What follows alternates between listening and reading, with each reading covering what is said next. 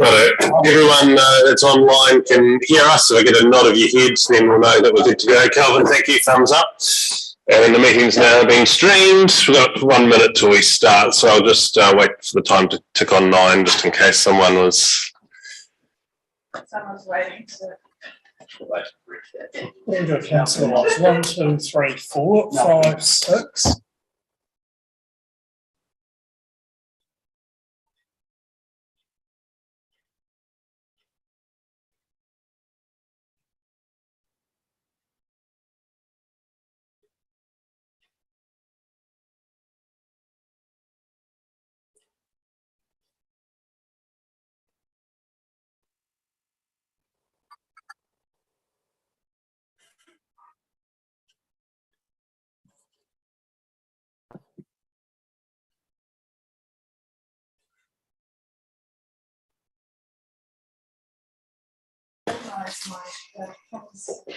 Righto, kia ora koutou everyone. Welcome along to our deliberations meeting in June 2022. It's open with the karakia and affirmation. Whakataka te hau ki te uru, whakataka te hau ki te tonga. Kia mā kina kina ki uta, kia mā tara tara ki tai, e hi akia nā te atakura, he teo, he huka, he hauhu, tihei, mauri ora. Let us affirm today that we as councillors will work together to serve the citizens of Selwyn District, to always use our gifts of understanding, courage, common sense, wisdom and integrity in all our discussions, dealings and decisions so that we may solve problems effectively. May we always recognise each other's values and opinions, be fair-minded and ready to listen to each other's point of view. In our dealings with each other, let us always be open to the truth of others and ready to seek agreement, slow to take offence and always prepared to forgive. May we always work to enhance the well-being of Selwyn District and its communities. We will. We've got a couple of apologies today, and I had expected to see a couple more faces online. So Bob and Jenny, thanks for joining us. Kelvin, online. Good to have you in this mixed meeting today. Malcolm, Deborah, and Jeff. I had thought a couple of them might have been online too, but their apologies for this meeting at the moment. And the agenda has been circulated, and just want to say thanks to Kelvin and Kylie and all the staff that have put comments into all of the submissions that we've received, and to Therese and Naomi for all the work to collate and work meetings together and things as well. It's been a good process. Today is the opportunity to reflect on the past 12 months of work and where we signalled we thought we should head, and then think about the submissions that have been received in the last month and the conversations that we've had with people, but particularly through this formal process, the views of the community expressed to us in the submissions, and consider whether or not there's reason to change direction from where we were, and whether there's maybe some new things that have popped up that we hadn't thought about beforehand, and what we do with those moving forward as well. So David, I don't know if you want to give any introductory comments, and then Kelvin, I'll throw to you, and thank you, Kelvin, for the paper that clearly lays out the direction for today. Simply, Mr Mayor, and good morning everybody, to reiterate your comments that today's about finding good reason to change from what it is that we were proposing to put forward. We're going to debate the issues that were raised by submitters that we heard 10 days ago. The outcome of today will be to finalise the draft annual plan into the final annual plan for 22-23, and that will be adopted by Council at its meeting of the 22nd of June, Mr Mayor. Great, thank you. Kelvin, Council, is there any questions that you have of today's process and where we're going? No. So we've got the minutes of the hearings, yeah? Yes, 30th of May. We need to approve today too, so they've been circulated. Can someone move and second those minutes? Shane, thank you. Murray, thanks. All those in favour say aye or raise your hands. Aye. Anyone against, speak up now. Declare it carried. Cool, thank you. Is there anything else we needed to move? That's all we're going to do. Great. So Kelvin, I'll throw to you. Thank you, and good morning everyone, and apologies for not being present today. I've tested positive late last week for COVID, so I'm doing the mandatory isolation. Just to kick things off today, I've prepared a short paper to summarise where we were at and following receipt of submissions and in verbal and oral submissions. Just to summarise, we received around 140 written submissions. There was a couple of late ones that came in, and there was 27 or 28 oral submissions that supported these. If we look at this as a snapshot of the community, it's not a large piece of it. It's if we looked at it in rating units, it's less than a percentage of the rating units represented. But noting that there are some large groups that are covered by this, such as the submission by Federated Farmers. The paper here has worked through each of the 4 main items which were in the consultation. We saw nothing through the submissions which push things in a different direction, and comfortable from a staff point of view to recommend that these proceed. There's a number of submissions on other matters which I think we'll cover through the deliberations here, and again we've noted those, and the comments are included within the papers that you've got. Just one point to note when it comes to the closure of the Upper Ellesmere water race, Murray England has a slight recommended amendment which leaves a very, very small section of the race open, but would look to have this closed when we review and later seek feedback on other closures. But when we come to that, we'll work through that.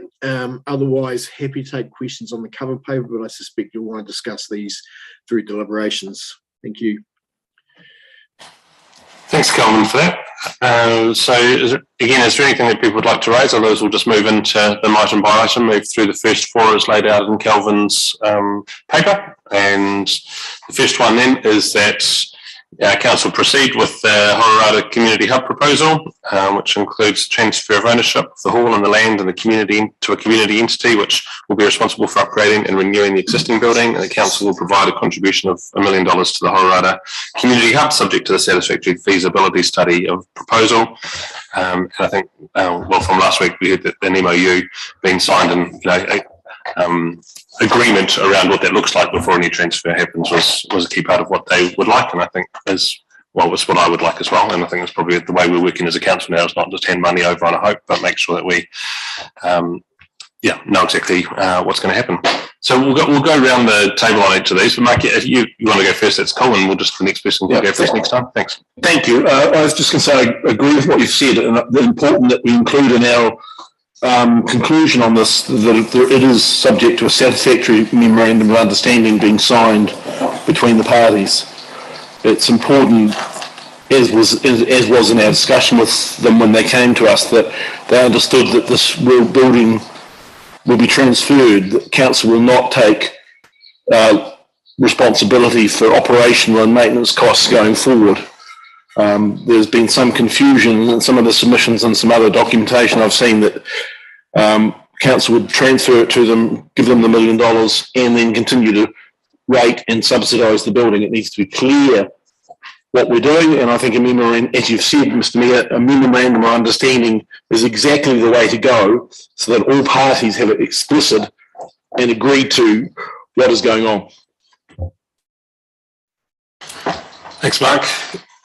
We'll go clockwise. Shane, any thoughts? I largely agree with the comments made so far in support of this recommendation moving forward. However, subject to the memorandum of understanding, as Mark has just spoken about, and a number of things involved in that. Kelvin, I emailed you around the total cost of not just the $1 million, but also the building and the land around that, and just what the total value of that was. You've come back to me with around about $650K, I think it is. So not just the transfer of that $1 million, but the total value of everything, the building, the land, the entire. So discussions will continue, I guess, and within the memorandum of understanding, we'll drill down to the requirements and satisfactory understanding of that. So happy to support it. Thank you. Thanks for that, Murray. Yeah, thanks, Sam. I appear to be Nicole Reid today, which is interesting. Which is fine, Nicole. I'm comfortable with that. Look, I've vacillated on this quite a bit, but I think we've reached the point where we've got to push go, and the MOU is absolutely crucial. I think one of the phrases that's missing out of that is that that needs to come back to full council for approval. I'm not sure that that's stated there. If it is, apologies if I missed it. Also, an understanding what I don't want is them reaching a point where they're half complete or a year or two into it, and suddenly there's a realisation of the funds required to continue to keep it running. So some sort of interaction between clearly Douglas's department and Denise on the true costs, excuse me, of running a facility like that, including maintenance and depreciation and all of those ancillary costs that tend to be forgotten about when you first start and you've got a new building. So getting an understanding of that, so we're not just passing over what will become a white elephant. I think that's really crucial. So, yep, we've got to move forward on it, and this is possibly the best outcome.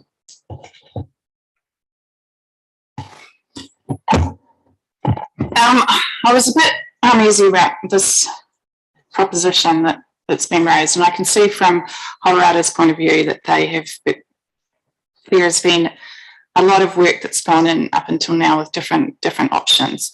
There's, for me, I'm just not clear of what happens. I mean, from a community perspective, this is going to be put in to the trust, the Holorada Trust, whatever the proper name of it is. I just wonder, future down the track, if that trust, if there's an issue with the trust, what actually then happens. And I'm not sure whether I've missed it or what. I'm not clear about that. I mean, it's obviously a very important thing for the community to know that sort of thing and to make sure there is a backstop, because it's great they've got all this momentum going forward. They've got what they say is the money to do it and the enthusiasm to do it. They've got the plans to do it, but what happens if the unexpected happens? Thank you. Thanks, Nicole. Sophie? Yeah, I think just about everything's been said already. I've got nothing to add. Okay, Grant. Look, I've got a different view. I have had quite a while. I think this is a suboptimal outcome for Holorada. I really do. I reckon that why we've ended up here is the community has just got sick of dealing with the council when it's sought any port in a storm ready to solve an issue. I think the council's got a policy of building brand new facilities on reserves. All of a sudden, we get to a community which is slightly rural and slightly not quite growing as fast as some of the big centres, and we throw it up in the air and throw it back to the community. And I will support this because I've heard from the community and the Go Holoradas and the people who submitted this. They always accuse the council of not listening. So there's a groundswell of people out in Holorada saying, get behind this. But I think that's, in my view, they're saying get behind this in the absence of a compelling alternative. It's a one-page question. Do you want to do the refurb and hand it over, or nothing? There's no viable alternative presented as to what the option could be, what it could look like. And I think, really reflecting back to the start of the conversation, the community has just got worn down by the transience of the council, including myself. I mean, I'll take some responsibility for that because I'm part of the council. So it's not putting it at any particular person, the staff or otherwise. It's the governors as well as anyone else, and have sought out that outcome, and I applaud them. But I think in 3 years' time, the community will be unsatisfied with the outcome compared to what they could have had. And I wish them well with how it turns out, and I hope it goes well. But I think we'll look back at this point in time as a turning point where we could have made a better, more long-term decision, and we just took the easy path. Thanks, Grant. Bob? Sorry, Bob Bunkford. Yeah, I've got a lot I could say, but I've already said it over the last few years. But I agree with some of what Grant has to say. I think there is an element of being worn down. I think that if you look at where we've come from, and I'm not actually very proud of where I've been sitting in the last few years. And I'm going to go a little bit into it because I think it is important that people that are listening understand what our journey's been. We put it forward in the long-term plan, and it was okayed by this council to spend $4.2 million on a new building in the Domain. Then COVID comes along, so we take $1 million out of it, which is about 40% of what the council was going to give, which we thought that was the right thing to do. I suppose one of the questions I've got and what the people in Horata are asking is, what other projects did we take 40% out of? What was the 40% that we took out used for to prop up projects in Rolleston and that actually needed extra funding? I don't know. But we took that out and I really haven't been able to find much. And so that really knocked the people's guts in to think, well, why has this been taken out? So, okay, then we come along and we form a committee of Jenny, Jeff and myself and a staff member. We were told to basically go to the meeting and sort this out. We did. We thought we had the answer. We came back, staff supported that answer, but council think, no, it now has to go into the annual plan because there's been a change.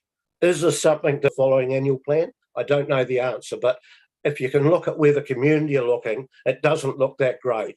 It just seems to be that everywhere they've gone to go, and this is why I do agree with some of what Grant has got to that stage where they feel they have to move on. They've looked at this. I don't think everyone totally understands the group that are running this. It's not a trust. It's not the trust. It's not part of any part. It's every part of the community. There's a representative from every organisation in that area, and there's one from each, and then there's 6 people picked from the community. Bob, your sound's cutting out. Can we just get you to turn your video off and carry on talking? Yeah, sure. That any better? Yes, carry on. Okay, so I really think that we should be supporting this, and I mean, there's been in the past has been saying, oh, this is setting a precedent. Well, from what I gather, a precedent was set in Lincoln with a building in Lincoln that council gave money to a considerable amount of years ago. So I think that somewhere along the line we've been looking for things to go wrong, and I've got a lot of faith in the community over there. They had a swap meet the other week, 2,500 people. They sold their local committee sold 400 pies. I know this is not a lot, but it's probably enough to run that organisation for the year. So I've got no doubt that they'll actually raise the money. The other thing is that taking it forward, and it's probably going a wee bit off track, but I believe we've got a policy with Kirwee that we give rates. I was reading in a report a couple of weeks ago that Prebbleton also have the same type of committee, and they actually get paid insurance and power. And we're saying to Horata that they're not getting any extra. I think that's something that needs to be sorted between all these committees. And I think as a council, we should be fair to everybody. At this moment, it seems to be ad hoc, and I think at some stage it needs tidying up. But I'd like to move that at this stage that we go ahead with it as it ends. Thanks, Bob, for that. And Jenny? Good morning, everybody. Thank you. I would like to second Bob's motion of going ahead with this. I certainly am behind it, and I agree wholeheartedly with what Bob said. We have seen this township committee with everybody involved, as Bob said, go through ups and downs and trials and tribulations. So I don't think there's anything more I can say. But I definitely would like to second that motion because this community are keen to move on, and I believe this is the best outcome for them. Thank you. Thanks, Jenny. So just picking up the conversation, we're requesting, just words around this, an MOU acceptable to both parties to be completed outlining the transfer and future ownership is a C that fits in with what we're requesting the decision of this group, so that it's really clear where we're going beyond here. So, Sam, so what page are we looking at the staff comments associated with this? Are we looking at staff comments here, or are we just a general conversation? This is a general conversation. Yep. So the minutes will record that we move and continue the way that the process was laid out, but I think we need to add in that MOU piece. They raised it and we've confirmed that we would like it to be there. And I guess the direction to staff is that could be done on the same day, or within a month of the actual annual plan being adopted, so that this isn't another 12-month process that gets dragged out to form an MOU, which just antagonises the process even further. So Douglas, I don't know if you've got any comments on the how realistic that is, but we're not looking for this to be in the next annual plan. We've got plenty of MOUs that we can base some of our data on. It's just a matter of bringing it to council at the right time. Just remember, they've also got to go through a feasibility review, which is driven by them, the trust. Will go Holrata. So there are a number of steps to be worked through, and we're just working through the processes we have to deal with on the memorial status, which is reasonably straightforward to deal with, and the encumbrance issue with the Hall family, which is also reasonably straightforward to deal with. We would deal with those ourselves anyway. So yeah, that's all fine. If you've got, I've made a few notes about what's of interest. If you've got anything particularly you want to make sure is an MOU, could you drop me a note, please? Thank you.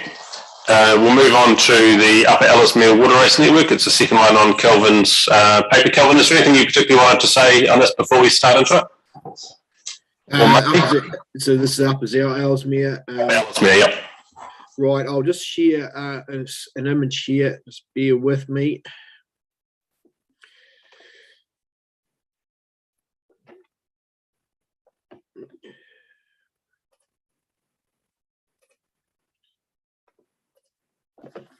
Okay, so hopefully you can see this here. This is prepared by Murray England, who was hoping to be on here, but he's got other engagement. He's in the room with us. He's in the room, so maybe Murray, you can speak to this, and I'll leave it on screen.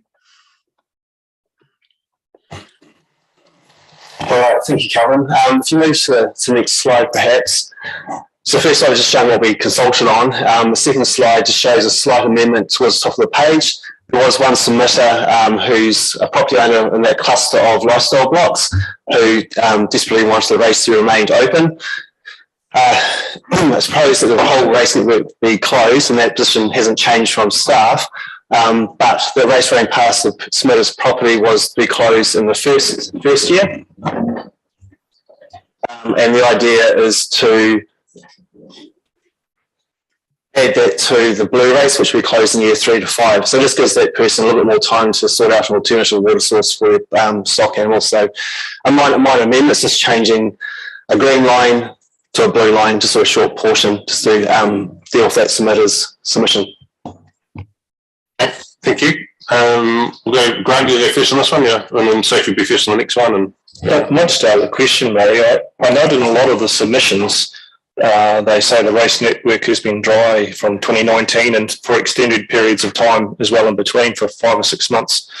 So I'm just questioning that lifestyle block owner saying they need the stock water. If it's dry and you've got it closed for 5 months, obviously they have alternate sources of water already. Am I missing the point here? Or? Yeah, I think on that line, the further you go down, the more likely it is to be dry. So potentially towards the top end, they might have more water up there, but I do believe they do have issues up there as well. Yeah. Look, I clearly support this. It seems to me that it's been coming back to annual plans for about 5 years in a row, and I'm just not sure why it's still coming back to annual plans, because we've already decided that we support it. I think the thing that concerns me is we're increasingly starting to see people talk about amenity, when these are not amenity races. These are stock water races. We spend hundreds of thousands of dollars keeping fish out of them. And when people start talking about amenity, they are completely missing the purpose of these races and the rationale behind them. If you want amenity races, that's a totally different discussion altogether. That's great. Mark? Yeah, I'm very happy with the proposal, the amended proposal. I think it meets what was requested. Great. Shane? Yes, yeah.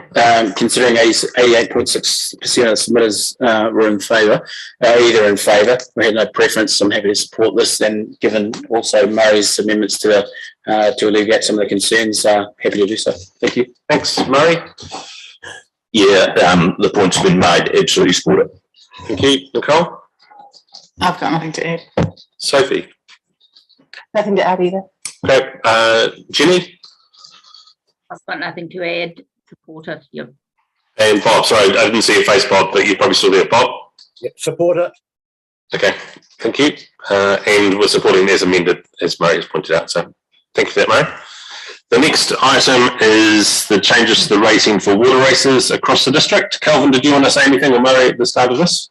There's nothing from me other than reasonably strong support from the community from those that submitted. And nothing from Murray or Murray? No. Sophie, what do you think on this? This is an interesting, I think overall, I'm going to have to go with the staff have done a lot of work on this, and it's probably the best solution. I'm sure nothing's ever going to make everybody happy. There's always going to be something that's more in favour of one person as opposed to their neighbour, for instance. But yeah, no, I'm happy to go with that. Thank you. Thank you. Grant? Sorry, I was reflecting. Yeah, it's to me. I wasn't sleeping, I was contemplating. I have a ready answer because look, Murray asked me the other day whether I was happy with this, and I said, well, in general terms, but I think we've only gone partially. I think if I was really brutally honest, I would prefer that we had integrated the water races and land drainage network into one rating factor and had it districtised, the whole lot. I think the stumbling block seems to have been UAGC, or the amount of targeted rate we can charge. So thinking about the one water proposal that's in front of us, I think this is perhaps should be signalled as a transition rather than the final outcome, because the numbers are not high of actual revenue, but if we were to spread it out over all the district who actually get benefit from it, and I think it's worth, if people are listening to this, reflecting on the Ashburton experience this time last year, where there was significant flooding, where a very, very small portion of ratepayers provided protection for all of Ashburton Township. And it was only realised in hindsight, the inequity of that. And I think Selwyn's in a very similar position where, particularly let's use Ralston as an example, would perceive that, hey, I'm all right, there's no flooding issues here. But in general terms, they are protected by the works and infrastructure up in the catchment of Malvern, and the downstream by the ability to direct water away. So, as I said, I support it, but if I was honest, I would have liked to have seen it have gone a lot further and been integrated into one rate, which to me seems a better outcome. Thanks, Grant. Mark? They're interesting, aren't they? Because you actually stack these up the other way around. If you take out no preference, those who opposed it are actually more than those who are in favour of it. So the report could be written that said actually those opposed with no preference is greater than those in favour. I actually support the concept, so I actually support the staff recommendation, but I'm actually saying we're in danger of using the no preference votes to skew the results in the favour of what council wants, and that's often what people accuse us of doing. There were actually more submissions opposed to this than in favour. Doesn't mean we're bound to adopt those submissions, but I just think that should be noted that we should really just drop the no preferences out and compare those in favour and those against to see where those who actually had an opinion landed, because we're in danger of picking and choosing the results, because you have no preference to either option and you end up with a majority. So I will support the rate because I think it's a good idea, but I just think that we're in danger of doing exactly what the community accuses us of doing, asking for submissions, ignoring them, and doing what we want. Thanks, Mark. Shane? And Mark does bring up a pretty good point. And actually, I sought clarification on the no preference last week, and it was just given that it was more to be in a favour. So thanks very much, Mark, for bringing that up again. I support this rate, but also acknowledge all of those that have sent in, opposed as well, and would like to see in the future, as Grant's said before, that this has come back over the past 5 annual plans now. So perhaps the next annual plan should be an amalgamation of both a districtised rate, as Grant's mentioned. Thank you. Thank you. Murray. Yeah, it is a compromise, and unfortunately, as Grant said, it's a compromise, I think, with UAGC, but it's a step in the right direction. Look, we first proposed this 2 LTPs ago with closures, and that was largely around people who were rated for something. In some cases, as Murray's as elegant a solution as we can get at this stage, some people are paying enormous rates on something they don't want, don't use. And on top of that, they've then got to fence them off and maintain them. So as much as it is a compromise, and to take Grant's view about the One Water strategy, we will get there. But I think it's important that we actually do something this time. And it's as I say, it's an elegant a solution as we can get at this stage. Flawed that it is in pure terms, but I absolutely support it. Nicole? I don't have anything more to add about it. I support it, and taking note of Mark's comments around the figures. It is a good thing to be looking at and considering for further ones. Thank you. Thank you. Jenny? Thank you. I support it. I've got nothing to add. Thank you. Bob? Yeah, it's a great start, and I agree with what Grant said. It's something to look at in the future. Thanks. Thank you. And I think the urgency on this is there's a 2024 timeline, and actually having an answer in a package and for a conversation either for ourselves going forward or with ECAN, we need to understand where that sits. So, and it's a conversation with them all together, and the One Water strategy will help with that. But these two clearly are currently sitting outside the Three Waters proposal. So Mo, you're well aware of that, but there's that focus of where this needs to sit for us, so we're not left with messy things at the end of it all. Kelvin? Oh, sorry. Grant and then Kelvin. Sorry to speak again. I think the real urgency to my mind, Sam, is the actual identification and documentation of the residual network. I know Murray's presented to us numerous times with that network up there. But I mean, what is actually stopping us now, is it an LTP decision or whatever it is, to actually clearly tell our communities what the residual network will be, and then have an opportunity for people to start progressively closing the what is not required, because it is causing a significant problem for our rural constituents, particularly with farm environment plans and irrigation and other things that are going on. Let's get it out there and get it on the table and say, let's get it done. I'm just not sure why we're prevaricating, to be honest. Yeah, and that's probably the danger of spreading the costs across the district. And if it starts lowering the cost to keep these things, we end up keeping them because it's not such of a burden. Whereas at the moment, it's those that are directly paying for the service, and there's actually a relatively low bar for them to think about: do I want it or do I not need it anymore, and what am I paying for it? So it reflects the discussion earlier on about amenity, which and lifestyle blocks and things, whereas the people who are paying for it don't use the stock water function at all. That's right.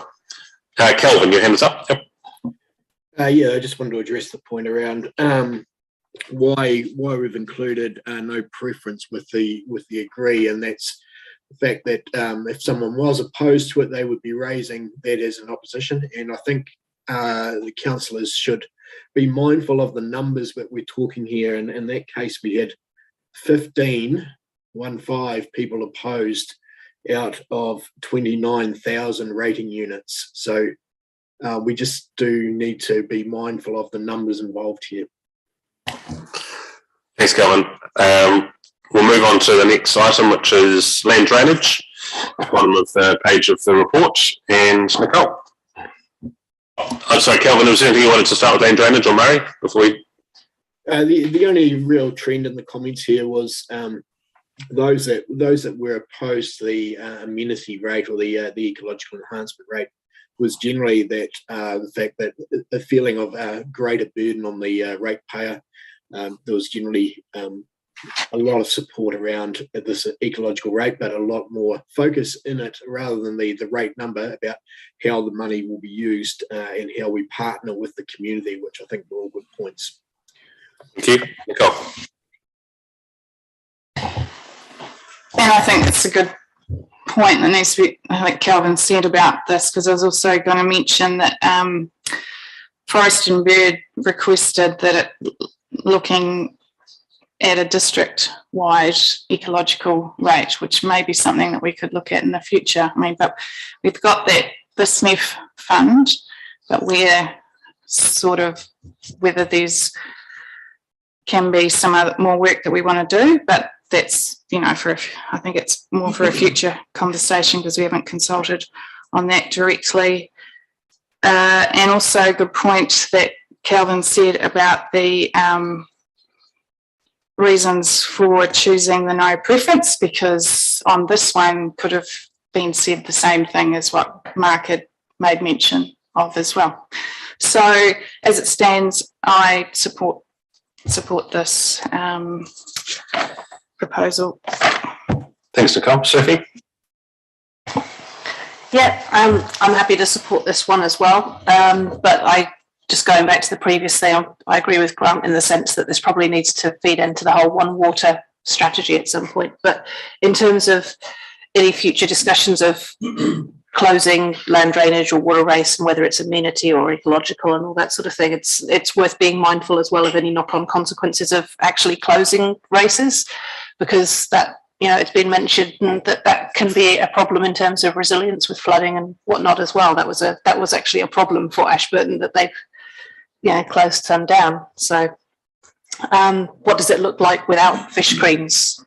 That's beyond the land drainage point on this particular one. Happy to go. Yes. Grant. So just for clarity, are we discussing the ecological enhancement rate here or the land drainage or both? Both in one hit. Okay. Ecological enhancement rate, it's only a small amount, but I guess it's the question I raised around, are we getting into ECAN territory? And I suppose I'd like to just to be absolutely clear that we're not duplicating or stepping into a space that another council is either abrogating or not fulfilling to the level required, because a theme coming through the submissions, as always, is rating affordability. And while this rate might start out at $20, it might be $30 next year and $40 next year. So it's a kind of thing that could grow incrementally, and once in place, will tend to be there forever. So that's the first question I raise. The second is around land drainage. There's some real winners and losers around this amalgamation package, and this, particularly if you're in some schemes, and it's, as always when you amalgamate schemes, there's some real winners. But the underlying theme from the committees that I heard was that the ones that have managed their scheme and have rated their scheme appropriately, and some have significant cash reserves for upcoming drainage reserves, don't feel that their rated cash should be chucked into the bucket. And the assurance I've had from staff, which I'd like repeated in the minute here, is that those funds will be ring-fenced, those cash balances which have been born from a targeted rate, and be used in that catchment rather than being put in the pot for the wider group. I think that's fair and equitable. I suppose the challenge is, what do you do for those schemes that are actually running in deficit? Do you have a catch-up before you get there, or we smooth that over? I guess that's for the staff to decide. But I'm still of the view, as I said earlier on, this is only a step in the right direction. I think their water race and water land drainage and the ecological enhancement should be one rate. Thanks, Grant. Mark? Yeah, I support these changes. When we change rates, there's always winners and losers. And I do agree with Grant's comments. We need to sit down with ECAN and have a serious discussion, probably before their long-term plan, about the rating issues. With a rating, we've got areas that aren't rated, that really should be, to get the work done in them. These drainage rates could probably be quite properly an ECAN function rather than a Selwyn function. So, you know, if we said to ECAN, we want to sort this out by your long-term plan, that gives us really 18 months to get it into their long-term plan to get it sorted, and that's an appropriate time frame. Of course, if the government keeps heading about it's going, we're going to be one unitary territorial council soon anyway, so the problem goes away. Thanks, Mark. Shane. Yeah, agreed. And I have to agree with Grant's comments again around amalgamation of all these different rates. We still haven't had a clear, actually, I think about the 4 pillars of local governments being social, economic, cultural and environmental. The question still hasn't been answered around what percentage of in terms of a rate or out of a $1 is for biodiversity. And I guess we'll come to that conclusion once if we do amalgamate a lot of these land drainage and rates together at some point. But I think at this point in time, it's incumbent on us as a council, even though we haven't had the question clearly answered as to what boundaries, across subsidy we're providing, whether it's clearly an environmental, you would think, council responsibility. It is incumbent on this council to provide that cultural and also environmental goods. So I have to support it. Thank you. Thank you, Murray. Yeah, thanks, Sam. Look, I'll take the parochial hat off. Grant's raised some good points about equity on those committees, and I guess any district-wide rating has to deal with that, and I've got confidence staff will. I like the idea of ring fencing, but as he says, it doesn't answer the deficit budgets, and some that'll be something that will come back to this council, no doubt, to deal with. Support that direction, though. Absolutely. As far as the ecological rate, I think it's going to be a level of maturity we come to over the next wee while once we get some of the national policy statements and the Canterbury Regional Policy statement on biodiversity, etc. We will then be able to arrive at a point where we can have a reasoned discussion with all the players. What we don't have at the moment is a regional or even a national approach that we can pin our hat to. And I think that we will get to that point. This is, again, the beginning of a conversation, and then how we distribute funds. We have obligations. I imagine we will have some quite heavy obligations under the National Policy Statement for Biodiversity, which we will have to fund internally. But the entire discussion around how we fund biodiversity, whether that's rateable or non-rateable, is a discussion we need to have as a region and as a nation. So supportive. Thank you. Jenny?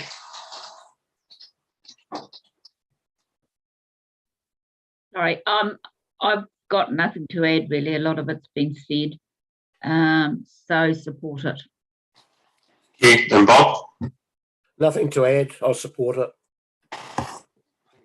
I just want to pick up on the point around the money in accounts currently, because it's probably a key part for the community to understand going forward. I guess if there's going to be winners and losers, that means there's losers. So if everyone's just going to be a winner, this wouldn't be the hard conversation, I guess, that it's been. To me, it's a program of works that's going to be from here going forward is going to be completed in the order that it's there, and those that have got money in the bank now will still have the projects that need to be done next year done. It's just that everyone will be paying for it rather than drawing on their funds that are banked first. But keen to understand what the proposal is, so then we can just make sure that's really clear for the community. So Murray, do you want to just talk through what that looks like? Yeah, I'm going to give my opinion, and I'll let Calvin confirm if I'm right or wrong or not. But my understanding is that if you're a committee and you have surplus funds or a reserve account, that reserve account will remain with that committee and that scheme. It won't be drawn down to pay debt. But from this point onwards, it is one bucket of money, and that will pay off the debt. I take Grant's point. Some schemes are better managed than others, but equally so, some schemes have also benefit from rapid urban growth and increased rates revenue, and some have not. Kelvin, did you have anything to add? No, that was correct. Yeah. Grant, did that reflect what your request is? Pretty much. I think the committee I'm specifically referencing is the one that is the L2 committee, which has a significant budget around desilting and machinery, which the ratepayers have diligently paid into. And we just recently bought a new weed boat, which is part of the machinery fund, which has been totally funded by ratepayers putting in over the years, which is really well done. But their desire was to desilt the river post-earthquake from lake to source due to consenting issues and otherwise we haven't been able to do that. There's an alternative proposal in now which is got a science-based approach around the silt levels, and we're working with the staff.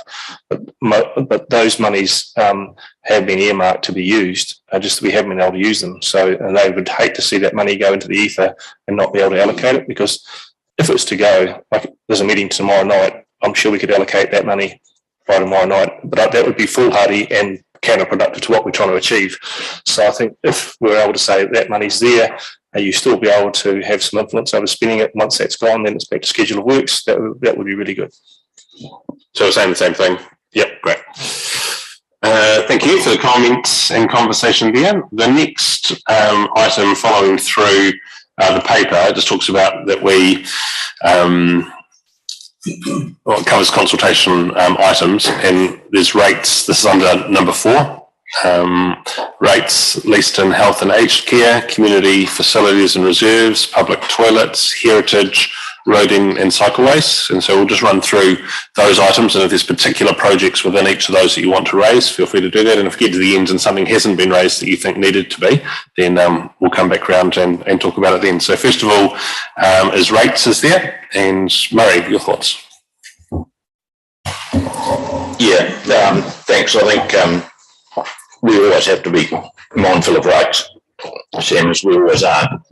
It's an ongoing discussion. I think it comes back to the work that's currently being done around investment portfolio, and clearly, Calvin, we need to catch up again when you're feeling better and continue that work. The other one was a few submissions on SUIPs, and I think although we did a subgroup study on that and tried to arrive at an outcome as to how we charge, particularly for second rateable dwellings on a property, I think the time has come, and I think it's referenced here when we talk about LTP, next LTP. I think the world's moved on a wee bit, and it was an extremely difficult conversation because we couldn't get an easy solution to it. But I think we've also got the rise in tiny homes, and I think it's going to become an increasing pressure upon council to try and find a solution for that. In fact, all councils to find a solution for that. So I think it is time to revisit it and perhaps look at some examples again of outside of Selwyn and see how it is managed in other districts, and even perhaps Sam at a regional or governmental level, some direction on that as well. Because if we're going to solve the housing issue, tiny homes and multiple dwellings on properties, if we look at the way the government's wanting to intensify, I think we need to be a little more adaptive to it. So, yeah, that's a future discussion, though. Thanks, Mary. Nicole. I totally second Murray's comments. I was involved with looking at the SUIPs, and it's not an easy cut and dry solution at all. And I'd had people coming to me with their different situations, and you can understand where they're coming from, but it's really hard to have a solution which is easy to implement as a council, which is what Calvin has also said in his responses. And the one thing we can look at is what are the dwellings that are on the property. Question I have around it, because why people have been questioning about the SUIPs is because they weren't aware when they had built that would have a rating impact on them, because they're obviously getting a building consent and all that sort of thing, and it could be permitted. And then they were finding later down the track that they were, or seemed to be, that they'd had an additional rating impact because it was a second dwelling.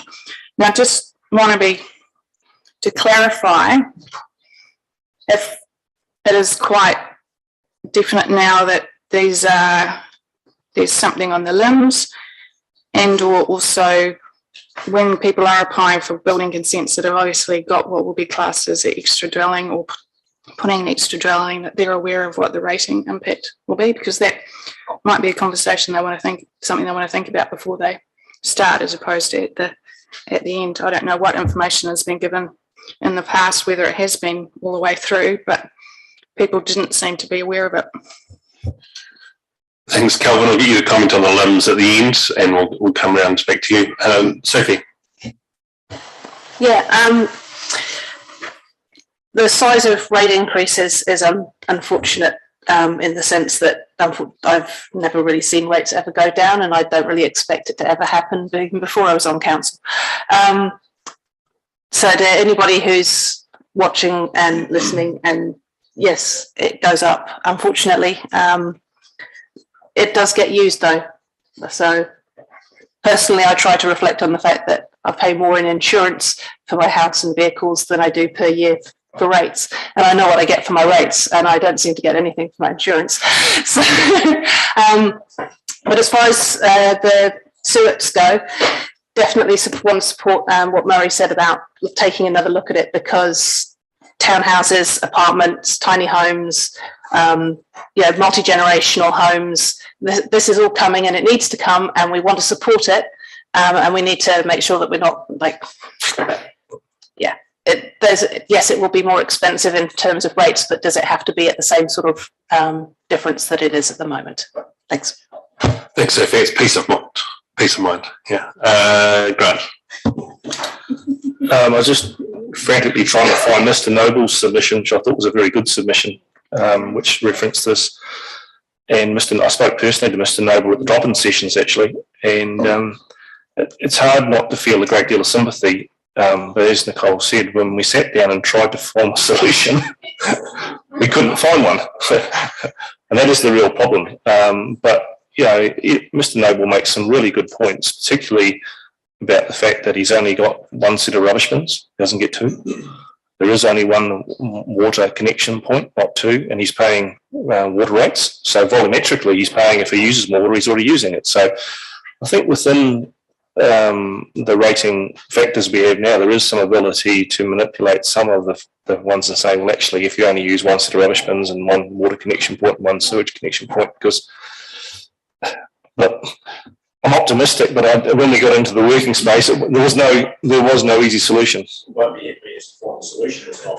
again, I see it's all really well passing it back to the staff, but we have another meaningless round of meetings where you try and, and I think that the best thing we did, whether it's better to be more widely publicised, is to give the corporate services manager the right to make exemptions, which I think gave some pragmatic ability to actually see cases where this is blatantly wrong or doesn't fit our ethos, and we should allow an exemption. But I think if Shane talks about the 4 pillars and the well-beings. Having your mother or your grandmother living in your extended family, to me, doesn't seem to be a rating thing. Just doesn't feel right. Intrinsically doesn't feel right. How you bring a set of policy and rules in is obviously the CE's jobs to do, not mine. Intrinsically, it doesn't feel right. But I've just passed a beauty, haven't I? But I feel for Mr. Noble, because he's making a very clear point, and I think we shouldn't laugh about it, is that he feels he's being rated out of his house. And when you're on a superannuation and finances are limited, and you are trying to do the best you can, and cost of living or whatever you want to call it, this adds to it, and it makes it very difficult. So if we can assist, I think we should try. Thanks, Grant. And Calvin, at the end, we'll get you to think about the flexibility you have at your end currently, and if there's anything further, just based on those comments we've just heard. Mark? We have to take a step back to why did this come about. It was because people were rorting our system. They were building granny flats, which weren't rated at a higher rate. The family member that lived in it moved out, and they rented it. And you had to compare what was the difference between a property with 2 dwellings and two properties. And we tried to have a system that encapsulated a fair distribution of rates on that. The system's there perfect. But it also added a warning. Our draft district plan is far more permissive on second dwellings on properties. We will have many more of these going forward. And what's the difference between 2 small properties with 2 dwellings and using council services and 2 dwellings on 1 property? I agree. There are inequities with respect perhaps to rubbish and water, where there's only one set of bins and one water supply, and that might be handled by staff reviewing it and making exemptions. But when we look at two families living on one property versus two families living on two properties and the demand for council services, that's where this came about from. Unfortunately, with any system, there's always inequities, but we get the same complaints from residents about reserve rating. I never use a reserve. Why am I paying for it? I never use a library, a pool, a community centre. There are always examples of people who don't use stuff, who object to paying for it, but as a district, as a community, we share the costs across the district. So it could be reviewed. The next long-term plan is the appropriate point for any changes. But I actually think that allowing Kelvin's staff a little bit more discretion within a good set of guidelines is the right way to go, because if they've got a single rubbish collection, a single water connection, a single sewer connection, the sewer is a bit more problematical because two families will create too more waste than one, is perhaps the way to go. But our other district-wide rates, libraries, halls, reserves, should be per dwelling. And I don't, that's where this came out. Large farms that had cottages for farm workers that were paying one set of library rates but had 5 families. Was that equitable? So I support a review, I support potentially more flexibility, but I think the basic principle was correct. It captured an anomaly in our rating system. Did it over-capture? Possibly. But from what I've seen, these family dwellings that are used for families on properties inevitably stop being used by families at some point and start being used as rentals. And we captured that. Thanks, Mark. Shane. Thank you, Sam. Rates, Murray really raised it when he said before that, obviously, and Sophie as well, rates will continue to go up to provide infrastructure and support for residents and ratepayers. And a wise investment portfolio is a contributor to subsidising some of that increased rate. So unfortunately, we haven't made a dent in our investment portfolio during this term, but looking to the next term, I believe that won't be the case.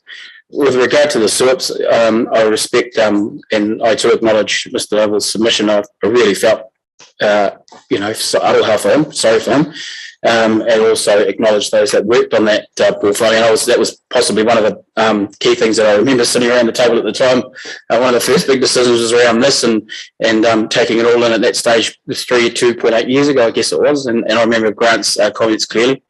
So I think providing that exemption is probably the best way to go ahead, and looking at it from a 4 pillars perspective is the best thing to do, because we'll constantly fluctuate between a corporate or commercial and a private and community-owned entity. So it's a bit of a juxtapose, but I think in this particular case, Mr. Noble's case would probably be one of those examples.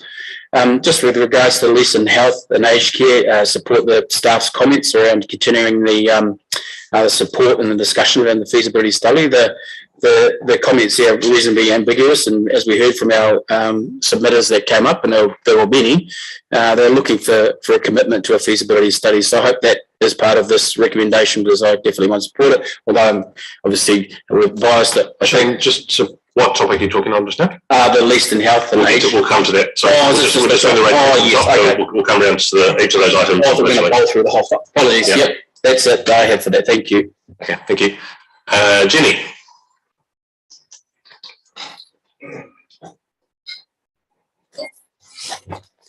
I've got nothing to add. Thank you, Paul. Yeah, rates are a factor with it we work hard on, and I think that we do the best we can for our community to keep rates down, but also supply everything that's needed for that. And I don't think there's any answer to that. I don't think there ever will be. As far as 2 houses on one property, I know of people that bought a house with a what they thought was a sleep out in the back, and they're up for 2 rates now. It's used for a really good purpose. It's got a model train set in it. But I think there should be some way of getting exemptions if you can prove it's not going to be used as a second dwelling. So thank you. Thanks. Grant, is your lights coming? Well, just the question whether the MDRS legislation will that change or affect this at all? The medium density in the GCP area, will that change this? Tim, family flats are no longer a thing once it comes in, yeah? Microphone.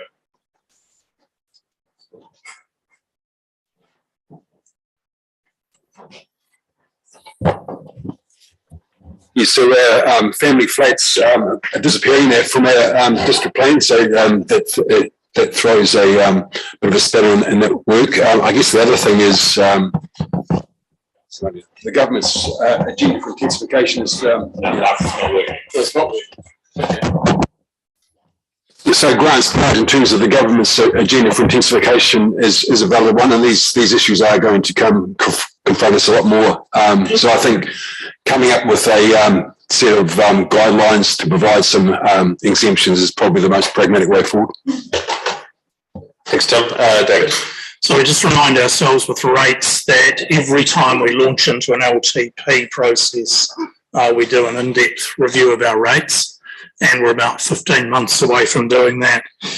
We've had significant growth across the district, significant changes in land use, and with that, different demographic and different expectations. So whilst we have a fairly traditional rating model, it is time for that to be reviewed. But there's a couple of perils that we need to be aware of. The first one is rating review is a wee bit like a balloon squeezing exercise. So you provide relief to a particular group, but there's the unintended burden that you put on everybody else. And similarly, where we have exemptions or discretions to forego rates, that means rates not collected.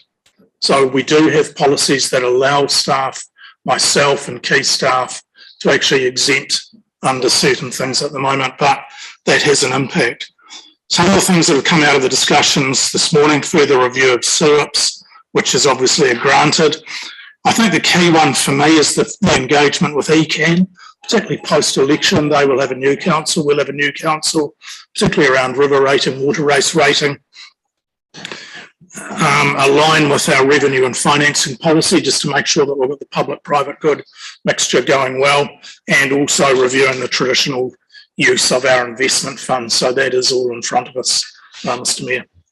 Thank you. Kelvin, we'll come to you. There's a few things that have been raised around discretion, but also investments have come up, and we have talked in the past about just changing the format on our rates invoices that show what the true cost is minus any investments and what the charge for the current year looks like for the individual household. I'm just wondering if there's been any movement on that, which is just a messaging tool really around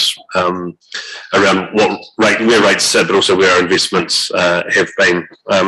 When we're throwing something to you, it kind of feels like we're either just leaving you open to use your discretion, or we need to provide you some boundaries. And I guess the things that we've raised here, and Deborah's raised them in the past, and I've spoken to people, I guess all of us have spoken to people at times, but there's a key piece when it's parents or sick family members, or that the building's not being used, like as Bob said, for living at all, seem to be the things that come around. So wondering what you need from us, if there is going to be any discretion, or whether you think that just waits for a full review at the LTP. Yeah, thanks, Sam. I'll just answer a couple of other questions as well at the same time. But firstly, on that, we need to take a broader view of this, and it goes right back to the point in time that a resource consent may be sought and granted with development contributions, and this is the other one which there's a lot of pushback from ratepayers that they're not willing to, or not wanting to. I suppose no one wants to pay money away, but not wanting to contribute to that development contribution because it's going to be a granny flat for an elderly relative. Therefore, they're not going to be using these. But the broader sense of that development contribution is it's enduring and it's over a longer period, and potentially who knows how the property's been used.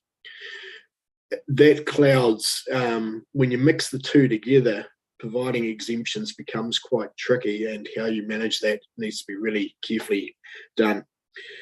In a small district, previously managing exemptions can be quite easily done, but when you have a significantly larger ratepayer base, managing of exemptions and certifications that a property has been used for a certain purpose becomes much more challenging to manage and a lot more costly to manage, and meaning great overhead. So discretion is currently given, and there has been discretion given to some ratepayers in certain circumstances. And the challenge for us is, at what level does occur? Some guidance possibly useful, but also I don't think it's the number of circumstances and different circumstances that occur. Covering that would be really, really tricky. I won't discuss anything on the submission by Mr. Noble, just for privacy reasons and sort of what has happened in the past. But we're looking at that situation as it currently stands. If they were not to have received additional bins, you wouldn't be charged for that. You may be charged for the general refuge rate, but not for any bins. So that would be an example there of that. In terms of knowledge of a homeowner, if anyone's seeking a resource consent in part of the 124 processes, they would get the notice would say that their rates may include a second, if it's a second dwelling putting on, your rates may be impacted, so they're made aware of it now. I'm not sure historically if that was always the case, but that is the current situation. And sort of to go back to David's point, every time you give an exemption to someone, that amount of rate has to be gathered somehow else in the whole process. Our costs, we can't shrink our costs by that amount that we're giving discretion on. And yes, while it's small amounts for one ratepayer, if we suddenly have a large number of exemptions, it becomes big reasonably quickly. Happy to take any questions on that. Okay. Deborah, welcome to the meeting. Do you have something you want to say? Just a few years ago, or something like probably 20 years ago, if you had a dwelling on your place and you were going to build a new dwelling, the council policy of the time was that you actually had to pay the council a bond that you were actually going to remove the dwelling while you were building a new dwelling and living in your old dwelling. Now, that seems to have basically gone by the wayside, and I guess we're, over time, I found out that bonds weren't asked for. So we've just sort of degraded, I suppose, the process.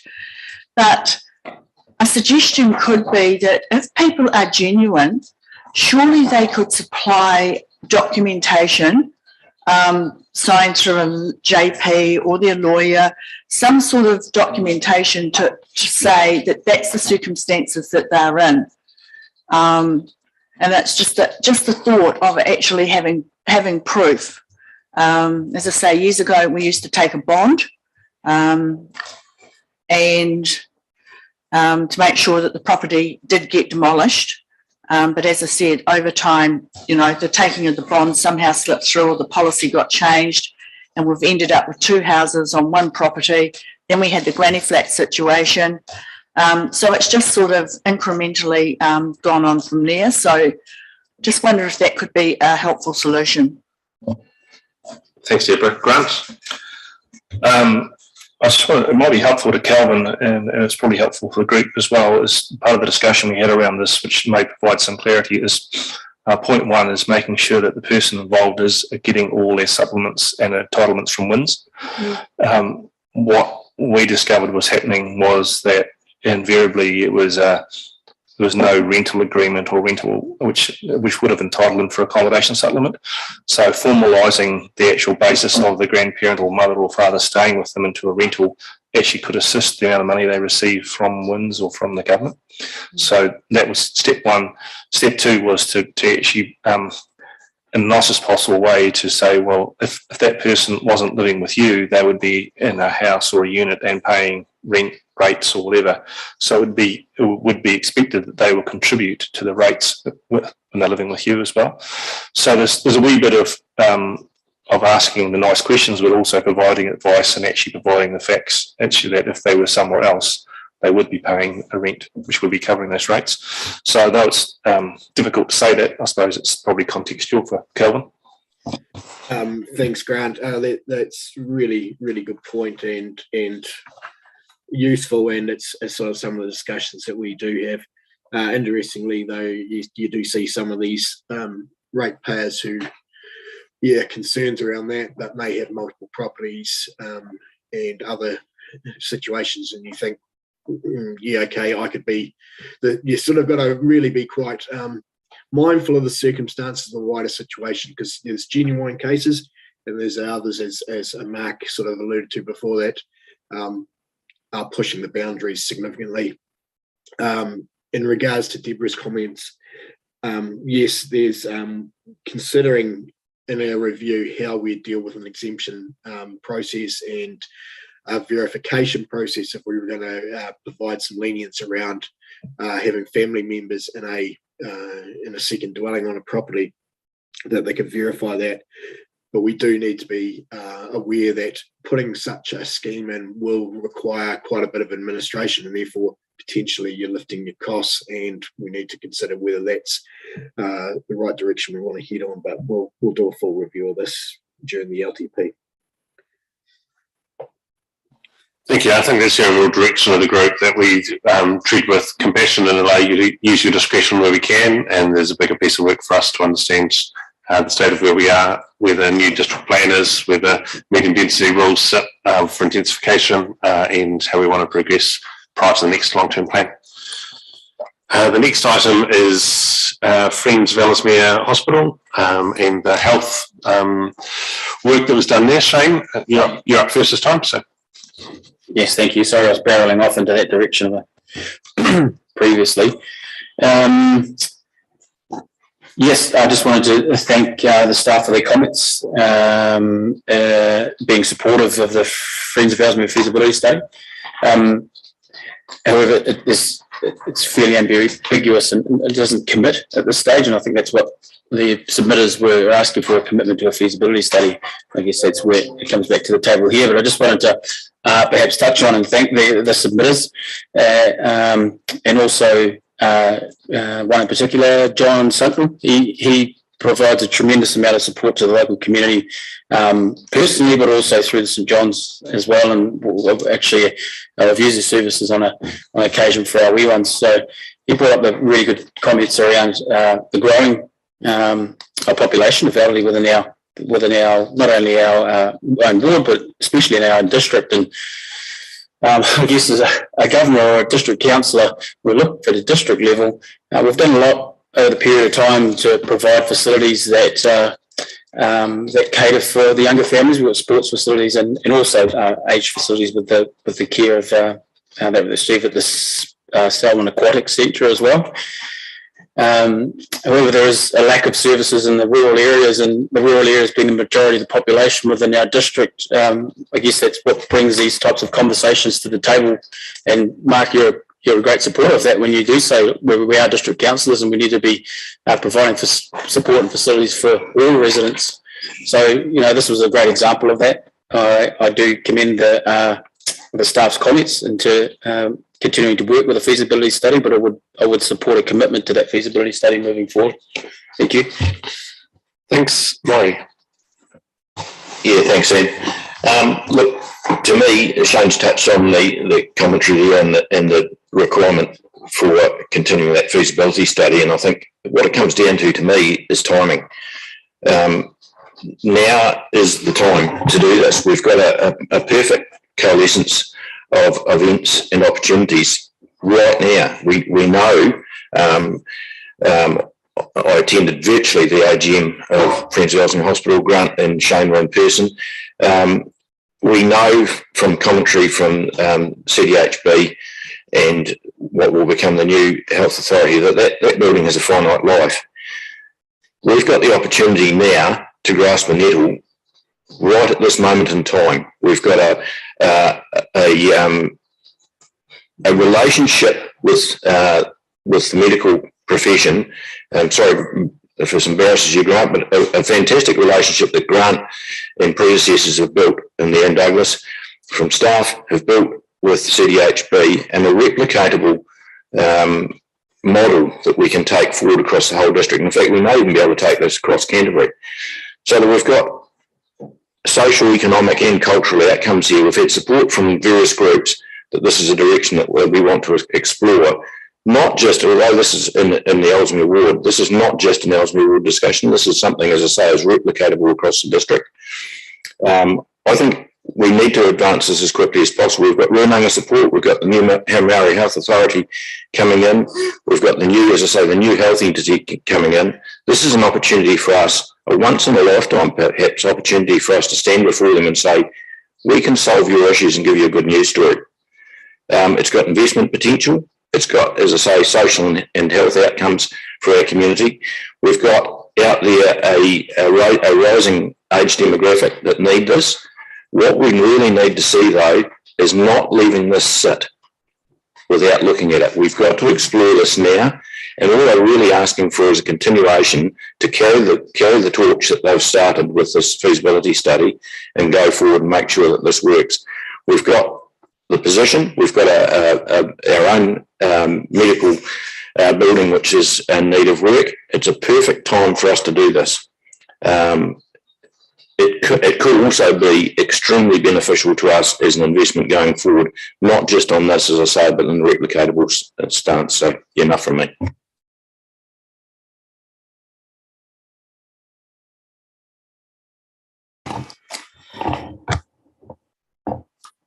We're at an interesting position at the moment, and we talk about the relationship we have with the DHB, which has worked out well for what we've seen at the Health Hub across the road, and that's been the work of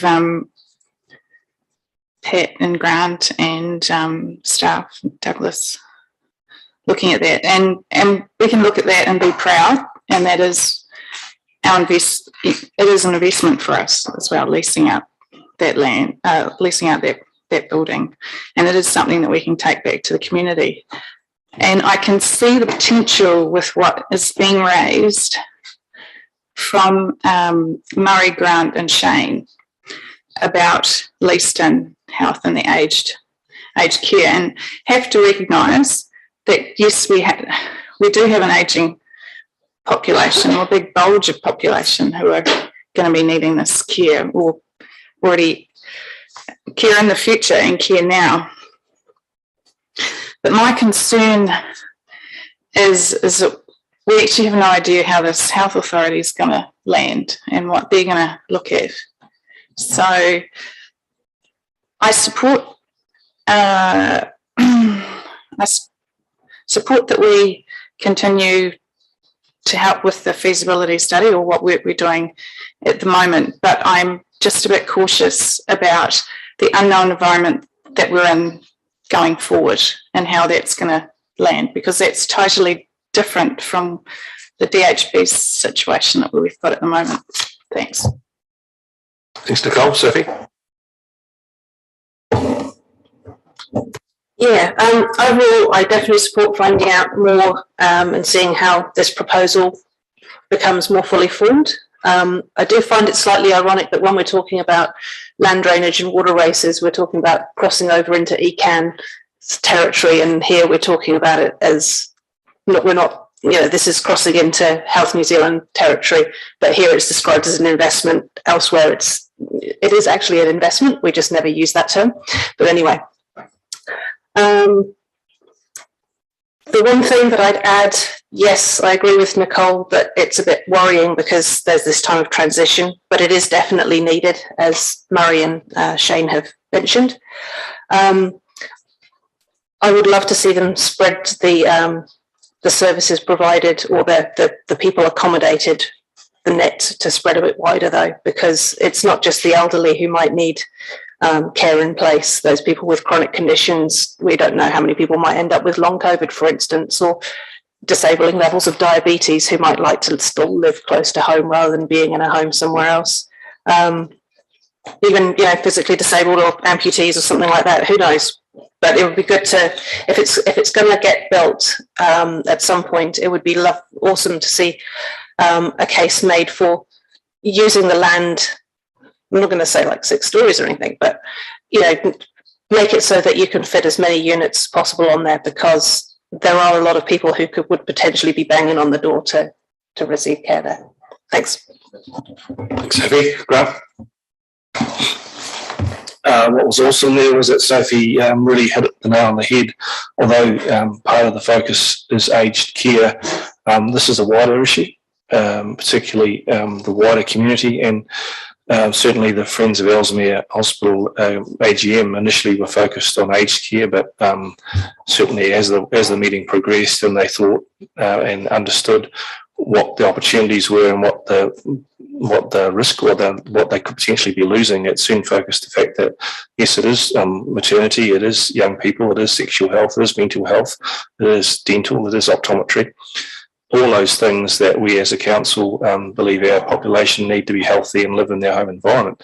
Whilst we all support people living and being cared for in their homes as much as they can, there comes a point where they need that additional assistance. And I've been looking at some of the health locality plans, and I spoke to David, his old stomping ground of Horowhenua has one.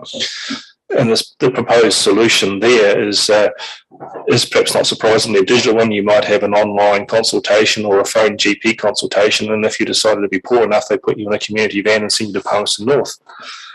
Well, is that what our ambition for our community? I think that's underselling our communities, and I think when we've seen the strides that have been made in some other communities around what's happened in Akaroa, particularly largely a rural environment, but the great work they've done in inclusive health delivery. Kaikoura is, after a rough start, I understand, getting a really good program going in their facility.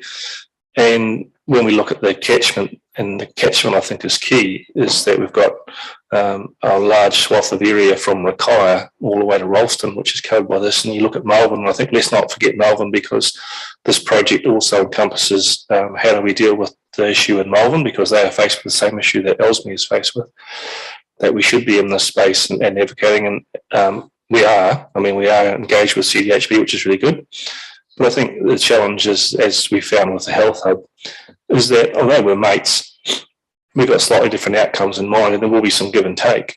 But I think we need an entity like the council, who is here forever, who has enduring power, which has the resources to advocate for our community, to make sure that whatever outcome is delivered is the best for our communities. And I don't think we're finished here in Ralston either yet, but not by a long shot. I think that Health Hub is stage one of what eventual health provision might be here. So it's clear from what I'm saying that I'm really supportive of this. I think Murray has nailed it on the head, that this is a moment in time where all the birds have aligned, as it were. So I fully support this. Thanks, Graham. Mike. Thank you. I support us supporting the feasibility study, though the staff comments light on what that actually means. Is it staff time? Is it some funding?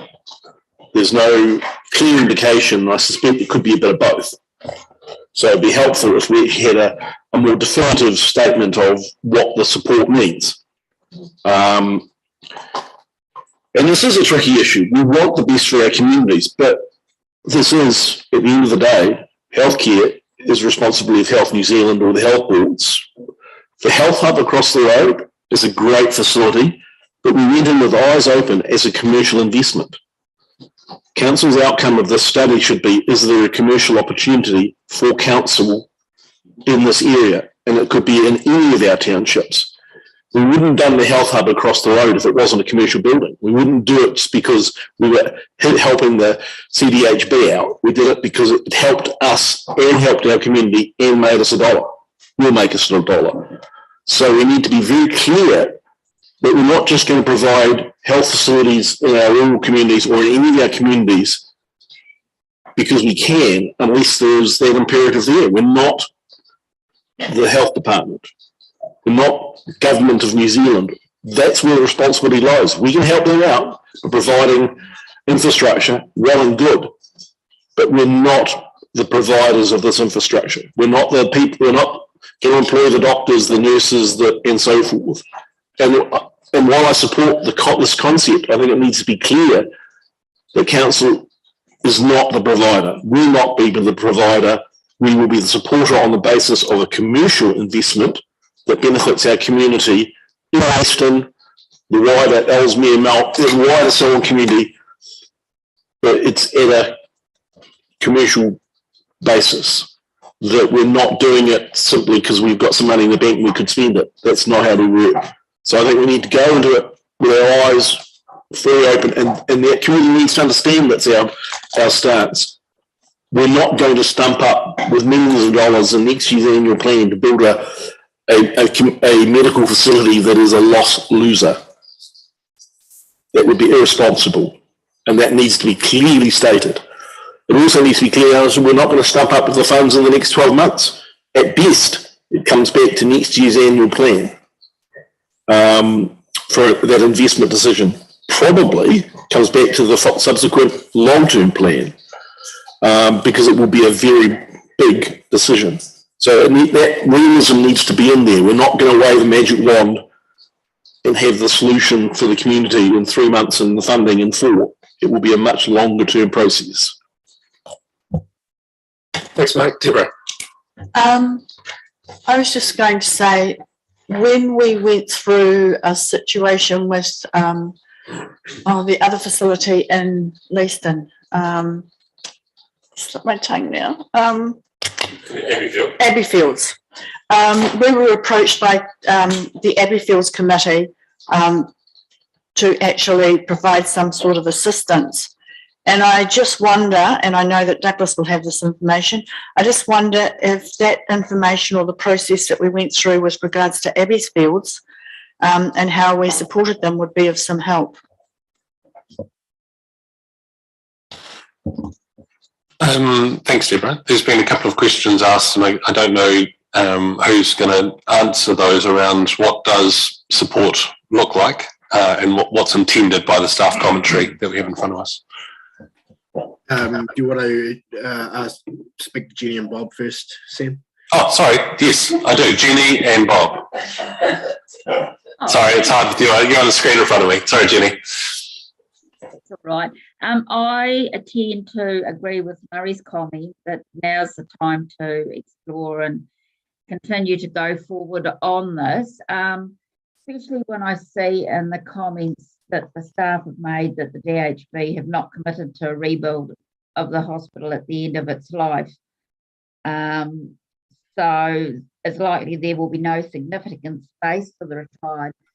We are councillors to look after our communities, and I think we have to look at this project, and I'm fully in support of us going ahead with it. Thanks, Jenny. Bob? Yeah, I've been on the Friends of Darfield Hospital for quite a lot of years, and the committee feel that if they keep throwing money into the hospital, like all the things that it needs that CDHB don't think, that it'll stay there. But their whole life is a concern on the future of what it's going to be. And I think what we would be a real great help if we could actually coordinate with CDHB and work out what the service is going to be in the future. So these people have got a purpose and are not worried the whole time about losing something that is really dear to them and important. So even if we could coordinate and try and work with the CDHB on a Selwyn-wide basis to know what our healthcare and older care is going to be over the next 10 years would be a great help. Thanks, Bob. Yeah, it seems we're very much a council that enables things to happen within our communities, and where we don't see other providers who we might have thought should step into those spaces, we've stepped in the past. So iZone and the changes there was no industrial land, and we saw a big opportunity and thought we'd get into that. But as soon as the private sector was there and running that, we decided actually, we don't need to be there. We've started something and got it going, and now they can sit there. And with the Health Hub too, we knew that there needed to be increased health services here in Selwyn, and we asked, and CDHB weren't forthcoming, so we stepped in to try and catalyse something and get it going. We're not the provider of those health services, but we've found our space to try and ensure that someone has those health services provided. So I see us continuing to be involved in this and to advocate in a space where there's a lot of uncertainty around the future of what the health provision from Health New Zealand looks like in our rural towns. But what involved in advocate looks like, I think, in the first instance is actually asking the most we can from CDHB and Health New Zealand, and the current Local Government Act, totally opens up this as a door for us to be involved in. Just councils don't do it because we think that we pay taxes for health services and the government should fund it out of tax services. But actually, council's been in the space, if it's what our community wants, is open to us through those wellbeings that sit within the Act. So really keen to have the clarity on what involved in advocate looks like, and I know even in the feasibility study, the Hororata proposal we talked about before, I think they're already at $30,000 that we've told them they have to figure their feasibility study before we come on board with things. So just want to be really clear what we're asking the CDHB to do through this process. We'll be there, we'll be at the table, we want to see a good outcome, but the dollars and the staff time at this point in time is what we need clarity on. So Calvin or Douglas or whoever's leading that piece. I can start off, Mr. Mayor, if you like. There was a really key comment that was made around the table. The question was asked, how can council continue to advocate on health matters on behalf of its community? And I think that for me, that's the key outcome. It's incumbent on us that we now draft the terms of reference for a feasibility study to be undertaken that will include reference to key stakeholders, to the time frame, key council staff, governors, the Runanga, just the community at large, and that to be brought back towards, I would like to think that that'd be completed, Mr. Mayor, by around the end of this year, so that we can actually start in earnest when we do our planning for 23-24, with that in mind. Thank you. Calvin, did you have Douglas? Calvin, comment first. Okay, Calvin. There's a question around what we've got included in the plan, and it's largely staff time, and I think that's the key thing. It's discussions at this point. It certainly wouldn't be anywhere near looking at what a building might look like or what an investment return might look like. But I think Nicole and Sophie hit the nail on the head here. We've got a new health provider with Health New Zealand, understanding where their strategy is for rural health and probably more remote health in their minds is pretty key to this. You would run the risk of building something that suddenly Health New Zealand said, we're not willing to be in that space, and to run something else in that mind, you would have to be very, very careful of. So I think the discussions with Health New Zealand are the key in the next little while to get us to understand their strategies going forward. But in the same time, working with the local community, friends of Ellesmere, and I would extend this out to Bob's territory as well, the Friends of Darfield Hospital, just to understand what the health needs are, and especially the Runanga also. Thanks, Calvin. So it encapsulates what his staff has written here around continue to support the Friends of Ellesmere feasibility study and lead facilitation of discussions with key stakeholders, so playing a key part in that, and then consider how the medical facility and the future of that might fit into this wider piece of work as well. Douglas and then Grant. Yeah, it's probably a lot more to add because everyone's talked around the key issues, but got to remember we've also got a relationship at Darfield where the medical centre is located on the hospital site there, which has been something we've had for almost a decade now. So we've got quite a bit of experience.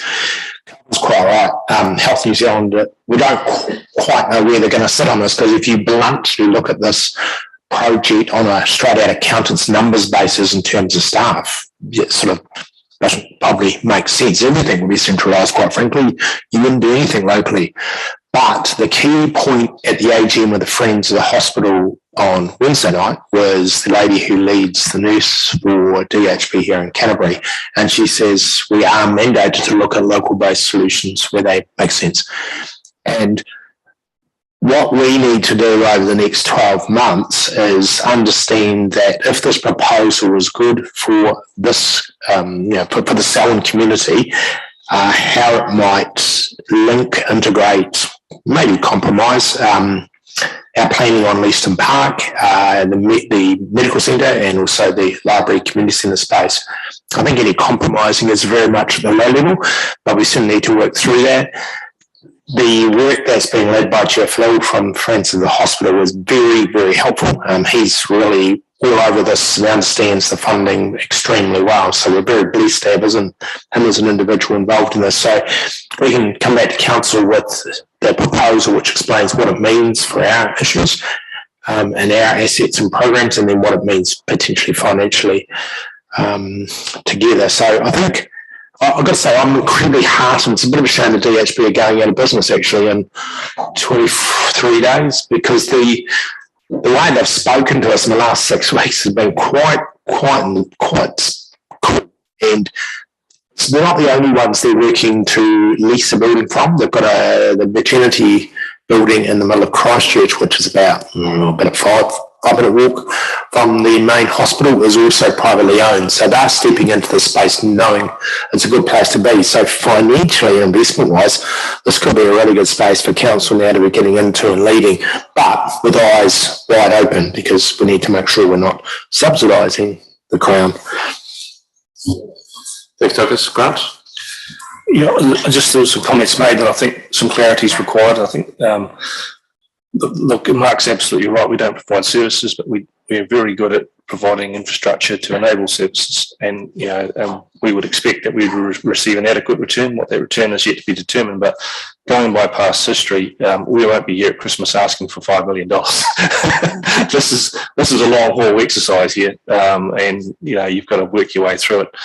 And even if our last experience was that there's multiple levels of layers of approval required, 3 years would be a dream to get it finished in 3 years, I think. But if you had the building blocks in place by then, you'd be doing exceptionally well. But I think the key thing we want out of today is to engage the council as the backbone of this from a community representation. CDHB has as you say, Mark, the role to provide these services. We want to facilitate that and help make sure it happens and ensure they don't walk away from their responsibilities. I'm just wondering if there's some key messages. So we're all on board with where this moves forward, but some key messages that we want to have sort of cemented for our staff and councillors who are going to be involved in those pieces, which is obviously that we support the continuation of health services in our rural communities, and that's Leaston and Darfield is where CDHB have currently got their facilities. And that means, and Grant, you raised this last week, I think, around that there's no lessening of the investment in that place, and actually the funds and the budgets that are currently committed to those places remain in place, and our advocacy is around an enhancement of that for the future provision of a service that might look quite different to where we are now, but is in the best, is in the way of looking for the best health outcome for those townships going forward in the areas that they serve. Douglas? Can I just add one more comment? So the GP, can't think of his name, Andrew. I spoke to him after the Friends meeting. He's incredibly supportive of an integrated process that's being planned here. And he's very much happy to sit back and let this unfold from a tenant perspective, and as the owner perspective, I think we certainly can do that too. There's things with the building we might just need to make it a little bit easier in terms of the odd leak and that sort of thing. But in terms of any safety issues from seismic, they're managed and taken care of. So yeah, we have pushed, Kelvin and I've already pushed the capital of this project back one more year. So I think that is the most sensible thing to be doing at this time. Great, thank you. Thanks for the conversation on that. We'll take a break and rejoin the meeting at 11 o'clock. And first up will be community facilities and reserves, and we'll do public toilets, heritage, road and cycleways. And if the focus for those conversations isn't on all of the things we'd like to be included or not included in each of those pieces, but really around what we heard through the hearings, and is there a need to change from the direction that's there, will be the focus of the conversation. There's a couple of topics I've already noted that aren't included in those. Sure, what are they? Under community facilities and reserves, it should be Foster Park House, but it's also the request for the number of paid meetings for community committees and discretionary funds. Cool. That's not in that topic. And one that's not in any topic is undergrounding. Again, we've had a request from one community to finish the job, which staff says could use the capital that we have in the undergrounding fund, but we actually need to discuss that, whether that's appropriate and the future of that fund. And I think a brief discussion today would be helpful. Okay. We'll rejoin at 11.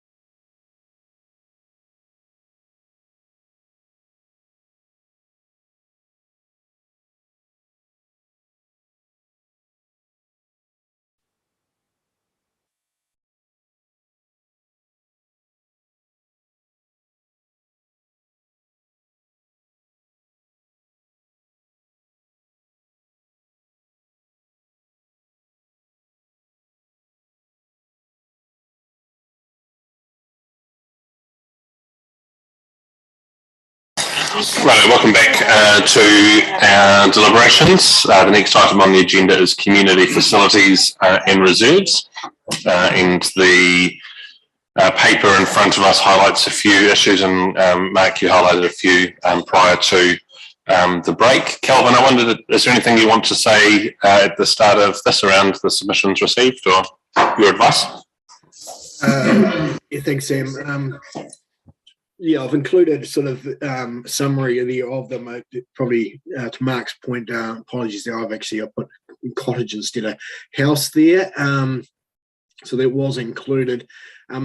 Most of these items which were raised were not unknown to the council, therefore we're sitting in plans at various degrees of from feasibility right through to more concrete plans, and had been included in forward plans. Staff therefore don't believe there's any need to change the current direction of what the plan says, but we'll make sure that these are included in future feasibilities if they're not. Thank you. In the document that we've got here, Denise, I think you've put that. Is it for discussion as a part of this? It feels like it's quite hard to take in.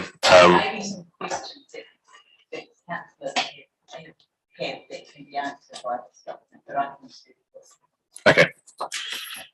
So, Deborah, you're first up around community facilities and reserves. Is the way that things are highlighted in the report the way you expect things to travel from this meeting? I just thank Denise for putting this together, because it certainly makes it a little bit clearer with regards to the $1,000 and where community committees actually sit.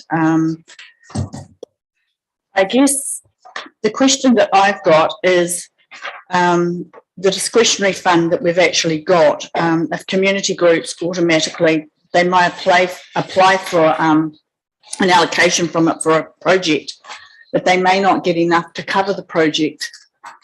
So if there is, a shortfall in funding, and I can think of one very good project at the moment, given all the ram raids, is the need for bollards. That's a safety issue and something that's really probably needed for protection for not only shops but pedestrians. And I just wonder, is there an opportunity for maybe instead of community committees having to sort of apply for funds to fund these bollards, that we actually put them in our works program? Is that an opportunity to do that? I know at Prebbleton, the community have been actually proactive in making and fundraise, making volunteering and making planter boxes, where one dairy has had 3 ram raids in a matter of months. So it's just that extra security and that extra protection. And they are our rate payers. They may be businesses, but they do pay rates. The other safety thing for bollards is that you've got an automatic car. There has been a tendency in the past to get the accelerator mixed up with the brake or the clutch or whatever, and drive forward. But if you've got a bollard, that actually acts as a safety deterrent, or you hit that first and you realise. So that's just one little, project that we don't do as a council, but I know it's of a concern within our communities. And to access, to put in to access this fund, there wouldn't be enough. So I'm just wondering how we manage those sorts of funding allocations or funding requests. So we touched on that at the end, Kelvin, come around to that. Bollards and street frontages aren't something that we're sort of considering as a part of this annual plan. So keen to hear where that conversation would need to head for a future piece. We'll come to you at the end. Next we've got Shane. I guess just for clarity on communities and facilities reserves, the submissions that are noted here, the 1, 2, 3, 4, 5, 6, 7 of them, and then the staff comments that they do acknowledge these initiatives, and that they are, some of them are part of the future strategies and plans existing. I guess I'm just wondering which ones are, because unless the dog park, Leaston Dog Park lights has been brought up before, I thought it was a relatively new one, and also the Sandy Knolls replica railway shelter, whilst the comments suggest that they will continue. I guess to look at each of these individual projects, some of them already existing, there is general support that we will continue to foster that relationship, continue. I guess just clarification around that. Generally, I support and acknowledge all of those that did attend and submit these, in particular the Leaston Dog Park one, because the chap actually phoned me and I sent him through to the submission page. So I think that's a wonderful suggestion, especially into the winter months, to provide security and safety for those that don't get the time to visit it during the day, which is the majority of the population. And just in response to Deborah's conversation on the what are they called? Bolsters? Bollards. There was a community group that approached me as well. I think it must be the same group, Deborah, that just said, hey, what sort of help can we get to from a council's perspective to allow community groups, initiatives to support their local dairies and things like that. So I just wanted to thank you, Deborah, for that. I know there is some sort of funding out there at the moment through government support. So I think it's just about networking and supporting our local community with initiatives. Thank you. Cool. So the range of items that are here, I guess there's quite a range of things, but the direction here is that there's no change to the annual plan as set out, although there might be some work that needs to happen on each of these, and some of them to me seem like Springfield Pump Track was about acknowledging access to something and trying to work somewhere, as opposed, and Foster Park cottages are subject to a future report that's going to come to us. The Sandy Knolls replica railway shelter was the first time it's sort of been raised here. So I don't think there's a simple answer to just lump these all together and say this is where it's a yes or a no to them all in one go. But the fact that our staff are aware of each of these projects now. Some of them already sit in things that will happen over the next 12 or 18 months, and others are a bit further out, and others are new and will need to be considered for next year's either annual plan or long-term plan, which will be the time for consideration of where they go, rather than just one question. With $1,000, given that it expires this year, can we make the decision to roll it over for another 12 months so it coincides with the secretarial grant for councillors to make a decision in 2023? It's just that we did have some requests from those community committees just for some funding, so they can actually, spend it on, as a discretionary fund, spend it on what they see a benefit for their community. I'll get to the next answer that Adele was continue around the table. Murray?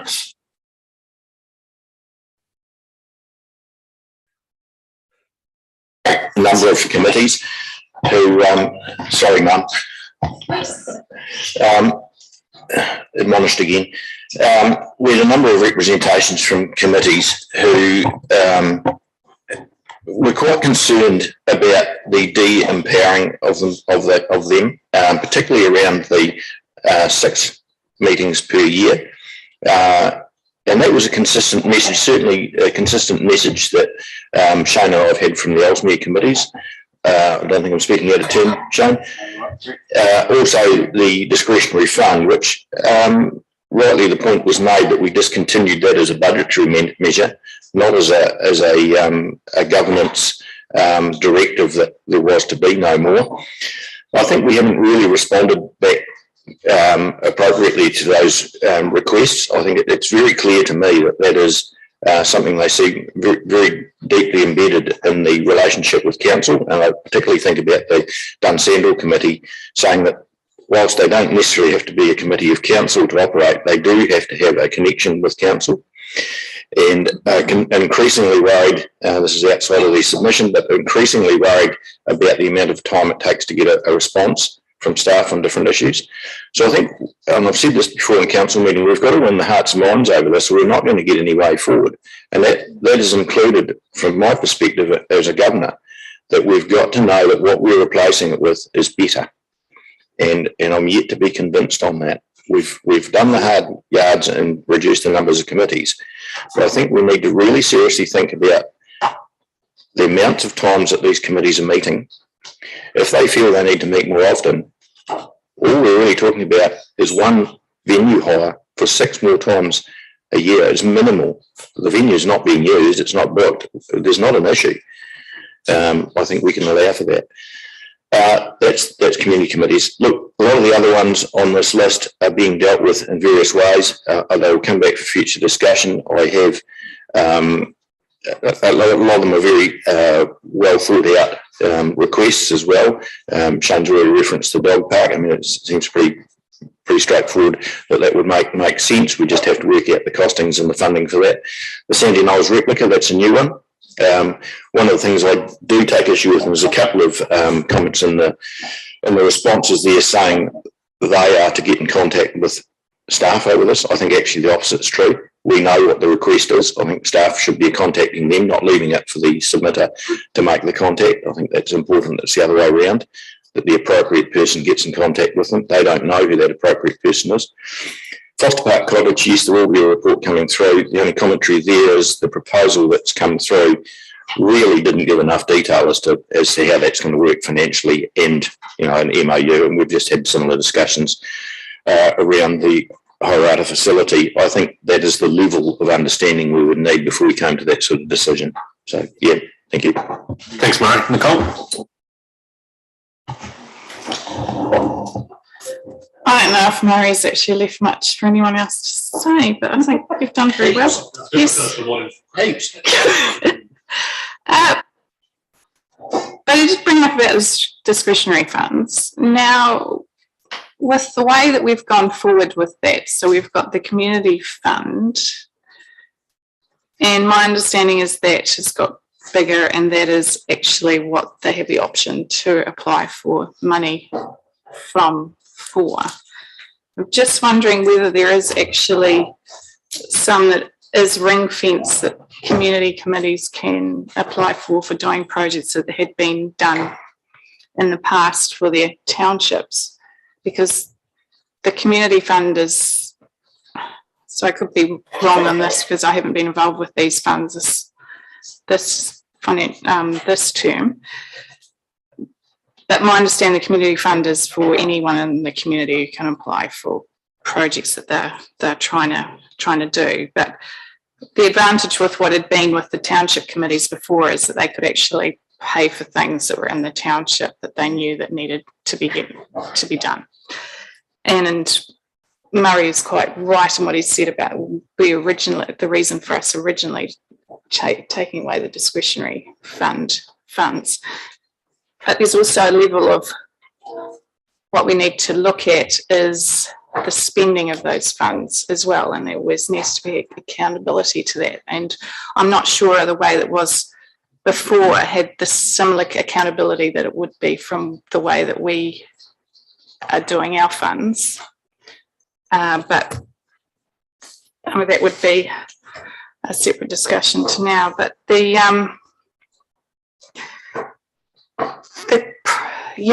it then comes back to the smaller projects that people have asked for, like some of the Lake Coleridge ones. If there was access to that funds, they could actually then get that money, apply to have the money and do those projects themselves, which is the fundamental what was behind the discretionary funds in the first place.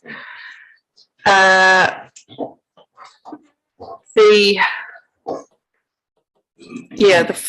Foster Park House, I'm not going to comment on that now with that report coming back, but I hope it is quite a thorough report and that we see other figures supporting anyone else who's looking at these options. We do need to have very good basis for any decisions that we make, and particularly financial and ongoing financial responsibility. And to be mindful, and this is on a public space, and those factors need to be weighed up as well. So thank you. Thanks, Nicole. Sophie.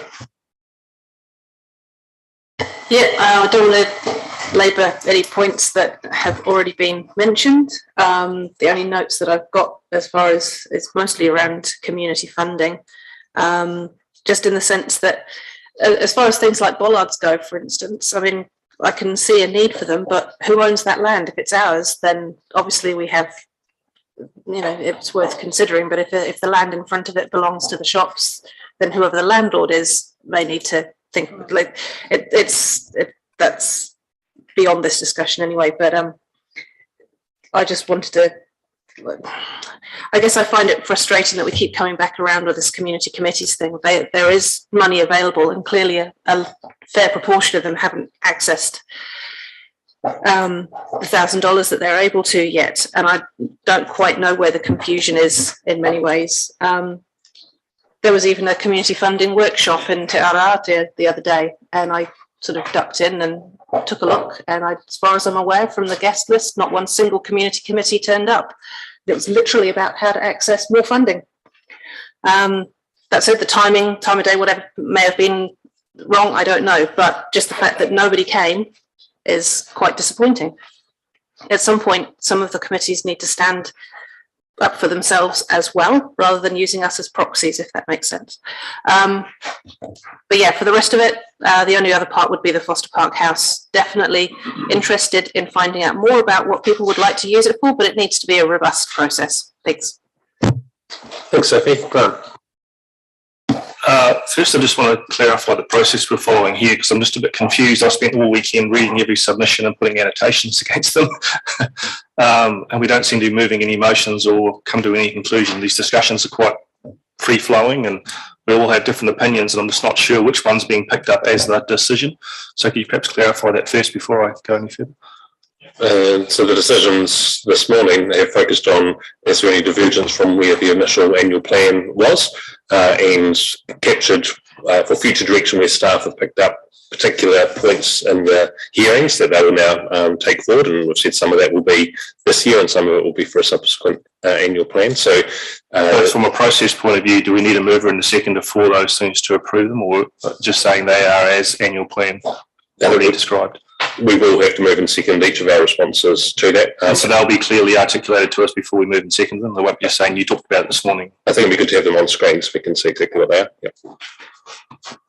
And the balance of all the submissions, will we go through them, and we just have a roundup and say if we missed anything, Tom? If there's things that people would like to raise on an individual basis from those submissions, then they can be raised. But otherwise, those, other than the large ones that have been raised here or people have, we will just accept the direction. Because there's a large number of small ones in here that have little catch-alls, and you've got to, if you don't, on the start, the catch-all comments won't actually answer the query that's passed. Anyway, so we just start, I suppose. Are we talking about the QB toilet here as well? Is this the space, or is this different space? Pardon me? Next, okay, we'll leave that one. Good one. I suppose to start on Kiwi Reserve, I suppose. I feel a bit sorry for the Kiwi Bowling Club, to be fair. They put cable in where they thought it should go. We were using their pole. They were paying the power bill. It almost seemed that they'd done all the hard yards and we hadn't done much at all, really. So I would support at least some urgency being given to sorting that issue out, because it did seem like they'd done everything possible from a community perspective to sort that out. The railway replica, I wasn't sure what they were asking, Sam, as you. I think it's Kiwi Rail land, and it sounded more like a Kiwi Rail project than something that we would get involved with. I suppose the big one that we're discussing this morning has been community committees, the funding and the descriptions. And to me, it was instructional seeing them come here and speak to us. When you saw former Councillor Barnett here from the Dunsandel community, genuine bemusement, bewilderment. Why? What are you trying to achieve here? My understanding of when we embarked on this process was that we were trying to consolidate the committees to have less but more effective committees and try and enhance the experience. Well, I've got to reflect back that what I'm hearing, and this is my local experience, is that the committees are totally confused still. There's numerous documents here, and Sophie may say, well, where are they? And they're saying, well, we have next $60,000. Well, a lot of them haven't had any written advice from the council for months, unaware. And really they're feeling pretty cut off and pretty cheesed off with the response to that. And if you turn to page, a good example is page 393, which is a response from our staff to Rupert Tipples. And it talks about the submitter being confused, and the submitter will be contacted to determine which committee this is subject of the submission. If I'd asked Pam a year ago what committee Rupert Tipples worked for, she'd laugh in my face. Of course I know Rupert Tipples and Springsteen, he's been there for 15 years. But this is fundamental, symptomatic of where our council's got to now. We don't even know where Mr Tipples lives and what committee he's part of. That's a shocking state of affairs when we've got a report from our staff, and just it actually sickens me, and I feel it's arrogant on the part of the council to reply in that manner to someone who's given so much of his time and energy. We'll contact him to see what committee he's representing. Is this the future of Selwyn, where our committees are just dross, for want of a better word? You've got these people out there who want to actually support the council. The majority of the ones I speak to are actually supportive of the council, and they did think that the workshops we had at Rhodes Park Reserve were very good, and they thought they were making some progress. But it appears from, I'm putting myself in the shoes of the community committees here, it seems like there's a deliberate effort by council to make it as hard as possible for committees to exist. I mean, you can't access funding. So look at using Lincoln as an example. They advocated and got funding to put up flag tracks. Those flags were out. They used to pay for them out of the discretionary funds. You asked the council, where would we fund flags from? There's no funding for flags. You got $1,000 and you used it. So what are we supposed to do? Have flag tracks in Lincoln with no flags on them now because the council was just taking away discretionary funding? You've got the Christmas pageant. There's a traffic management plan. There's no funding for that. There's a Christmas pageant where we put things on there, which is paid for by the community council. So all those things which historically have been done by the community committee, are they going to be picked up now by the council? Because clearly the community committee hasn't got the funds to do it. There's $1,000 there, and that's once that's gone, it's gone. So I think we've made a bloody hash of this. I really do. It started off with an admirable idea that we might try and consolidate our committees, and now we appear to have, for want of a better word, I think we're getting into vendetta territory, where we're deliberately trying to make it difficult. And the reality of these committees is the committee members feel, rightly or wrongly, that there's a better chance of these things happening if they are associated with the council as a committee of council. They feel there's a process, they feel there's a linkage, they feel there's minutes, they feel there's elections. You hive these things off to community groups. Sure, the Rolleston residents committees of this world will survive and continue and thrive because there's a bigger population and there may be a bent for people to think. But these smaller communities, without the assistance of secretarial services and a bit of money to make the wheels go around, will just fall over. And so you're going to have a plethora of annual plan requests for simple stuff, which used to get done by the local community. And if that's where we're going, let's be honest about it. Well, it appears we are, because we've actually burnt so much goodwill, it's almost unbelievable. So I do not support the way we're heading. I certainly support some reinstatement of funding for these committees. There's, as I said to the chief executive, and there didn't appear to be any model here that I can support, I'll have to make something up on the spot here and actually reinstate community funding and move a motion to the annual plan process of X amount of dollars per committee to be instated. And I think I might win that. Well, I'll go close. We'll see how we go. But unless there's a viable solution for these people to actually do something, because if you boil it down to the nuts and bolts, what are these committees? They just want to do stuff for their communities, whether it's park benches or trees or enhancements or public art, they want to do stuff. And I don't see any mechanism here, and specifically excluding them from the community grants. It's a nonsense. We're making it difficult when we shouldn't be. We should be enabling. So I best stop now before I get more heated. Let's go, Mark. Yeah, I have a great deal of sympathy for what Grant's just said. Looking at these projects, the lighting at the Kiwi Bowling Club needs to be sorted. Let's just get it sorted. Springfield Pump Track, I've actually gone back to staff comments, and they're not even helpful. If council wants to support this project, the cost will be. So the staff comments don't actually give any direction to council. We need then to decide, do we want to support this project and to what quantum of the figures quoted do we want to support? And it's very hard when staff aren't that helpful to prioritise it. We have ratepayers saying, stop increasing my rates. And we have a project that's very worthwhile, yet staff have left no clear direction and left two different costs to help them with. It should also be noted that actually Ralston normally gets accused of taking all council's monies. There is a pump track being built by a school for the community with no council funding. So actually, I'm not sure what to do here because I haven't been given any helpful steer by council staff. I think I'd like to support it. I'd like council to support it, but I'm not sure what is the appropriate level for council support. The Lake College projects, it's kind of similar. They're all really projects, but we've got to say, draw a line somewhere. Staff letter quotes here, but I think we need to get on with the study for the need of it, particularly in the light of our discussion around future of other pools in that area, because I think the need will be sooner than later. We're building a sewer to Darfield that's going to help Darfield grow. Sandy Knowles replica railway shelter, I agree with Mr. Lemon. The staff response that the submitter should contact staff is inadequate.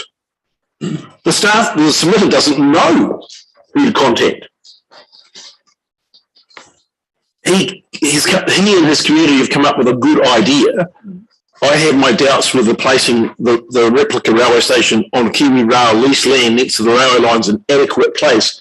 But what I would like to see our response to the submitter being that staff will contact you to discuss you and your community's proposal and look for a better site for the project. I think it's a worthy project to have some acknowledgement of the history of Sandy Knowles.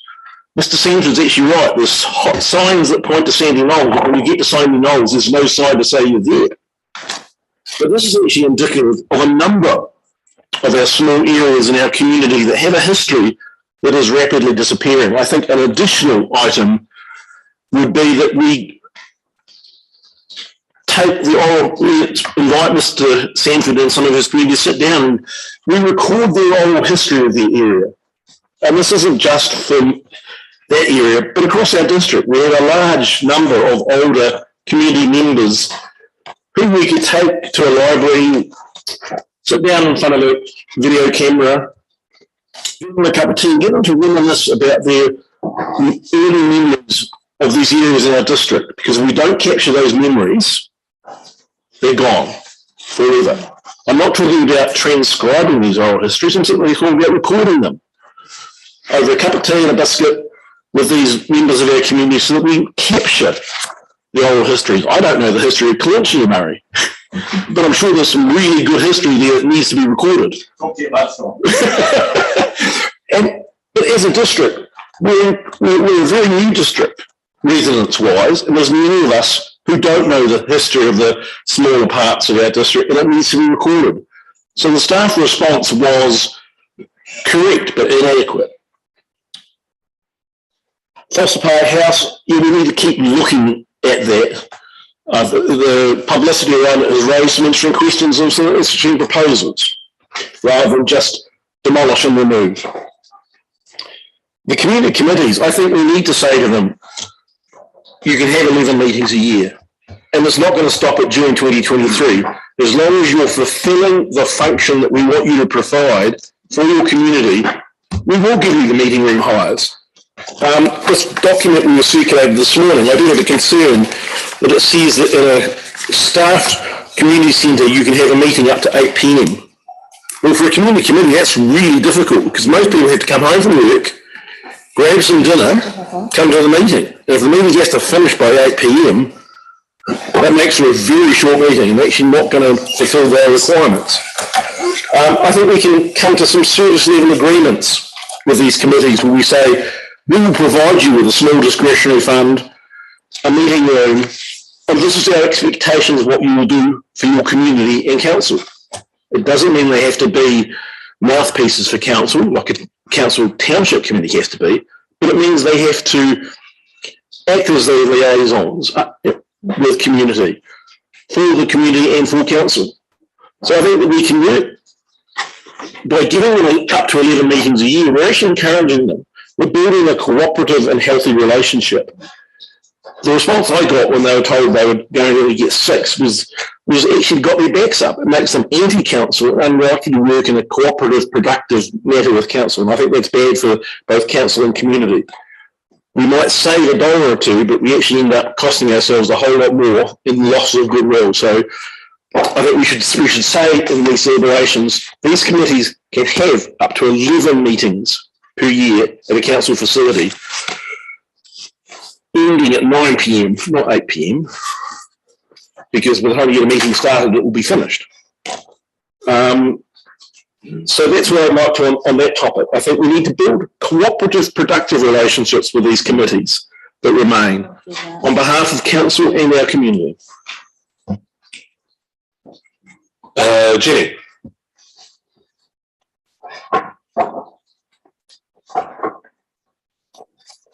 I am here, sorry. I've got a concern when we get rid of these community committees. Who's actually in the community going to take note of the little things that need to be done? Get in touch with council, and are council staff going to come and check all the community townships to see that everything's in order? As for the funding, that definitely needs to continue. I support that. I mean, if we look at our reserves and the issues we've been having with the reserves with no committees there, we haven't thought this through properly, and we have got a lot of committees backs up with the way it has been handled. Darfield Aquatics, are we going to talk about that separately, or? No, that's part of this section, Jenny, if you want to raise it now. Okay, yes, yeah. Previously, we were told about the money that was going to be spent on updoing the existing centre in Darfield, the pool, and that we do have in the long-term plan for a new pool and Darfield. I believe that the minimum money to repair it should be spent there, and we bring forward the timing of the new one. I cannot see any point wasting a lot of money just prolonging the inevitable of what's going to happen. So I've got concerns around that. Agree with the lighting updates, everything else, and I like the comments that Mark made around history being kept from around our smaller areas. So I think that's all I've got. Most of everything else has been said. Thanks. Thank you, Bob. Yeah, one of the things that interests me is the Heritage Committee I'm on. I know the nuts and bolts of it, and it's going to take a couple of years. What I would like to understand is what the councillors actually want out of this. I think it's something that we should discuss as part of this, because do we want big new buildings and put lots of money into it, or is it to run the existing? I think there has to be a differentiation made, because there are people out in the community talking about getting millions of dollars to put up new buildings, and I'm not sure one way or the other if that's what council wants. So to me, I think it's something that could be fleshed up a bit, especially financially. The other thing is, talk about community committee. It's quite strange, but I go to the ones around here. A majority of them have changed to not committees of council. They're quite happy to continue. They would like their 11 meetings, but the one thing that they really would like to keep initially anyway is their roving secretary for continuance. It's a point of of their call with the council. So that seems to be the most important thing here for our community. And as I say, as a lot of them are now looking at raising larger amounts of funding for putting lights up and cameras and all that type of thing, which under the old funding system wouldn't have happened anyway. So I think there's some negatives to what's been done, but I think for a lot of the committees decided to go away from council, there are a lot of positives.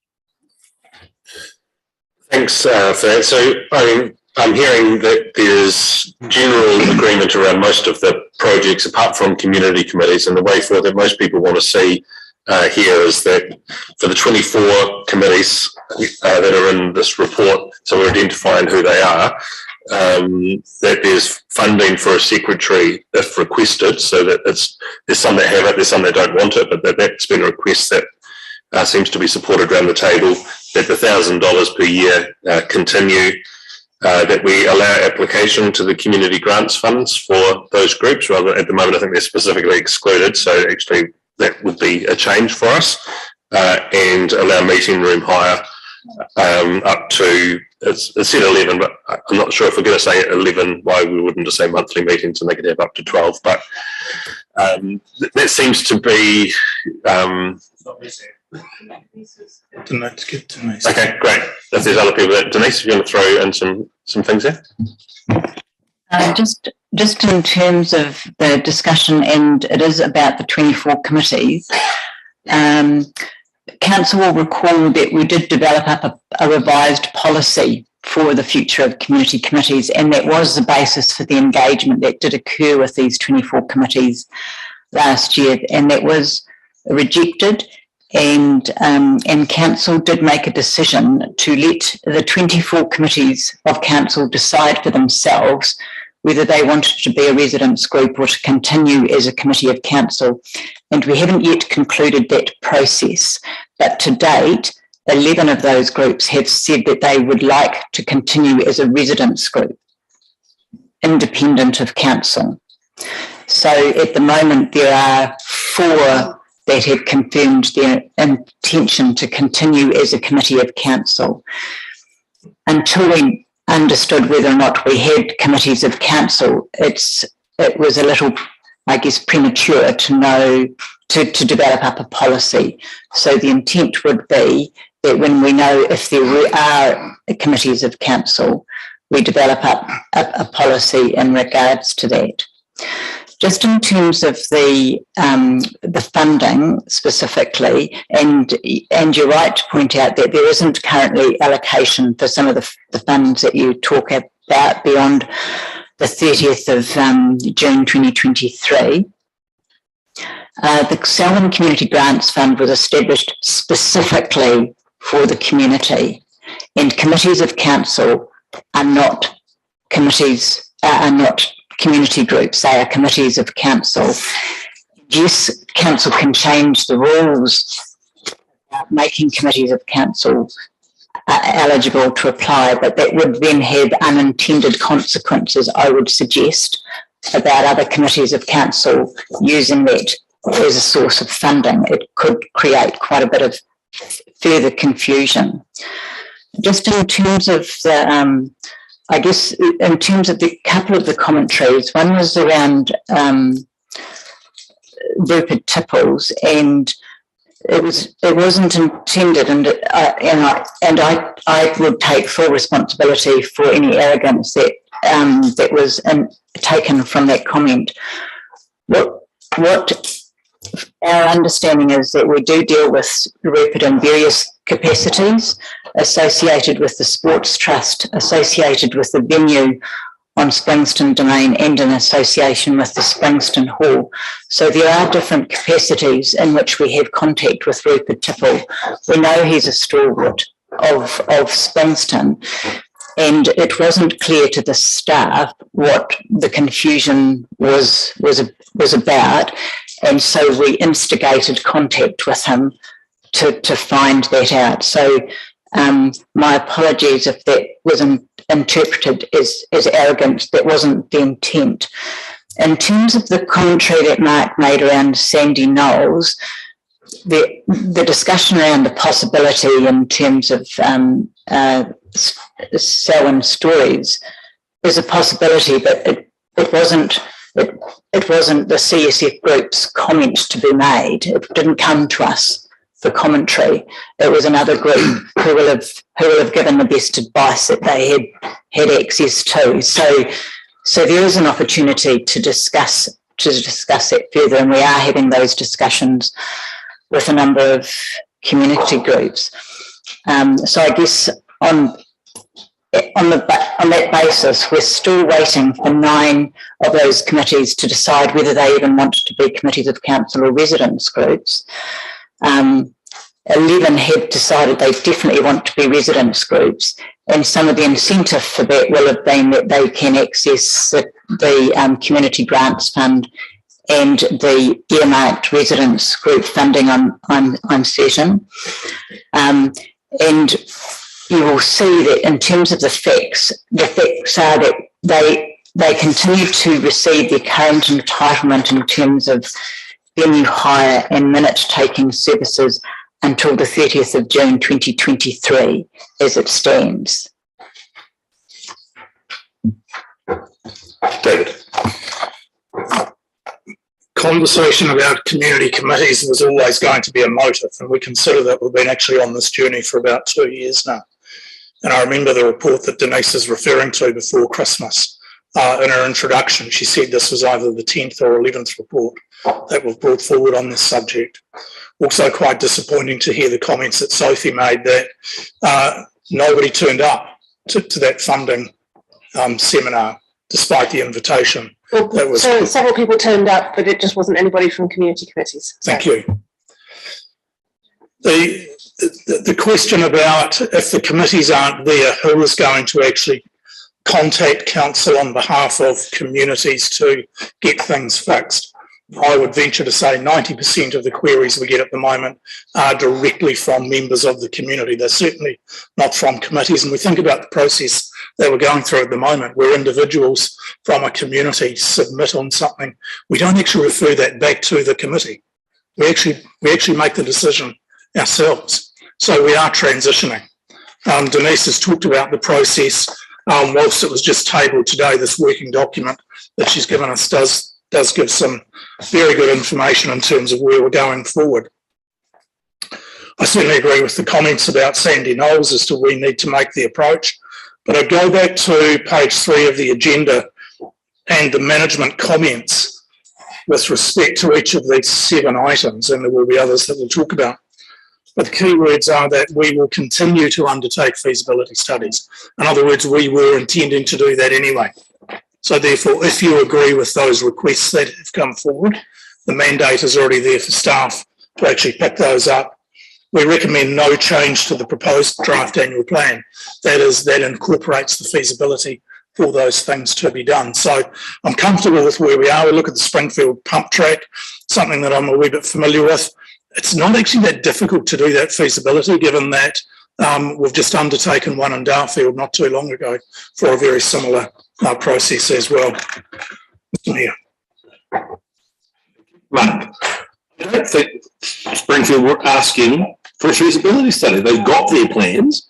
They're asking for some funding. And the staff comment in their deliberations booklet today doesn't offer any help about what funding they're recommending, whether it's zero, the middle amount, or the higher amount. And so I'm just unclear what we'd be recommending there. That's why I'm uncertain about the recommendation that they have a feasibility study. They don't want a feasibility study. They want to know whether we're going to support them with any funding or not. So that's just one in particular where it needs an answer from us, and probably the elected members need to say, what is the number we like? Is it zero, to be consistent with other ratepayers who say no more increases? Is it the middle amount, $30,000 to $40,000, so you'd settle on 40 with the community to provide the rest? Or is it the higher amount of $100,000? I was seeking a much firmer declaration as to what our outcome is, and I haven't had any firmer outcome Because I certainly know that what they're not seeking is a feasibility study. I was quite impressed with the level of documentation they brought to us. But it's really, what funding do we as a council want to put into this project?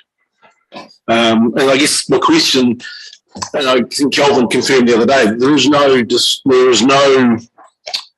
DC funding in the Melbourne ward available for this project. So this would be from our reserve rating budgets. Do we want to fund this? Not.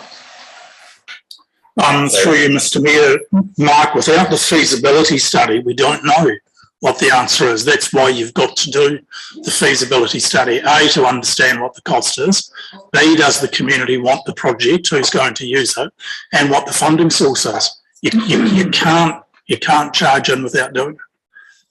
Douglas, if you want to jump in on that, and then Kelvin, Grant, I wonder whether we just go through each of these items and just confirm where we're at with them. We'll try to deal with them together, but actually they're so different that I think we need to just have a clear answer on each of them.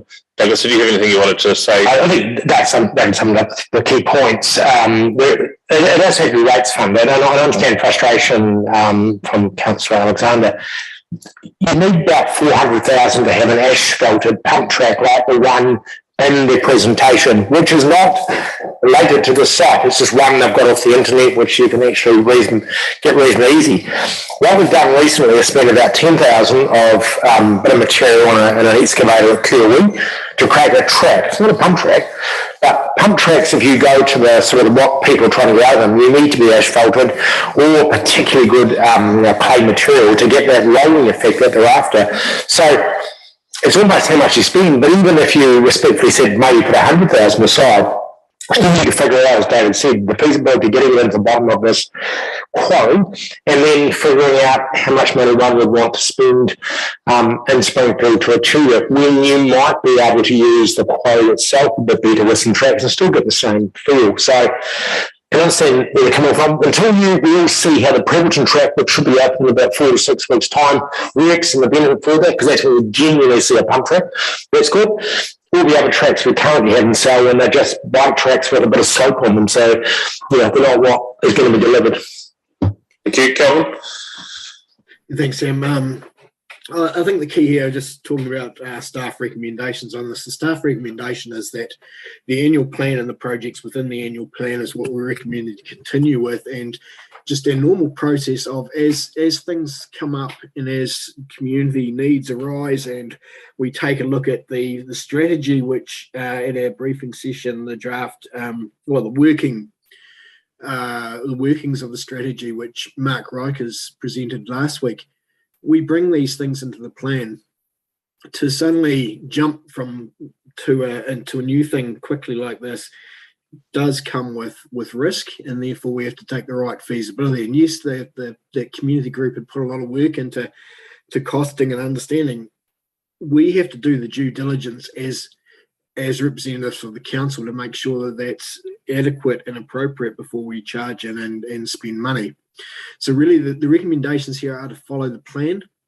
We didn't see anything which was significant that we needed to change, and if your opinions are different to that, that's what we want to hear. Thank you. So Grant, you want to... What are you going to do, Mr. Mayor? Is we just all in debate, are we? I think if we just go through each of the items that's here and we can clarify where there's uncertainty still amongst the group. And the summation you gave before was, from my perspective, around community committees was close, but no cigar, I suppose. The key nub of the matter here was two things really, is the perception by community committees that they get better engagement, there's a process, they feel that more enduring and response time about being a committee of council. But the key thing, as Denise correctly identified, is funding. And I would imagine those 11 that went to become Residents Association looked at the documentation, came to the deduction that there's no money here, chaps. The only viable solution for us is to become a Residents Association. So by hook or by crook, we'll force them into a particular path of action, and it's all about the funding. So and to me, somehow or other, either the remainder needs to revert back to the original funding formula, which was population based, or provide a funding solution which enables them to to work successfully in the future. I mean, the nature of these organisations is they come up with good ideas, but and then they've got to apply to this community grants fund to get them to process. Well, there's another layer of bureaucracy there, which will be kind of, I hate to be on that committee that starts allocating funds out of that, because it's going to be horse trading galore, I'd imagine. But whoever gets in that committee, and please don't ask me because I wouldn't want to be on it, sounds like it would be a disaster to me, and I just don't know how it'll work. But the charging for room hire, to me, just seems to be an anathema to what you're trying to achieve with residence group. Here's a group of people who get out of their house, come to a meeting of their own volition to try and enhance the community, and we want to charge them room hire. For the sake of administration, it probably costs more to collect the money than we get from putting it in the account. You know, why? Again, I don't see why we're doing it. Okay, we're going to try and tick off the items. Did you want me to put a number up, or how do you want to achieve this, Dan? Because let's get rid of these 7, and then we'll come to community committees, because if we can do we know where we're sitting. So lighting improvements at Curly Bowling Club and Leeson Dog Park, we're saying staff will continue to work with those spaces and find a solution through the normal process. So we don't have to allocate new money through this annual plan to achieve that. It's not an annual plan change. And the Rolleston Reserve lights be repurposed? I don't know if we'd want to after the fails on them, but old ones. Yeah, we've got we use probably a couple of sites, but probably they're not the ones that fall out of the sky, so that's good. But those heads are probably more useful on just holders spares for other areas. These tertiaries are a little bit different. So, but yeah, we've got some funding anyway to see what we can do with it. Springfield Pump Track, we're saying that the option is we're not putting any new money into that at the moment, but we're supportive of the project, and if there is to be a consideration of council funding, it'll be at the annual plan next time round. We actually have found not a consistent set of staff comments. There is another staff comment that talks about putting $2,000 towards a feasibility study. That's to a different submitter. I mean, we're about, yeah, so can we at least offer a little bit of money towards a feasibility study, if that's the way we want to go, is acknowledgement of this is an enthusiastic community. What we can do is we can do some in-house work, and then we can use the guy we use for track design to go and look at sites. We can deal with our existing budgets. Right. The third one is various Lake Coleridge projects, which again will just be dealt with by staff through the normal processes around improvements to facilities. Darfield Aquatics, we've heard we've got a plan about what's going to be spent in our current annual plan, and the councillors have said, don't overcapitalise on something that we know is going to leave, but actually the facility needs work, otherwise it just won't function. So we're thinking about the long term here, and we'll continue as the annual plan sits. The Darfield Pond is just maintenance on a reserve that Douglas and the team will work through the facility. Sandy Knowles Replica Railway Shelter was saying supportive of the project. Kiwi Rail needs to be a part of things, and we're not contributing any funds at this stage to that. No, that's not the point. The point is that staff should contact Mr. Sanford and his other neighbours who want to support this to assess a site, and it's not just a Kiwi Rail site, it could be another site in the community, to work through the feasibility of the project, to look potentially to an annual plan submission next year for funding. It's not that we think that Kiwi Rail site's not appropriate. I actually agree with that, but it's actually that we acknowledge the community suggestion, and actually staff are asked to contact him and work with him towards a submission in next year's annual plan. It's not. Yep. And staff have said that they'll do that, so I'm not trying to short circuit that. What you said was, in my view, not at all helpful. Okay. And Foster Park Cottage has been renamed, so I expect the next report as a subject of a future report. So I don't think we need to make a decision today on the future of that facility. Yes, Sam, it's just important that we acknowledge, though, that there is a work to be done around the financial and other impacts of that, if we capture that. And I'm sure it will be. I just want to make that statement there, mate. Yeah. And that brings us to the community committees. Oh, sorry, Nicole. Just occurred to me that under that sort of group of things, would that be the request from Green about a memorial for the Darfield Greendale? I think there's some other items that might come up at the end that sort of not captured here. If you want to, I mean, it's a community facility, so it fits in this conversation if you want to put it in here. That's what I was just questioning, because otherwise it's not. Okay, so it's Earthquake Memorial, Russell Green's letter, it's first or second submission, and that would be, to me, it's not about trying to create something this year, but saying can we angle for the 20th or the 15th year or something where something would go up and it becomes part of an annual plan process for next year to acknowledge the earthquakes. Nicole, have you finished? On this one, just Nicole. Okay, sorry. Sorry, Mark. No, I've finished. I mean, your light's still on. That's what it was. Okay, cool. Mark, I wasn't sure if you were finished. I actually suggest this is a project for the Melbourne Community Board. Yes. Yeah. It falls in their row. It's an ideal project for the Melbourne Community Board, the existing board or the new board, to get their teeth into. I did have my thought was, in fact, the suggested quarry, the old trout pit, what a fascinating name that is, isn't that the best location. Highfield Road is actually the location where it had the most surface damage. Unlike Telegraph Road, it was merely shifted sideways. Highfield Road was both shifted sideways and lifted up. It is the epicentre of the original earthquakes and would be a better place for an information board. But regardless, this is an ideal project to ask the Melbourne Community Board to champion. Right, I'm happy with that. If councillors think that's a great place for it to go, I'm sure they have an interest and will want to be involved. Jeannie's got a hand up, and then Deborah.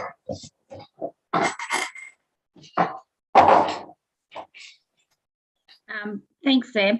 It was brought up at the Melbourne Community Board a few years ago. It came to council, and the answer that they got back was there wasn't any space on the side of the road, I think, to do something about it. So the community board can try again, but I know that they did try a few years ago.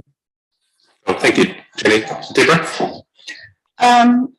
Just listening to the comments that are made for many of these smaller projects.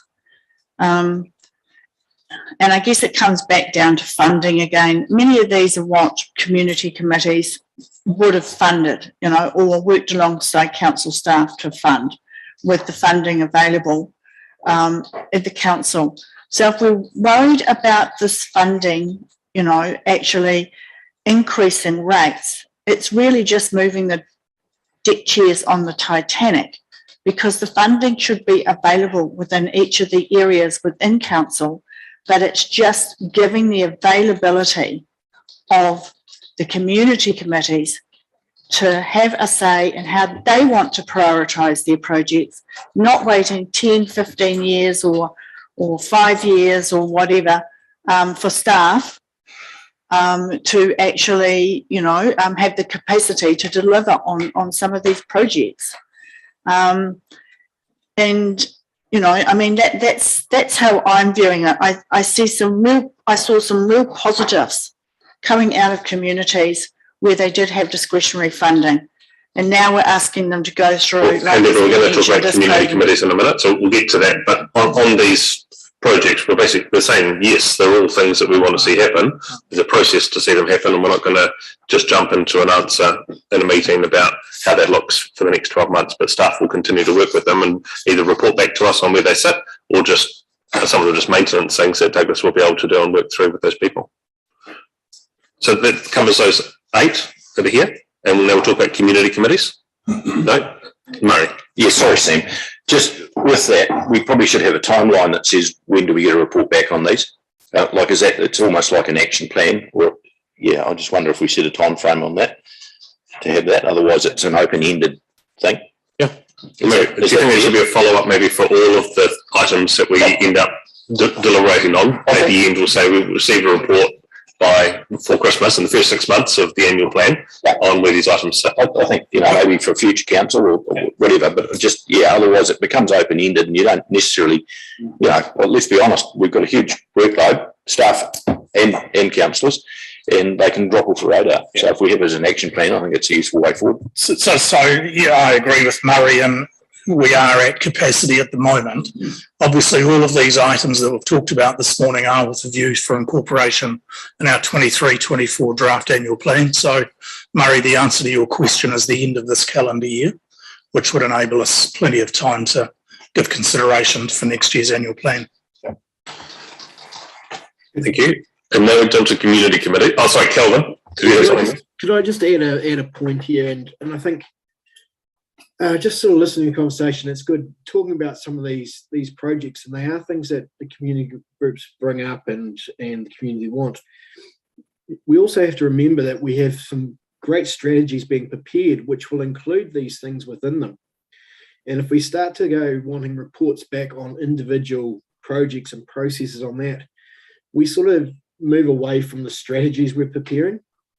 We either want to have a comprehensive strategies which cover these things off, or we pick off individual projects and report on them.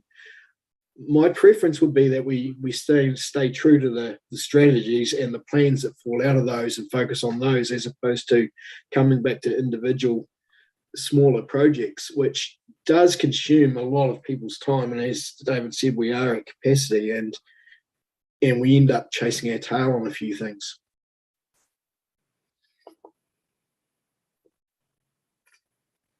I'm just thinking though, and this comes to the very crux of governance management, and it is our job to sit here through annual and long-term plans and receive good ideas.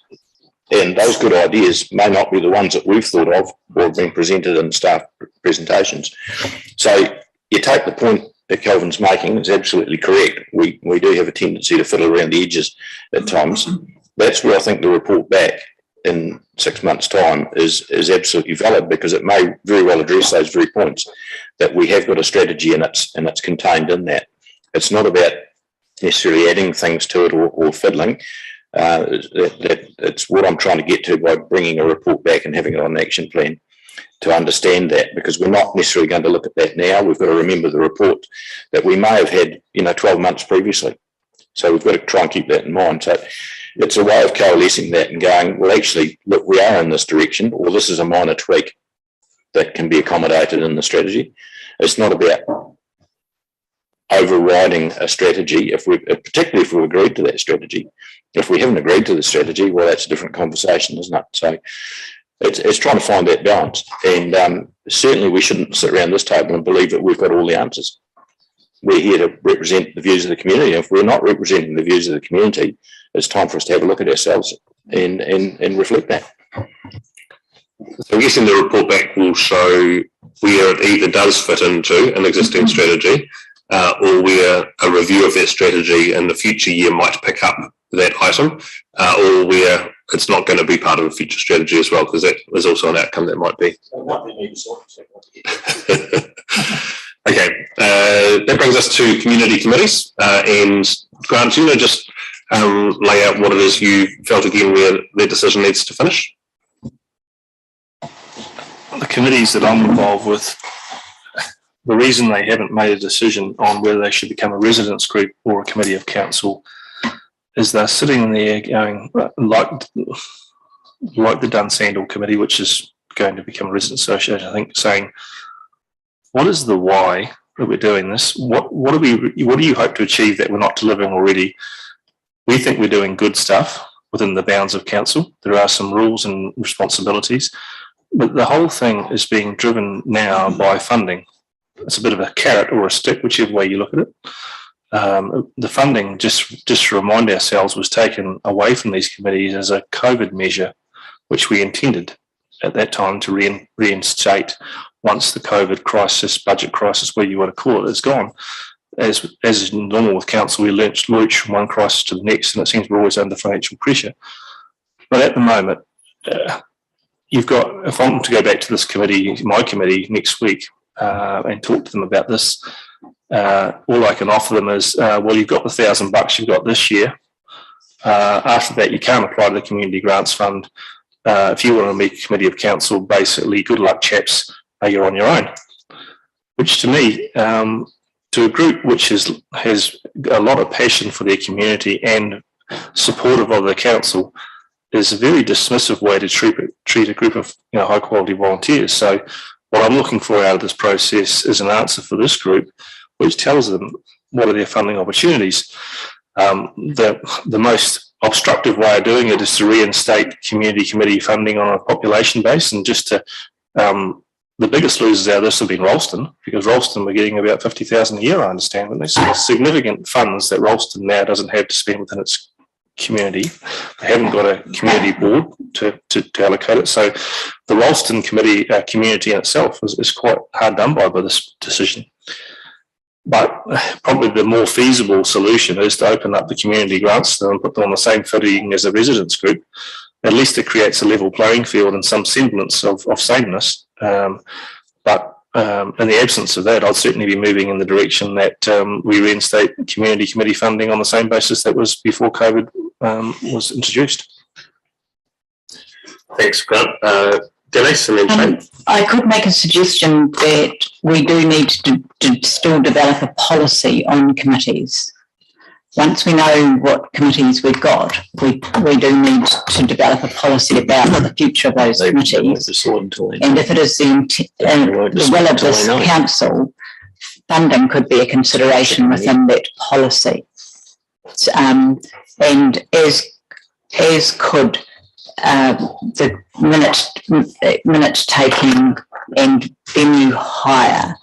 I'm mindful of the fact that changing this, making these decisions halfway through the process of these groups having been given the option to choose, we would then have no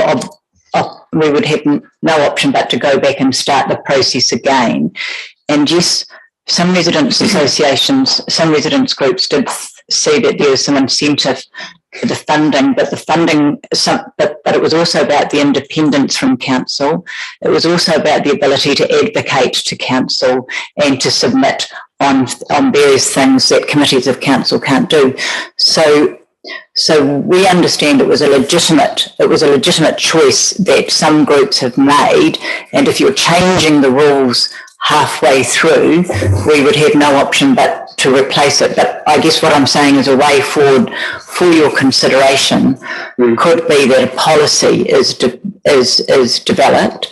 It gives some consideration to some provision of funding, as well as some minute taking and venue hire provision, without explicitly stating what that will be, but it may well come at a cost that Kelvin would need to kind of get his head around. So this is, There's a lot of detail in here in the thinking of where we land. I think the key part for the annual plan is that we provide provision and budget for the possible outcome that Denise might bring back to us, not land on the policy and try and write it today. So, Kelvin, I don't know the quantums that are going to be required in the annual plan for that to sit there, which is anything from the $1,000 a year in secretaries seems to be the base level, as well as thinking about what reinstating some form of community by community grant funding, annual funding goes to those community committees, what that starts to look like. But for us to make a decision today, I don't think we can't answer the policy question in the setting. We've just been landed with. I suppose the question is, am I the lone ranger here? I mean, if I'm the lone voice of this, there's no point carrying on with it. But it's one of those things that's just as contentious as it was last time we've talked about it, and so we need to find a way through where we can answer the funding piece, which is our annual plan discussion today, and then a policy piece around how we actually continue with community committees, which I don't think we can answer today. So, Kelvin, if you could tell us what's required in your budgeting side of things and what that might look like for us to approve, and David's got some comments as well, and then we can consider how we move forward. How often have we been told 24,000 is a drop in the bucket? I think I heard what Deborah was saying there around the $1,000 a committee. Yeah, that can be accommodated well and truly within the plan. It doesn't have a massive impact. Moving to something more substantial would have to do a little bit of a rework in the plan. and have to consider how other discretionary funds were being allocated, but that would take a little bit of further work. But certainly the $1,000 per committees is certainly manageable, and roving secretary, etc. Thank you. Yeah, we certainly can't resolve to do anything today, but what you can do is signal what it is you would like us to assess the cost of, including secretary, resourcing requirements and other servicing requirements that we would need to do. You'd also have to consider how this would be funded. It will not be cheap, and you will be putting the rate up. So just be mindful of that. But if we could have clarity, Mr. Mayor, in terms of what it is that councillors want us to assess the cost of, we will be able to do that for the 22nd of June. Simple. Thank you. Sophie. Right. This is going to keep going round and round, isn't it?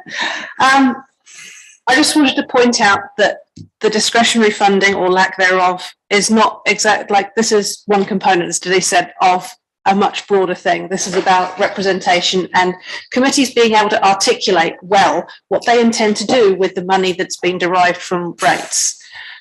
Some committees have done that really well in the past. They haven't had to write it down or anything, but they've used the money well. Some have not. Many committees are not actually representative of their communities. We've mentioned Rolleston. I would just like to put it out there. I do not believe that Rolleston Residents Association is representative of the Rolleston community, frankly. Bob earlier mentioned Hororata as the Go Hororata Community Committee as being, you know, it's derived from several clubs and groups and organisations within the community. That's really cool.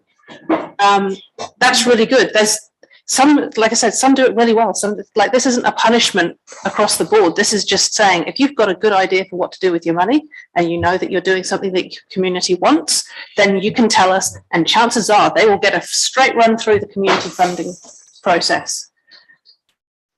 Is it wrong to ask them to be able to justify that they're going to use the money well? Considering that, as we've mentioned, this is actually quite a lot of money going on. And also there is the part about representing to council directly. There have been cases that we've heard of here in public forums where certain community committees have almost acted as a gatekeeper and said, you know, this is where it stops, you don't come any further. And they don't necessarily actually take account of people who come to talk to them. So I'm not saying that the old model's completely wrecked, because it's not. But the new one doesn't necessarily mean that it can't be a much better improvement that works for more people. Our district's changing. The old model needs to change too. Thanks. Thanks, Sophie. Mark. Thank you. The old formula for discretionary funds was $2.50 per resident. The minimum, I can't remember what the minimum was per township. I don't suggest that that's a level that we should perhaps go back to, but if we want to make provision in the annual plan for some larger discretionary funding, I would suggest we put in $100,000 for discretionary funding for townships, subject to a decision on how it is to be allocated. The reason I can tell you the Rolleston Residents Association haven't spent the $1,000 is because it's not just, it hasn't attracted their attention. It's just not enough to actually make it worth their while. They've had a volunteer secretary, a volunteer chair. They don't use the roving secretaries. They're not paying room hire. Thank you. So the $1,000 hasn't really attracted their attention, because there's not much you can do for $1,000. You can't even buy a park bench for $1,000 and have it installed. So the original purpose of the discretionary funds was for projects that the community needed that just didn't make the annual plan. They were small projects, little maintenance projects, or little enhancement projects, and I still think there was a need for those. Growth means it got out of hand. Rolleston got $50,000 because it had 20,000 residents at $2,500, $2.50 per resident. All right. So that was the equity-based thing that caused us a problem. And that's always going to cause us a problem when we look at equity in our district, because we've got a small number of large townships and a large number of small townships. But I think if we put $100,000 into the budget, subject to a policy being developed, wouldn't be unreasonable. We might put $50,000 in on basis it's going to take us 6 months to get a policy and there'll only be half a financial year left. Whatever. But I think we can make provision. It's not going to make that big an impact on our rates. So, yeah, I think that's on discretionary funding. And we do need to treat these committees with respect and acknowledge their passion for their communities, because it's what we want. Yeah. Whether it's meeting room hires, a little bit of discretionary funding, secretarial assistance, these are passionate people for their communities. Sophie, it can be argued no committee is genuinely representative because they're always a subset of the committee. All Ralston residents know about the meetings if they read Council Call or the Ralston Review. They choose not to come. That's their choice. The Ralston residents works generally on behalf of all residents, and you can't make people come. We had our budget hearing, 140 submissions out of 70,000 residents. Is that representative? We have the same problem. So, you know, I think make provision for some future decision so that we can actually make the decision. If we don't make provision for a discretionary fund increase, then we'll be in 6 months' time being told that you can't actually do it because there's no funding, which shows that we would show that we then made a mistake today or in a fortnight's time. So make provision. Around $100,000 would be my best estimate of a reasonable figure, and get on with the policy development. Thanks, Mark. Murray. Yeah, thanks, Sam. Look, the conversation that committees are sitting there waiting, we've got a chicken and egg situation with some committees, certainly ones I sit with, who say we don't want to make a decision because we don't actually like the direction, but one, we don't understand what the outcome is. So we're in a catch-22 to some degree. I think we're starting to get a way forward on that and answering some of those questions. As far as representation goes, certainly the two I sit on have very good community representation in that they've been formed by pulling together various small committees that were part of this. And that's what I thought the outcome of this was, is that we didn't have 3 committees in the township. Well, certainly Dunsandel is a very good example of combining township committees, domain committees and hall committees into one, where they pulled in a wide, diverse range of different groups into one committee, and I think it works really, really well. And that is the outcome I would have thought we'd want to seek and support. Dalston is another example where they have admittedly a much smaller township, and it's probably a little bit easier in townships like that to get that sort of buy-in because it is more collegial anyway. But they're examples from my way of thinking that do work very, very well. And what they do with that small amount of funding that we're having a discussion around, and Mark's put a figure out there, we may well or may not debate that figure, is that they then know at grassroots level what to do with that money. And look, ultimate approval for that expenditure comes back to staff, and if we need to this government group, I don't think it needs to, for approval before that gets spent.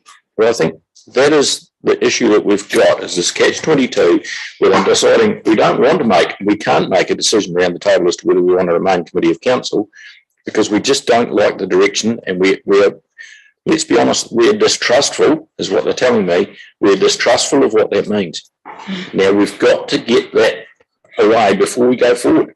And until we do, I want to be able to be in a position to support a report that comes to this council to vote either next month or the month after, I believe.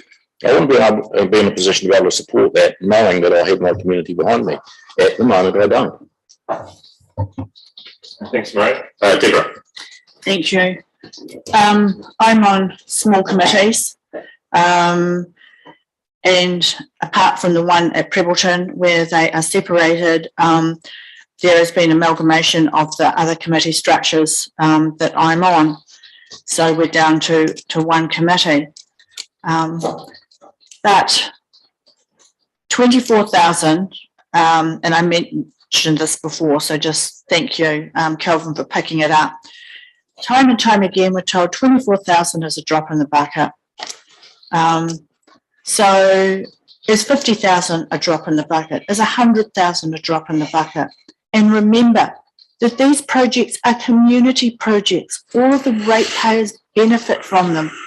It's just the different method of delivery. Instead of it being council staff delivering to a strategy, a budget, it just gives the community a sense of pride and paying it forward that they can actually have some pride in their little community. We in Selwyn are made up of a lot of little communities. We are not a metropolitan like Christchurch. And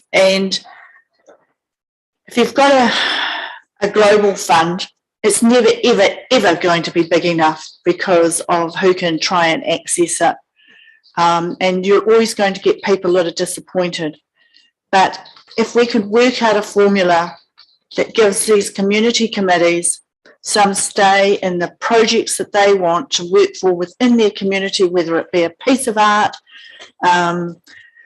beautification, planting a commemorative tree on someone for someone on a reserve, park bench, bollards, for safety for a local small business, a local dairy in their area. This is what I see the benefit, and we're just not capitalising on that benefit. And the other benefit is too, that without these community committees, how do we all know, sitting around this council table, what our communities are thinking? What do they want? What do they want us to bring to this table? If we don't have that contact with them, which is so important, that community contact, and we can tell a person in the supermarket to go and speak to their community committee. They have those options if they want to. So I am for actually putting forward establishing discretionary funding. The amount, well, uncertain about that, but we've got 3 weeks to basically decide on this for the 1st of July. And zero for me is not going to cut it. $1,000, that'll be the minimum until we actually sort out a process of where we can maybe raise it, because $24,000 is merely a drop in the bucket. But I would like to see something substantial, actually, you know, maybe $5,000 per committee, some sort of structure like that. I think that would give 100,000 or 4,000, don't know. But that's what I'd like to see, that being reinstated, the community roving secretaries being reinstated, and the meeting facilities actually being offered to them for free. Thanks, Deborah. Shane? Just quickly from me, Sam, and thank you everybody for your comments. I guess I'd firstly like to just go on the record and supporting Grant and his comments around reinstating that fund. And it would be remiss of me if I didn't add into the conversation the community committees that I represent as well, those being Leaston, Southbridge and Little Rakaya Huts. They've each been on a journey on their own, and while I reflect on the decision that we made earlier, and I do understand that we're in a process at the moment, we've decided and committed to that process. I think it's been one heck of a journey for some of these community committees out there, and as we stare down the barrel of lack of volunteerism, I went along to the Southbridge Hall reopening last week, and that was amazing. And we had a great turnout of local community there and young people. These committees, these halls are the fabric of society that volunteerism is built from. And we need to continue to foster that any way we can, especially for our little rural communities, so that they still feel connected, one to the council, but also to the larger growing population, where they learn and connect with each other, especially about our history, and that's one of the most important parts. So I wanted to thank everybody for your comments around here, around the table today, but there has been, I guess, a sense of impending doom with the journey of this community committee's direction, and not helped by perhaps some of the communication that some of the committees have received. There's been a tone that's come through that hasn't necessarily been at all helpful, and I think, you know, part of our role as governors is to support the local communities, but also respect the contribution that they've made over the period of time that this has been in existence for 100 years, and also afford them the dignity and respect that they so well deserve. So, look, I wanted to say thank you very much for ripping the scab off on this one, and also the other councillors for the direction and reinstating at least some funding. So, clarification on that funding. Also, I thought that the $1,000 was actually funding just to keep the lights on through the transition of the community committees. And have we actually resolved to terminate the $24,000, whatever it is, of community committee funding? Apologies if I should already know that. Yeah. That's what we're discussing now. Yep. I think the conversation has got as muddled for us today as it has in the community around whether we support community committees or not, because the word community committees means lots of different things to different people. Council totally supports community committees. There's hundreds of community committees right across our district. They do all sorts of great things for people, and whether that's the Selwyn Parenting Network or the Rolleston Rugby Club or the Upper Waimakariri Basin group that looks after the ecology of the space there. And none of those three are communities of council. So the conversation comes down to what does it mean to be a community of council? Do we believe that communities of council are a necessary part of a well-functioning Selwyn District Council?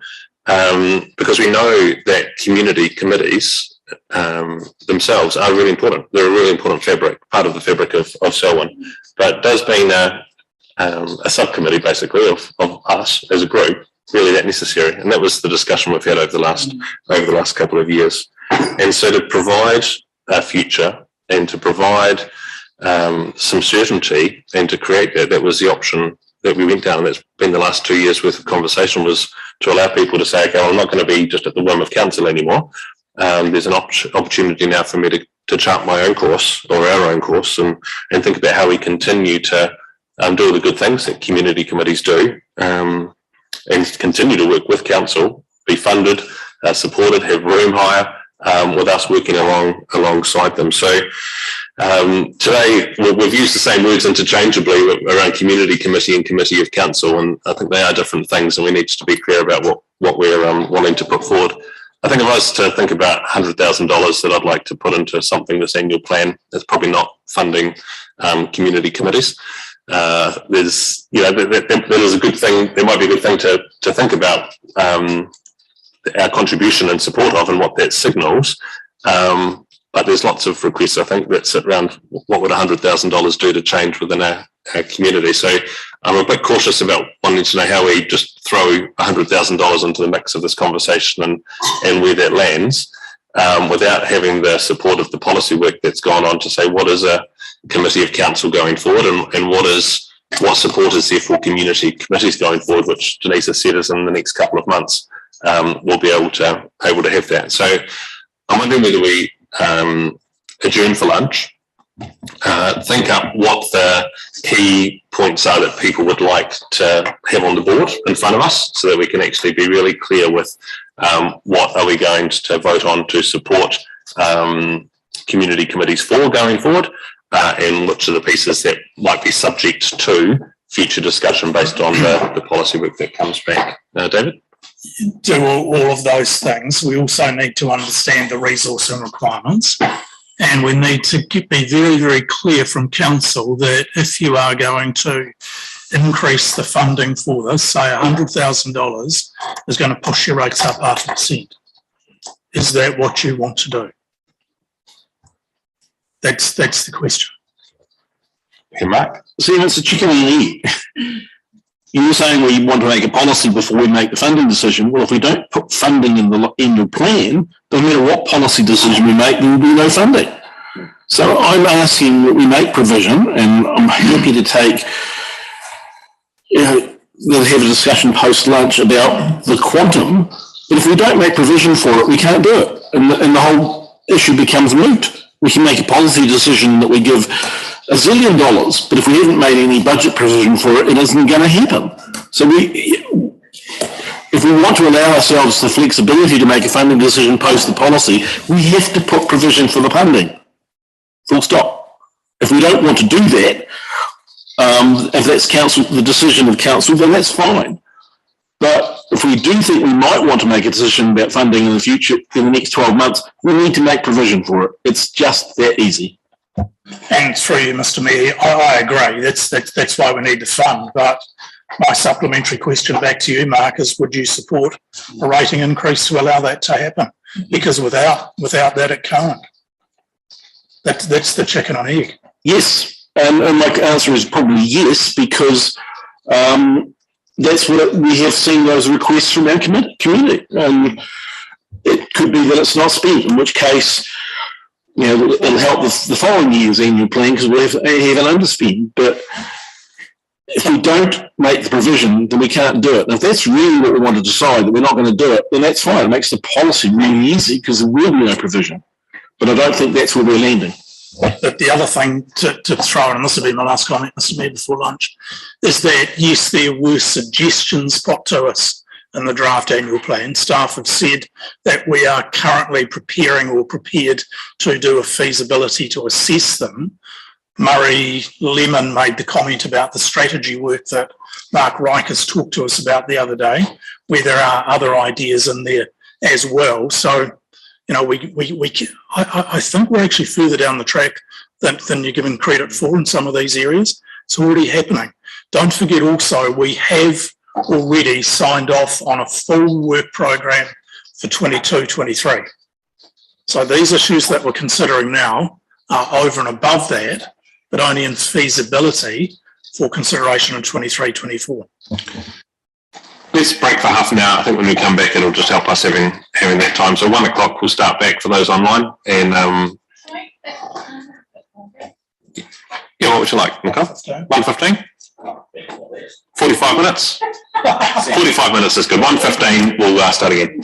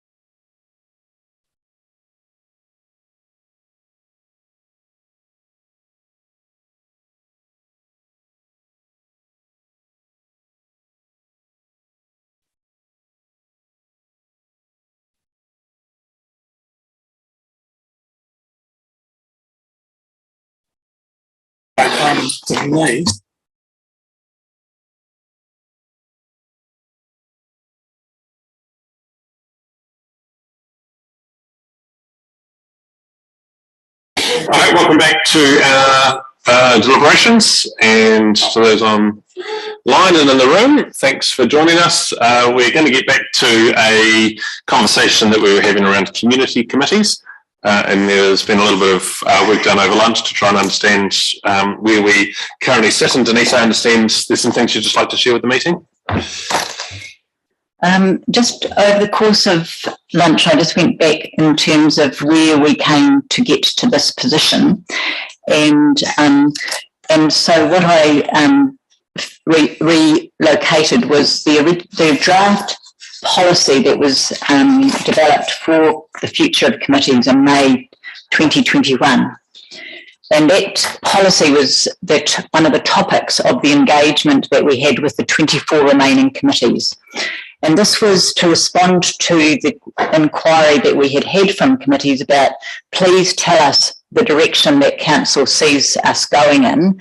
Let us see and speak to that. So that was the intent with the policy.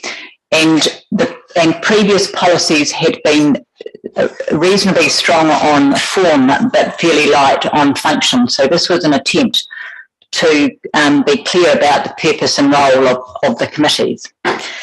And the policy did propose 8 community committees based on a geographical spread, and it also proposed some formal agreements with Arthur's Pass and Castle Hill and Lake Coleridge. So a total of 11 effective committees. And so the engagement occurred, and the report that council received on the 26th of November was a summary of what came out of that engagement with those committees that had occurred. And in the report, it talks about the feedback on the policy was that a significant amount of feedback from committees opposed a council changing any geographical boundaries, and there were very different views about different elements of the draft policy. Comments were made suggesting that council should not prescribe how a committee operates, while others suggested that other groups should not be allowed to establish themselves. Some suggested council should not prescribe individual membership or election terms, and some views indicated a belief that the policy and numbers had actually been predetermined, and so there was limited value in the engagement process. As a result of that, and a couple of quotes from those meetings, take out the prescriptive nature of committees of council, let committees just self-determine. Another quote, policy doesn't allow for the diversity. Each community should have its own structure and decide about co-option, membership, role, etc. So that was the feedback that was given. The report that was then prepared and presented to council on the 26th of November genuinely took into consideration the challenges and the issues that were pointed out by the committee feedback. In effect, they were saying, we don't treat us as if we are committees of council. So the report was an attempt to provide a model through the residents groups that allowed them some autonomy, but also provided them with some resourcing and some access to facilities, etc. So that was a genuine attempt with the report that was tabled at council in November, saying we think that the needs expressed by these committees through the engagement are best met by establishing them as residents groups and resourcing them accordingly. It was at that council meeting that council, after some discussion, finally decided to let the committees themselves have the choice.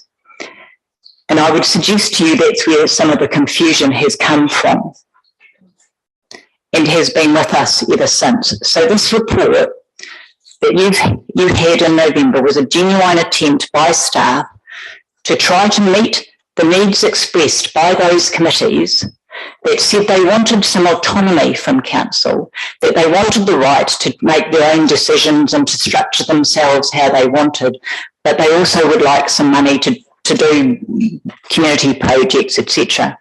That was the proposal in the report that council got that said these committees can do that under the guise of a residents group. Council decided that there should be both options, and that was put to the committees, and that is where the confusion has resulted. And now what is being proposed is not actually going back to the past, because we did actually ask committees what they wanted, because it was very clear that committees of council were not, these community committees of council were not acting as community committees of council. So we asked them what they wanted. And the report in November was our attempt to respond to what the committees clearly articulated they wanted. And they wanted to be established and have some autonomy while still having the ability to advocate on behalf of their community to council, independent of council constraints. And they still wanted some funding and opportunities to do community projects, and they still wanted to meet. That was the intention with that report. Cool, thanks, Denise. So lots of the things we were discussing before lunch we've kind of already approved in December at that meeting, which is that the $1,000 a year will continue, that minute taking services will continue for those that are signed up, and that free meeting room hire will continue for 11 meetings a year. So the change today has been around extra funding, and I wonder whether that can be resolved by opening the Community Grants Fund to the 24 committees as an interim measure until we see the policy which is to be developed for committees of council, which is coming to a subsequent meeting, and at which point we can determine if that is the best way or if there's a better way of trying to address that funding shortfall. So happy to hear if there's other thoughts that councillors have had on this over lunch, but it seems to me that the key points for discussion have actually already been agreed. We're not really talking about any new money, we're just looking for an opening of a way into that funding.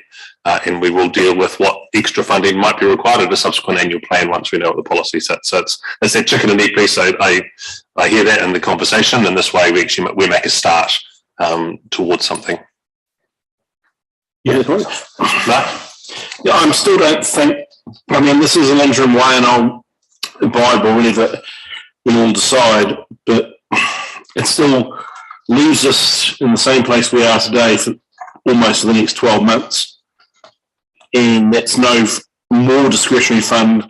The community grants funds are well and good, but it is actually a lot of, you have to be a bit more organised, and it's a lot more rigmarole to apply for it, which is why it doesn't, some committees just don't, in a discretionary fund that was under their auspices was much simpler. You had to generate a project, present it to council staff who would agree to it, and it could be done. You didn't have a contestable fund that you had to write an application for, knowing that you were applying potentially to a fund that was oversubscribed. So it's just, I'd rather see us back to some discretionary funding. But if this was an interim, stating that it's the interim for the next 12 months, then I guess I can and will live with that. It may not meet what I would prefer, but it's an interim step that I can acknowledge. Thanks, Mark. It'll make that clear that the policy that comes back can consider that funding piece to make sure that that is a clear part of the decision making. It means we'll have time to properly consider it as well. So okay to move forward on that basis? Online. Bob, Mike. Yeah, I I think, as far as I'm concerned, for the smaller communities that I'm working with, if they had some money as petty cash, which is the $1,000, and they're quite happy to go to the Selwyn Fund to get funding for projects that they want to do. I think this is a really good, accountable way of doing it. I mean, I've been involved with some of these committees for 15 years, and I can remember sitting there in April for a lot of these committees deciding how they were going to use the funds up because they didn't want to lose them. And they would pick on things that, as someone that looks after ratepayers' money, I wouldn't actually say was the right use for things at the time. So I think it needs to be contestable, but any fund that we have in the future, instead of a fund that they can use for anything, it should be a project fund or something like that, which has got a wee bit of a different name. So it's not going to be used for Christmas parties or some of the other things that have happened over the years. So I think we've got to be very careful about, we are spending ratepayers' money, and I think the buck ends up with us as far as make sure that money goes in the right place. So I think using the Selwyn Fund is the way of doing that. Thanks, Bob. Nicole. Totally agree with Bob's points, and particularly about the spend it or lose it of it, which you can understand, having wanting to use the money that you've been allocated. But another issue which hasn't been covered is the fact that the amount of staff time at times, which actually were involved with all these different projects that were identified, which came back on staffs, there really needs to also be some boundaries of how they go about spending their money, if you can understand that. My understanding at times there would be different people from those committees who would be approaching different staff members and such like. So we honestly don't want to be putting more work on staff. Going back to the model that we had before, we need to think of a new model going forward, although admittedly with the less committees it will be different in that regard, but we still don't want to be increasing the workload of staff for doing this. Thanks. Thanks, Nicole. And that can, again, form part of the policy, so there's a really clear route for how those things get achieved and delivered. Yep. Okay, so we'll move on to the next piece. I understand it doesn't leave everyone feeling like that's awesome way forward, but it is a step forward. Everyone's slightly grumpy. Everyone's slightly grumpy. There we go. And the next one's public toilets. So, and I think, Bob, you're up first on this one, if you'd like to be. Public toilets, the consideration and the report is that both the toilets that have been raised have been considered, that TIF funding didn't work out in the timing, and that the sewer delivery, particularly for the Kiwi project, might provide an opportunity for a future toilet to be put in. Douglas, do you want to open, or Calvin, with anything before we I'd be open. One thing we look at last week was, is there an app for public toilet locations? And there is. So if you're a lover of phones, and vast majority are, you can actually have apps for most things. So I'll just make that comment. The challenge here with Kiwi, and we totally get that people turn up the garage and want to use the toilet, but we do have perfectly good public toilets. But we also have perfectly good public toilets west and east, and if you work up the highway, we don't always have a public toilet with 5 or 10 minutes. Sometimes they can be 30 to 40 minutes apart. So people, rightly or wrongly, do need to plan their journeys. Like, it may seem, I need a crap look to see what the cost would be, because we're lucky, yes, there is the main behind it, and we will be putting the appropriate connection point on that main when it goes through, so that we can come back and do that. But you might as well be putting aside the thick side of close to $200,000, and people might say, well, why is that? Well, you've got to put a building in, even if it's just one pad, you've got to have sealed car park for the accessibility side, so that's got to occur. You've got to do all the right connections. But the big issue would be, and the lady from the garage put a finger on it, we have to allow for truck pull-off, and that needs significantly more hard stand area. So the cost is unfortunately, it is a bit more expensive than one might like. TIF funding's been fabulous for us, absolutely been fabulous funding supports, but that's been the driver behind us with not putting one on the main road in Kirwee. So that's the extra I can add for your conversation. Thank you, Kelvin. Did you have anything you wanted to raise? No, nothing from me. That was well said from Douglas. Great. Bob, and then Jenny, and then we'll jump into the ring here. Yeah, we definitely need public toilets. And as I say, I think the staff are doing really well in what we've got. I'm really impressed with how much we've got through the TIF fund and through the lakes and all these other areas. So I just carry on as we are and do them as we can do them in the priority that is set by council. Jenny? You're on mute, Jenny. Jenny, you're still on mute.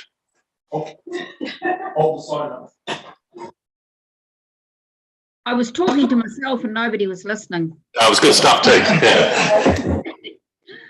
Just one point I'd like to make with the sewage that's going in now along Courtney Road and then it's going to go down through Fowler Reserve. Would it not be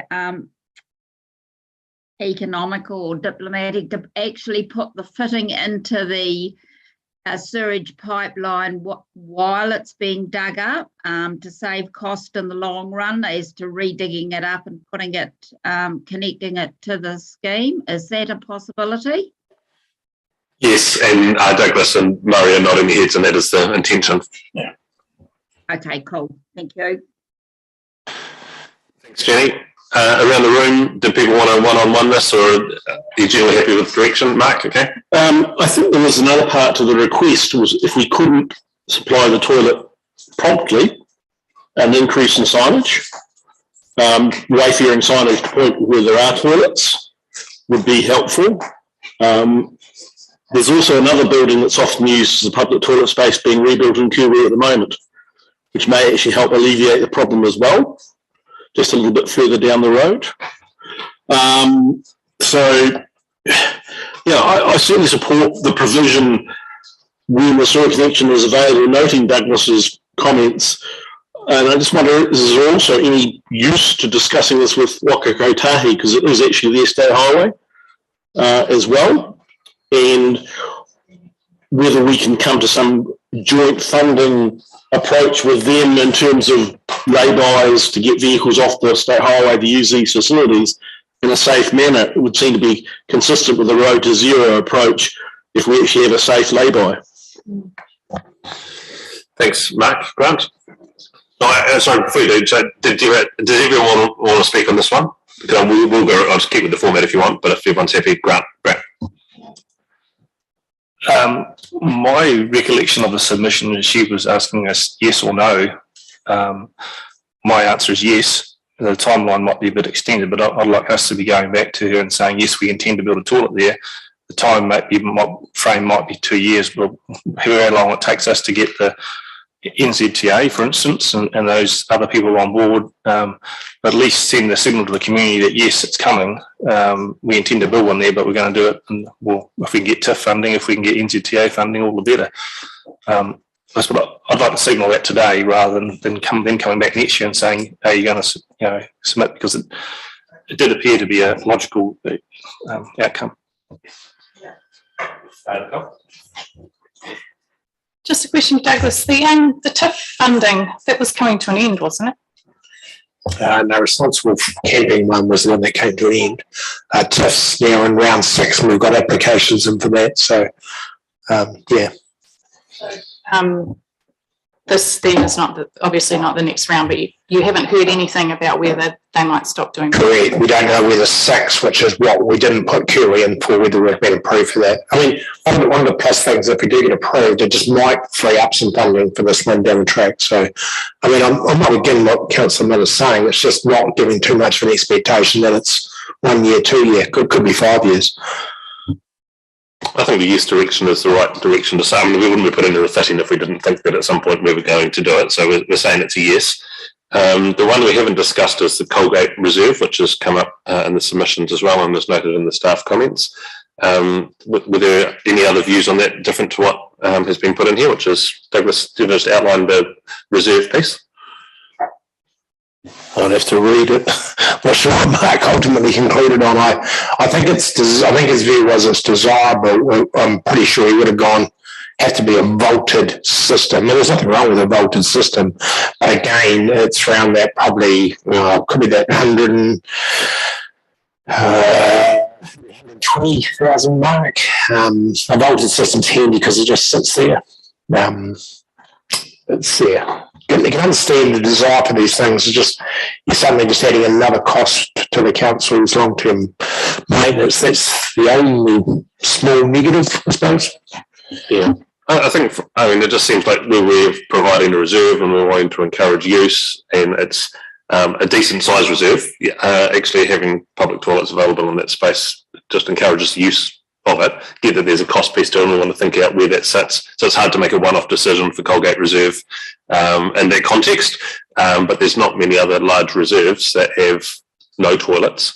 And we're not thinking of developing the large-scale park and saying to people that use that, but if you don't mind coming down, hop in the car and go for a wee drive down to where the next set of toilets are. So we just need to think about how we fund those toilets going forward. I don't think that we're going to say yes in this annual plan to that piece, but the direction I think that we're moving is how we make places enjoyable to use, and public toilets are a really key part of that.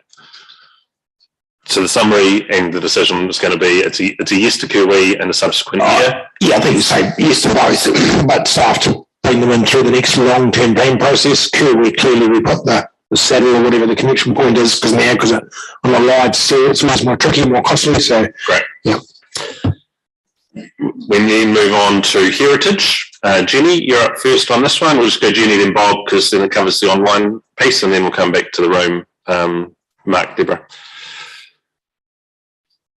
Jenny, any thoughts on heritage?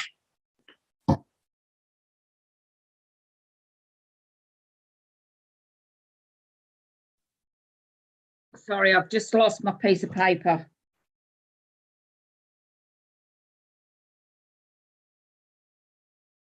No, I go along that we need to do something with heritage. I'm not sure about that. Bob's brought up about the funding and the plan, but we do. Yeah, probably a strategic plan completed would be a good idea. I can't find my notes. Sorry, if I find them, I'll get back. Thanks, Jenny. And I guess the strategic, for just recap, the strategic plan's on its way. Staff are developing it. I'm not seeing a great need to change from the direction that we're going down. Nothing submitted said that we're doing the wrong thing. They were encouraging of the work that's underway and can't wait for it to be delivered. So there may be some other views in the room. Happy to hear what those are, but that's the direction that we're going. Bob, did you have anything else you wanted to add? No, not really, except that there is expectations out there. And we have to be very careful on how we plan this in the future and where it goes. And as I say, somebody did come to, I think it was the last annual plan, wanting us to put a rate out there to the people and then to ratepayers and then borrow money so that bigger projects could be done. I think that's something I'd like to hear, especially Kelvin's thoughts on in the future. Right, and I imagine that discussion will be had when we get back to seeing what this heritage strategy actually looks like. Yep. Thank you. Thank you. Following on from Bob, there is confusion in our community. That's why I think for a number of the submitters, staff that had no response is in fact inadequate. Submitter number 65 said it already has been agreed that there will be a district-wide rate for heritage and historical funding. It has not been agreed. It is a proposal for the strategy. The response to that submitter needs to be along those lines. It has not been agreed that there will be a district-wide heritage rate. It may pose us a problem if there was one, because we'd be over our limit for targeted rates, district-wide targeted rates. So I support that we will wait for the strategic plan and policies to come out of that. But there is definitely confusion in our community that we need to address, because there are some councillors and community members out there saying that a district-wide rate has been agreed. It has not. And I think that those who are running around saying that are doing us all a disservice by building up expectations that have no basis today. And we need to be very clear with submitters who think that it has been agreed that it has not.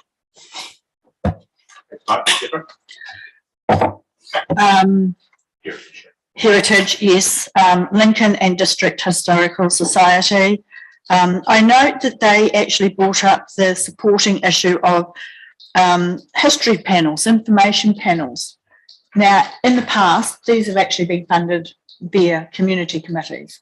And as mentioned in this, I think it's really good that if we start looking at updating them with tangata whenua stories and history as well as our own, and we can, hopefully the strategy provides an opportunity for staff to work alongside these groups and the community committees to actually put them in place.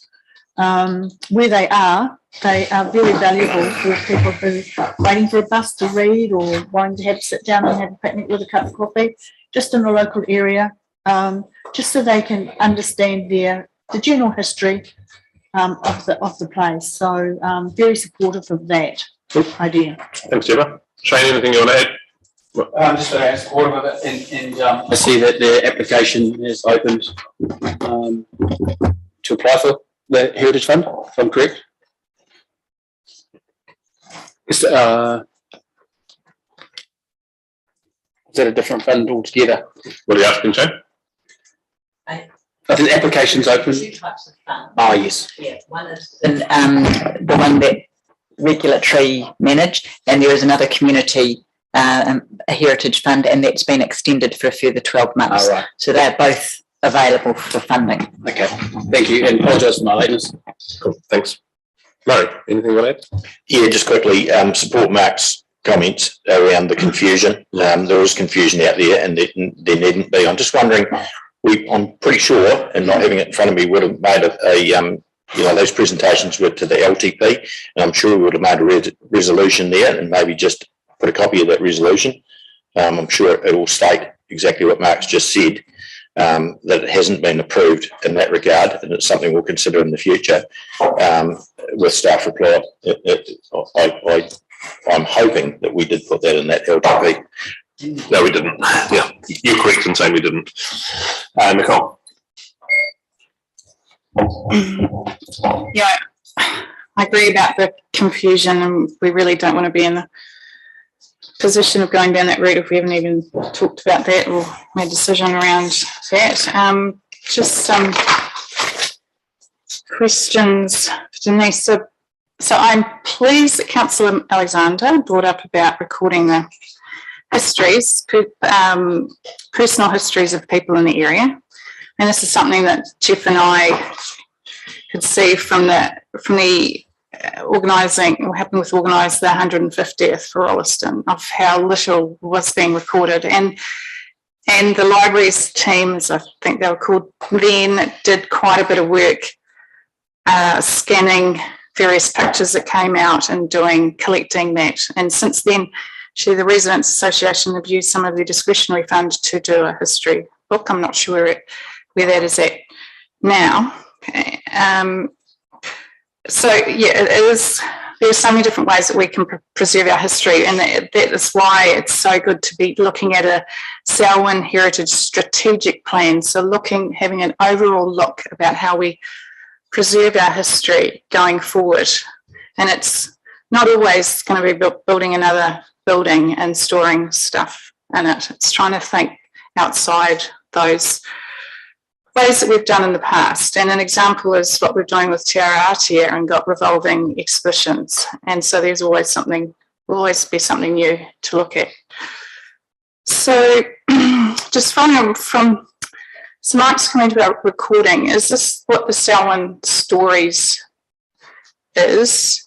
And also Deborah brought up about the panels. So I've asked about panels last term when the Little River Rail Trail Trust was wanting to put some panels up, but I was told that council was looking at having a consistent format that they were going to be rolling out around the district. I'm wondering where that's got to, because we've got the Township Trails app, which is brilliant when it once we get all different trails in, but people don't always have the phone and don't have an app. So it's always nice to have something else there as well. So Stories of Selwyn, I think there is a report to council, that the report to council tomorrow does talk a little bit about where that is at. And the expectation is currently in the thinking with arts, culture and lifelong learning is that we're not going to gather up physical items, but we're going to encourage and work with community committees around digitisation of heritage, and there are several groups that are being actively worked with at the moment, and there are opportunities for more. So definitely there's some work in that space. Just in terms of, there is a very small budget, and offhand I can't remember what it is. It might be something like 10,000 a year that is actually specifically for signage. So that's where any previous funding has likely come from, and obviously that's a finite pool. And what has and so yeah, I can't speak to any particular situation and which signs have been funded most recently about that and from that fund.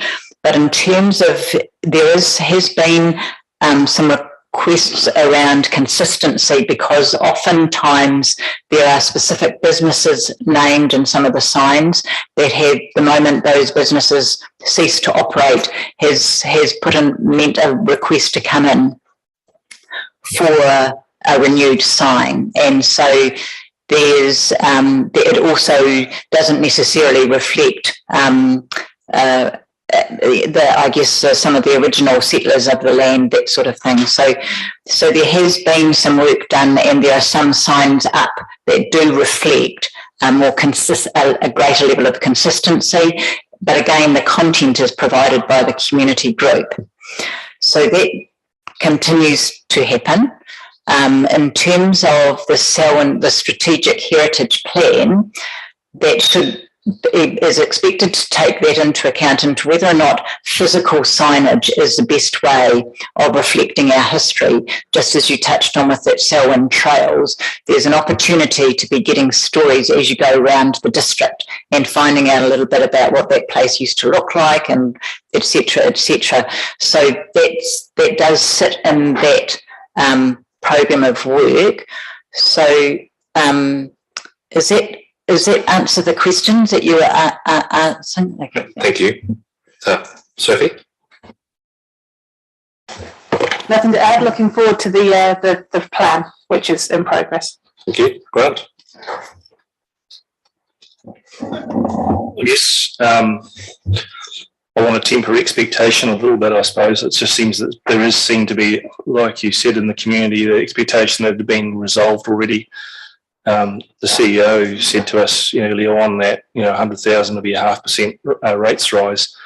Well, $2 million is 10% on its own, before you do anything else. So the expectation versus delivery might be different. And I think it's even the challenge of us developing a heritage strategy on its own creates the expectation of funding that strategy. So it's like a missile coming, and let's not forget the missile that's already brewing that we've got, which is the Canterbury Museum, which is going to be the gift that keeps on giving for our ratepayers.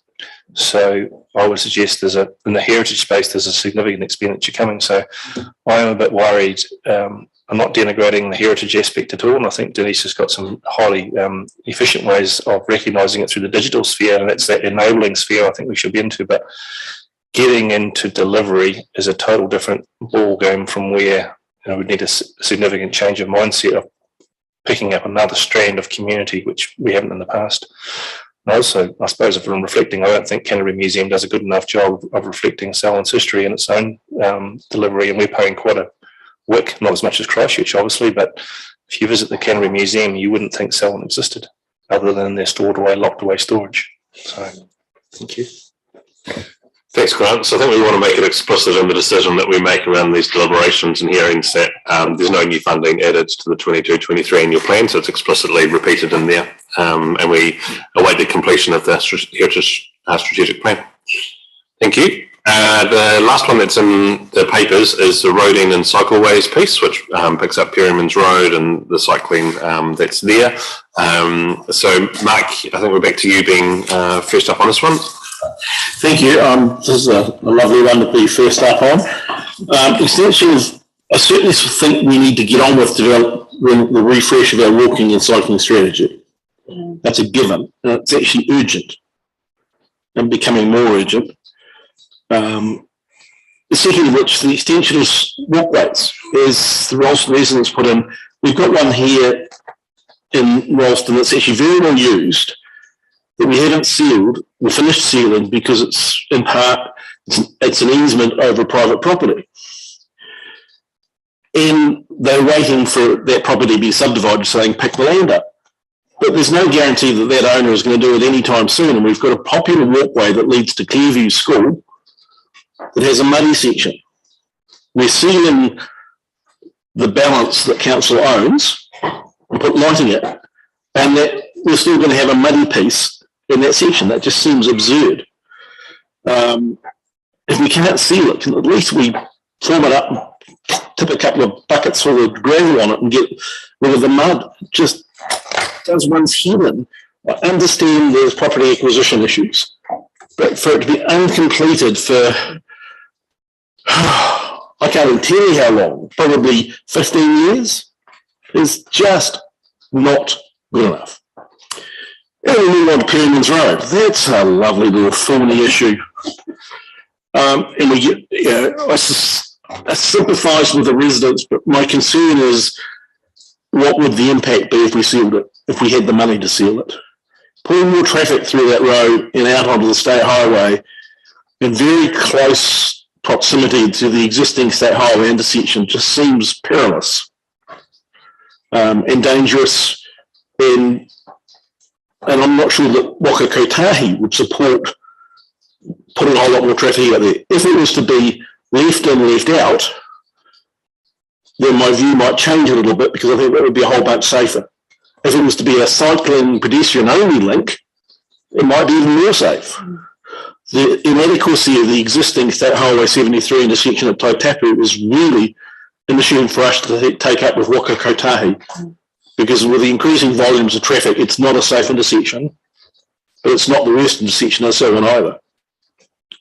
So, acknowledging those residents who came and spoke to us, I do not support the sealing of this road. Sam, would it be helpful if I went first, because I might provide some context for other speakers? Because, yeah, would that be all right?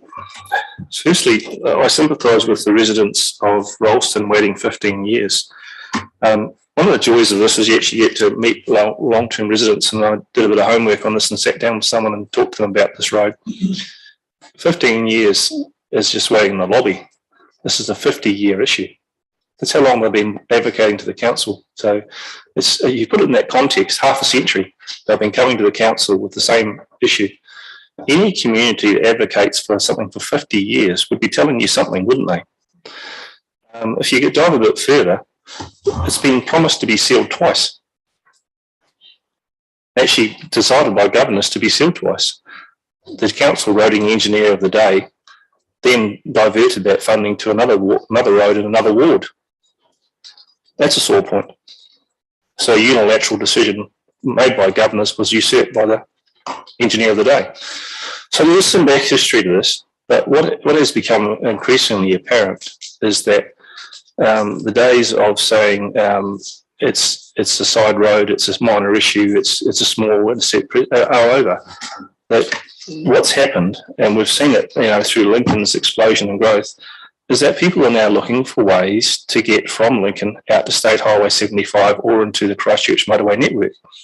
They're increasingly using Tancred's Road, they're using Perryman's Road, they're using Ellesmere Road, anywhere or any port in the storm to get out to a viable road as fast as possible. The Traffic Design Group did a report in 2013, which assesses the very things that Mark describes. And it comes to the conclusion that, in fact, it's safer at the intersection to provide alternate access out on the State Highway 75 to give way gives increasing safety because there's a better line of sight than the existing stop sign on Lincoln Taitapu Road. It's on a sweeping beam. There's available of road realignment. So the worst part about it, in 2014, the traffic design group estimated the cost of sealing at 30,000, which if only we'd sucked it up and done it then, would have been quite a significant saving. So you've got all these things going on, and actually what's happening now is that we have long-term residents. We've actually got residents that are selling their houses because they just can't stand the dust anymore. And you go, if the wonderful folk of Rolston put up with this, there'd be delegations every Monday here. But he talks about 30 metres of walkway, but muddy, 15 years. That's ridiculous. And the same thing in Lincoln. If Lincoln residents had to put up with this and the accident rate, if you're a resident and you have a car through your front garden 4 times, you might wonder what the council's doing about it, mightn't you? So I think really this is an issue that its time has come, and the days of batting it it's down the low priority list and it's not the worst intersection in Selwyn, Mark. I take exception to that. If you can find a worst intersection to get out on a Sunday afternoon, you probably, there's not many more worse than that one, Selwyn. So I'm obviously extremely pro making sure we actually put this one to bed and don't let 50 years of inaction dog us any longer. It's one of those things, it's a bit like just get it done. Now's the time. It's never going to get any cheaper. So that's the context that you probably need for this conversation. Thanks, Grant. Deborah? I've been here long enough to know how long this has been requested, and I do understand that the community came up with a proposal of trying to actually take a rate or pay a rate for the sealing of this road. But that fell through the wayside, I understand, because of the cost blowout. So they have looked at various ways. What I would like to understand just a little bit more is, because there is that narrow bridge and there may be a weight issue on it. It's a class 1 bridge. Okay, I stand corrected. And I did ask the question about cyclists who tend to use Perryman's Road instead of coming down the old Taitapu Road. And I'd like to understand 3 options. One is a cul-de-sac with a walking and cycling strategy pathway, as Mark's just suggested, a left in, left out, and actually the safety issue of in and out. And I think it's very important that we do understand what the safety issues are that are being told to us in relation to this particular project. The other thing I'd like to consider, or you all to consider too, is that this, while it's an unsealed road, is actually a road in Taitapu Township. It's part of Taitapu. We can't actually, say, oh, it's rural. It's always been part of Taitapu, always been recognised as part of Taitapu.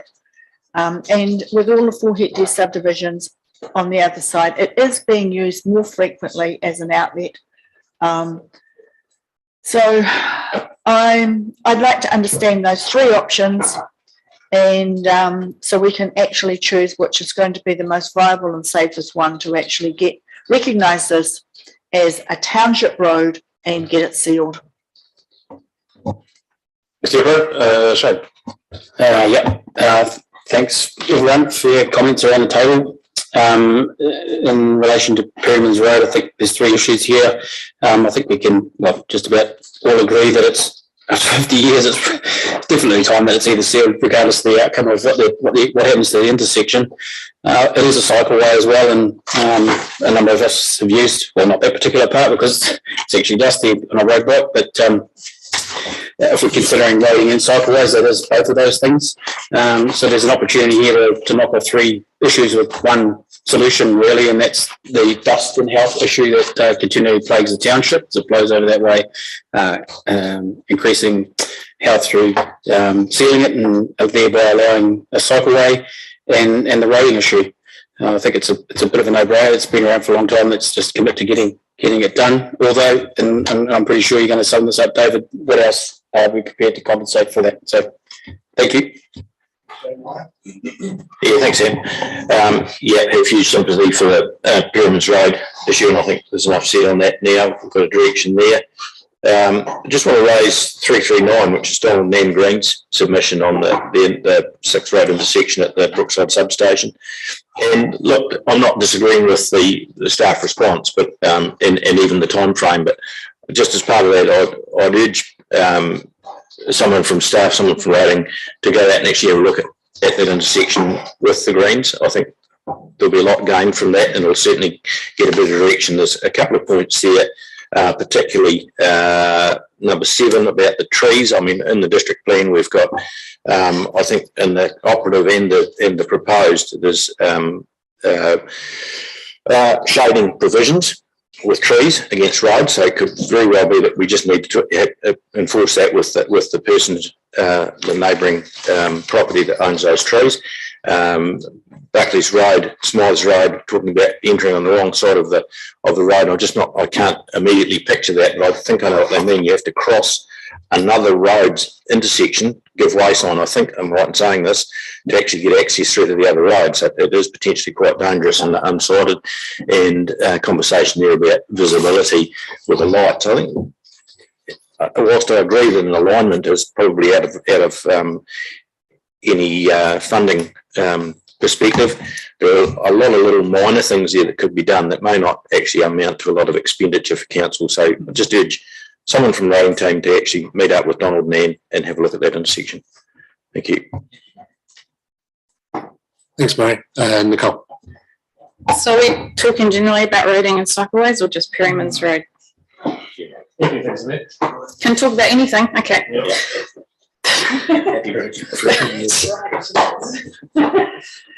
So Perryman's Road, I went and had a look last night, and I took a photo of what looked like, well, to me, that maybe a car came to a sudden halt where they've on the, you can share the photo, but the direction of the tyre, where the grooves are in the road, it's actually to the side and the grass verge, and there's a stop. Trees, then the river behind. All the rivers down and go. So, Grant had mentioned to me how many times it's been through a woman's fence, goes through the fence instead of going into the river. This is going on that we're aware of. We should do something about it. There's road to zero. When is someone going to get killed? Issue is, as it is going out onto State Highway, obviously I need to discuss this with Whakakotahi and see whatever solution. I'm not sure about what funding be available, how much it would cost. But it is that section of road that we have put cycleway along. Perryman's Road is the default end of the cycleway from Lincoln to Taitapu. So that needs to be a consideration of what we're doing here. And moving on to cycleways generally, is that, yes, it's good to see that we are reviewing our walking and cycling strategy, and we've talked about this, and looking at different travel modes and going to have a good strategy going forward. But what we're seeing on our cycleway program, our cycleway program goes a long way out if people look at the different numbers. It goes West Melton to Kirwee cycleway, 2047 for Darfield to Sheffield, which has been asked for, I think, 2038, 39. So these are a long way into the future that we're looking at. And I assume that these are doing, as we've done as our other cycleways where there are the asphalt paths and such like. But in the times that we're living in, climate change, and we have been discussing that quite a bit with council and looking at our own carbon budget and all of that sort of thing. Well, big wins is mode shift and having cycleways. I'm not suggesting that we bring all of those forward, but we need to look at how we're doing our cycleways and whether there are different ways of doing it that might be cheaper, which makes maybe we could get some done in a more recent time frame. I went through, and there was at least 8 different submissions that were asking about footpaths and cycleways and about when theirs are going to be done. I haven't included spokes on that, but as Sophie asked them, they are still supporting cycleways with their talking about intensification.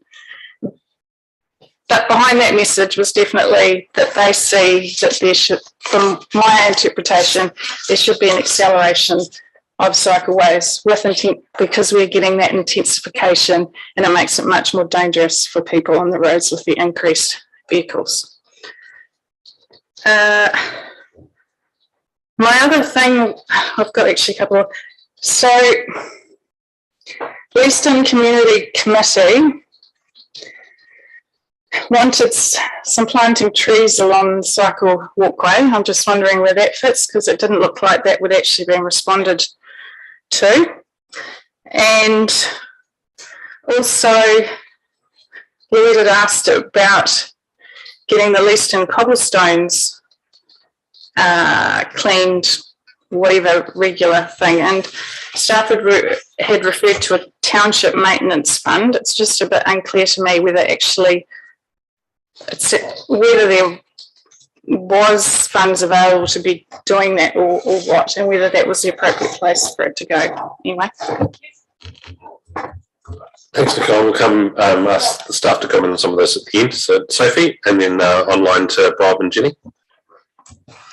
Yeah, this is another one where obviously there's a whole new plan being reviewed, or the existing strategy is being reviewed. So at least as far as the walking and cycling park goes. So I guess definitely want to express support for that and looking forward to seeing where that goes. Definitely agree with Nicole's comments regarding we need to build more cycleways and shared paths and stuff and enable more active transport sooner rather than later. 2050 is kind of where we're supposed to be all in, have reduced the number of cars on the roads by half and all that sort of thing by then. And if we're still building key cycleways by then we kind of missed the boat. Regarding Buckley's intersection there, that's a nasty intersection. If there are some quick win type ways of at least helping to improve visibility and everything there, that would be really good. And as far as Perryman's Road goes, I really sympathise.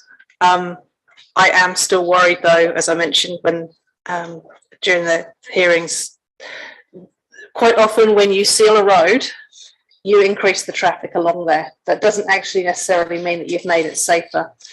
Like you'll reduce the number of people who slide on gravel, but you won't change the fact that they get sunstrike, for instance. And that is, one of those roads that potentially you can get some sunstrike at the busiest times of day at some times a year. If you've got more cyclists going along there, because it's an unpleasant road to cycle at the moment, you get more people along there. Again, if you've got somebody who's using it as a shortcut, they're more likely to skittle someone. And that's before you even talk about the intersection with State Highway 75. So I guess, I don't know where I'm landing with that one, but I guess if that's more information needed. And there's also just simply the fact that bridge across between Perryman's Road and Lincoln Taitapu Road, not the little one, not that you mentioned before, the State Highway Bridge, as you've mentioned before as well, there's no safe way for pedestrians or cyclists to cross there. There's a whole bunch of questions around that whole section of Taitapu. And I guess what I'm aiming at is I don't think sealing that portion by itself is going to cut it. That could actually create more problems. Thanks, Sophie. Online, Bob and Jenny. Yeah, I think this is in the hands of councillors. We've got funding and we've got the capacity to do it. So I think with the staff reports that we get, we can always look at the priority, and with the amount of funding we've got, unless council wants to change something drastically, it's going to be what it is. Thanks, Bob. Jenny? I can't believe until I heard Grant say how long this problem with Perryman's Road's been going on. I would say just seal it and get it done. But I do support cycleways, but yeah, some of them are a long way out, but that's up for staff to give us a list as they think there's anything that needs to be brought forward. But no, I would definitely support getting Perryman's sealed. Thanks. Thanks, Jenny. Kelvin, you've turned your video on with some things you wanted to throw in here. I suppose just on discussions on this, yeah, a whole lot of valid points around these roads and cycleways and things. We have come up with a plan, and that plan is within the scope of the funding that we currently have. And Bob's probably hit the nail on the head that to change priority is really a decision for you councillors to come up with. Or the other option is we increase our rates to increase the funding. We can't have both in terms of doing more work in the same rating levels. We'll have to make some changes. So it's either a prioritisation of where we put that money, or we have to ask for more money from the ratepayer. Thanks for that. Murray. Yeah, interesting discussion. We'll just start with the walking and cycling. I know Andrew's probably online, but it was only several years ago we signed off the walking and cycling strategy, and it was encapsulated in the long-term plan and is encapsulated in the infrastructure strategy. So yes, it has spread over 30 years. I think that's a reflection of the funding and the cost that is general rate funded, and you space them out so you can afford to fund them. If you wanted to bring them forward, and as Calvin mentioned, you just have to throw more money at it. And to be fair, that's exactly the same issue that has come up with seal extensions over the years. Council decided that seal extensions weren't an economic return on the investment. They generally, unless you can get Waka Kotahi funding, which is very unlikely. We've only done seal extensions in the last 5 or 6 years based on roads that had strategic connections, like Robinson's Road and Dunn's Crossing Road and Tancrest Road, which was done in behalf of the developer. So the prioritisation of seal extensions is generally the policy. Your policy says you'll not fund seal extensions, but the locals can cobble together and fund it and maintain it for 10 years, except where it has a strategic purpose, as those 3 roads did, and they have been undertaken, and a couple of them had actually had NZTA funding as well. 15 years for Perryman's Road. Well, the reason of 15 years has always been low priority and low volume road. 50. 50? Sure, it's 5-0. Oh, okay. I'll bring it on next week. I can sit in that seat. That probably means it's been low volume, low priority for that long, which then suggests if you're going to start sealing roads, you'll be looking at a priority list which is a lot greater for Perryman's Road. And as Andrew has noted, there's a number of issues. We've discussed that with Waka Kotahi in the past, and they need to be brought back into that discussion again. Personally, I've dealt with the submitter on a number of years, and we worked through a funding proposal. They recognised that if they sealed it, cobbled together, the locals to seal it, they would get a significant increase in their land values, particularly the local, the ones who are neighbouring it Our accountants did quite a lot of work around providing a funding model. In the end of the day, they didn't accept the funding model. They didn't like the terms that they were, and it was relatively neutral to council, which they had to be. We would seal the road and they'd pay it back over time. So what I would say is that the options that Deborah has looked at probably need to be considered in any solution that is a cul-de-sac with a pedestrian cycling access, a left in and left out, where it doesn't have that traffic conflict, and it has to involve Waka-Kotahi. And I suggest that it's put on the work program to continue those discussions with Waka-Kotahi.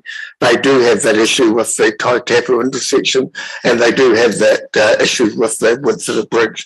And there hasn't been too much pressure from them to do something at this stage. So, look, there's a lot of roads out there we'd love to seal, but they all have a capital cost, which is funded by general rates, and they all have an ongoing, if they're low volume, they have an increased maintenance cost as well. Thanks, Marion. Just a comment before on prioritisation. We did that work for the LTP. Yeah. The walking and cycling was part of the LTP. It was probably might have been 6 to 8 months ahead of the LTP. The walking and cycling strategy got consulted on before the LTP consultation. And to be fair, we are looking at what the walk. We've got the Mountain to the Sky Cycleway feasibility study this year. We've got the White Cliffs to Glen Tunnel one being built this spring coming. So there is work, and there's another connection between Templeton and Prebbleton going in the next 2 years as well. So work does tick over, but it has to be done cognizant of the fact that general rate things are difficult to fund and they all have a direct impact on rates. Yeah, thank you. Grant, and then Nicole. Thank you very much for your feedback. What I've heard just reinforces how out of touch we are with our communities. To hear dismissive comments such as low priority, doesn't really matter, shouldn't be done, using a gravel road as a disincentive when the traffic's already there. The traffic is already using the road. Keeping it as a gravel road is not a disincentive to people to use it, it just makes it more dangerous. I would remind councillors that last year our over budget spend on roading was $8 million. We just sucked that up and signed it off. You had your flood repairs, remember? $5 million of flood repairs or something like that? Yeah, it's over budget. It's just, isn't it? It's all unexpected expenditure, which is sucked up. Well, I have a source of this funding, and if you want to, if we don't want to have a rates increase, if you go to page 211, you'll see there the staff acknowledged the support for the street lighting project on Lincoln Rollston Road. Well, we've already time and time again said the developers will pay for that when it's developed. But here it is in our papers, $175,000 to put lights down there. The good people of Rollston can wait not 50 years, 2, 3, 4, 5 for their lights. Let's get something done in the community that actually has been crying out for 50 years. And I would like to move that motion because I perceive that it's actually going to take a vote here to get some action on this. So let's see where you stand on this. You put your hand on your heart and show where you stand for your community, because I'm going to put my hand up and I move the motion that road be sealed. Grant, just the wording that you're saying that the road be sealed, the Pyramids Road be sealed this in the next 12 months. Well, with respect, Mr. Mayor, I don't think we can do that because we've got absolutely no idea what the cost is likely to be. So to say there is a funding source may be, but we don't actually know what the cost is. So if you're going to resolve anything, it would be to undertake an exercise to determine the cost of that road, number one, and number two, where it would fit in the schedule of the priority schedule. Acknowledging the comments we've made before that it's not that long ago, but we just went through the LTP list as well, and there are a number of roads priority scheduled in there. With respect, Mr. CEO, that is not my motion. My motion is that the road be sealed as part of this annual plan process. I hear what you're saying, that's not my motion. I did hear what you're saying. I'm talking about the funding side of the grant. Well, let me actually get spoken later on, but to me, there's an obvious source of funds there which can keep the So let's deal with all the things that aren't Pyramid's Road then, and we'll come. Grant, if you're okay, we'll come back to that just to sort of finished off on the roading and cycling piece, and then we can deal with this one. I think we've had a good go around the room. There's the review of the walking and cycling strategy that's going to be completed and updated soon, and that will cover off the cycling things particularly. I think on the cycling piece, there's a need to copy a whole lot of what some of the larger cities have done, where 85% of all those works have been funded by Waka Kotahi. I think if we had a plan and we're a bit more ambitious about what we wanted to do in the next 5 to 10 years rather than the next 30 years, and worked on a partnership model around that funding, we might see some improvement in bringing forward those projects, which I think are critical for us as a community going forward. So, Nicole, is your Pyramid Road specific, or are you? No, it's on. Just responding to Murray about the cycleways, because what I also said is whether there is investigation into a cheaper way of doing it so that we can do it quicker, as opposed to having asphalted cycleway, which is great to have, but elsewhere you can see that there is chip in other districts, that chip seal, there comes an extra maintenance cost. I have no idea of just the cost of things, but I think these things, I would like to see these things looked at, because it's really unrealistic. As Sophie said, aiming supposedly for 2050, and our last cycleway goes in at 2050. So it just doesn't make sense. We need to be seen to be looking at all the options if we're serious about climate change and mode shift. Great, thanks, Nicole. Mike? Yeah, I'll just comment on that. And I think the first walking and cycling strategy, which was a number of years ago, basically looked at the choices between whether they were a gravel track, a chip seal, or an asphalt, and to some degree it depends on the usage. If they're a commuter cycleway, like Prebbleton to Lincoln, you have the highest quality service you can get. If they are more recreational, you can get away with chip seal places, and obviously if they're off-road, more off-road, very recreational, gravel is the answer. It all depends on the use. The cost is obviously dependent on the service, so the asphalt ones are more expensive. They are more expensive to build, and they are long term because you have to renew them, at some stage, more expensive to maintain. So it's a balance that when we did the first walking and cycling strategy, in particular when we looked at Lincoln to Rolleston and things, we also had to look at the width and make compromises on width as well. So there was quite a robust process, and I expect then the walking cycling strategy comes back later this year, there will be the same robust discussion about standards, about priorities, and as Sam really well put out, potential funding sources. And obviously with a government that's more leaning towards walking and cycling and climate change and others, more likely that there'll be other funding sources come through. So. Great. Okay, that closes that piece. We'll now talk about the Pyramid's Road, and Grant's moved that Pyramid's Road be sealed. And Grant, I'll just finish that sentence as part of Annual Plan 22-23. And Murray, you were seeking that? Yeah. Sorry, you raised your hand before. Yeah, I did. Can I just speak to that, or do you want to go around the room? No, you can speak to it. You go first. The thing that worries me about that is the commentary from Grant that we've approved it in the past. And I think that's really crucial. If we've approved to do this in the past, it just leaves me really uneasy that we haven't done it. And I think this is our chance to get that right. And I'm more uneasy because I believe that the road that was done was in our ward. So that makes me even more guilty as a ward councillor.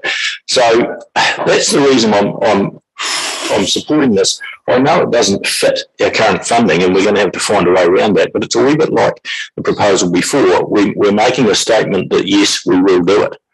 Now, the how we're going to do it is yet to be determined. We will not, David, you're quite correct, we won't be able to nail that funding today, but I think it is an agreement that if this is indeed correct, Grant, and I'm sure it is because you'll have the facts there to back it, if we've agreed to do this in the past and then not delivered it, and especially if it's been not delivered because it's been diverted outside of the governance process, that's a real problem for us.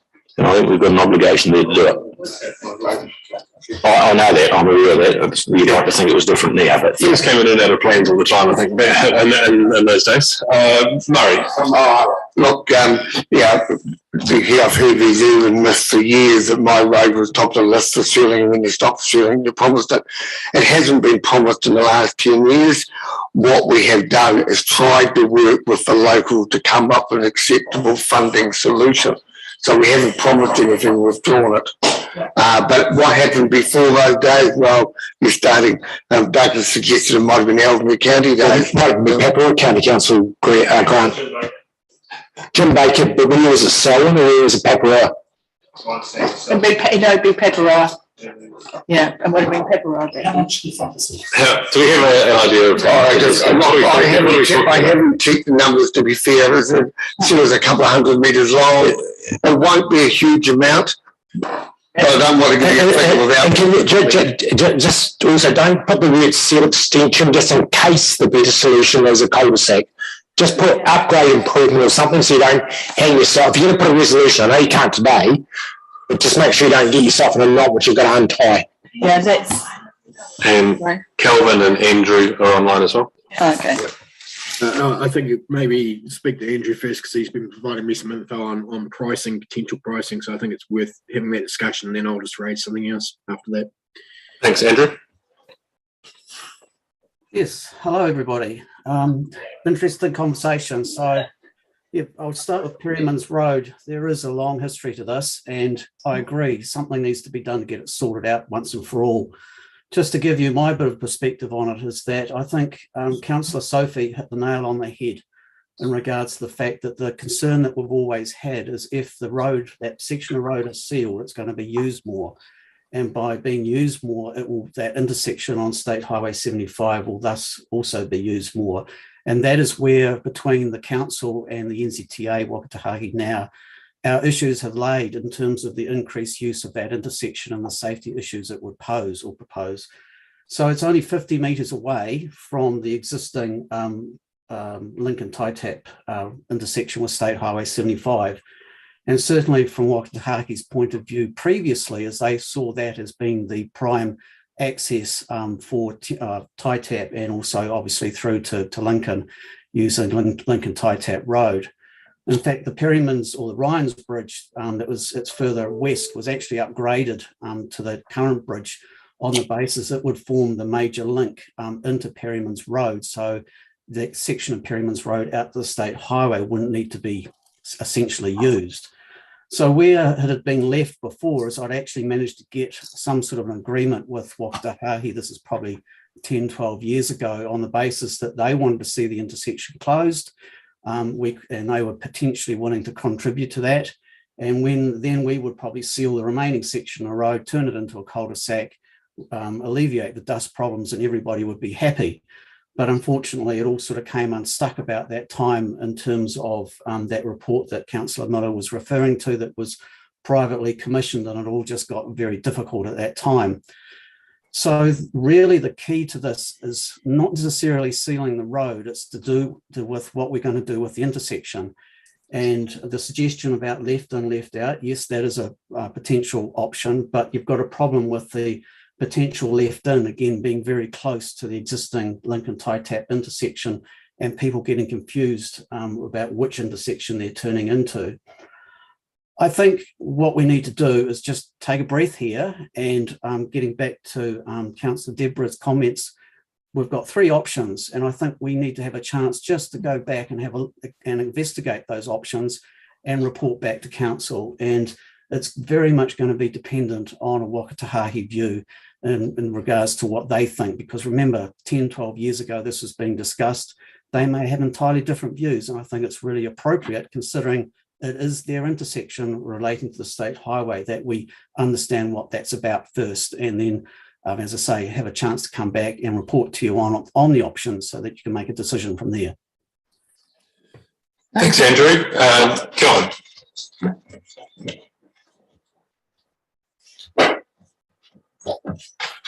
Just changing screens to get the right one.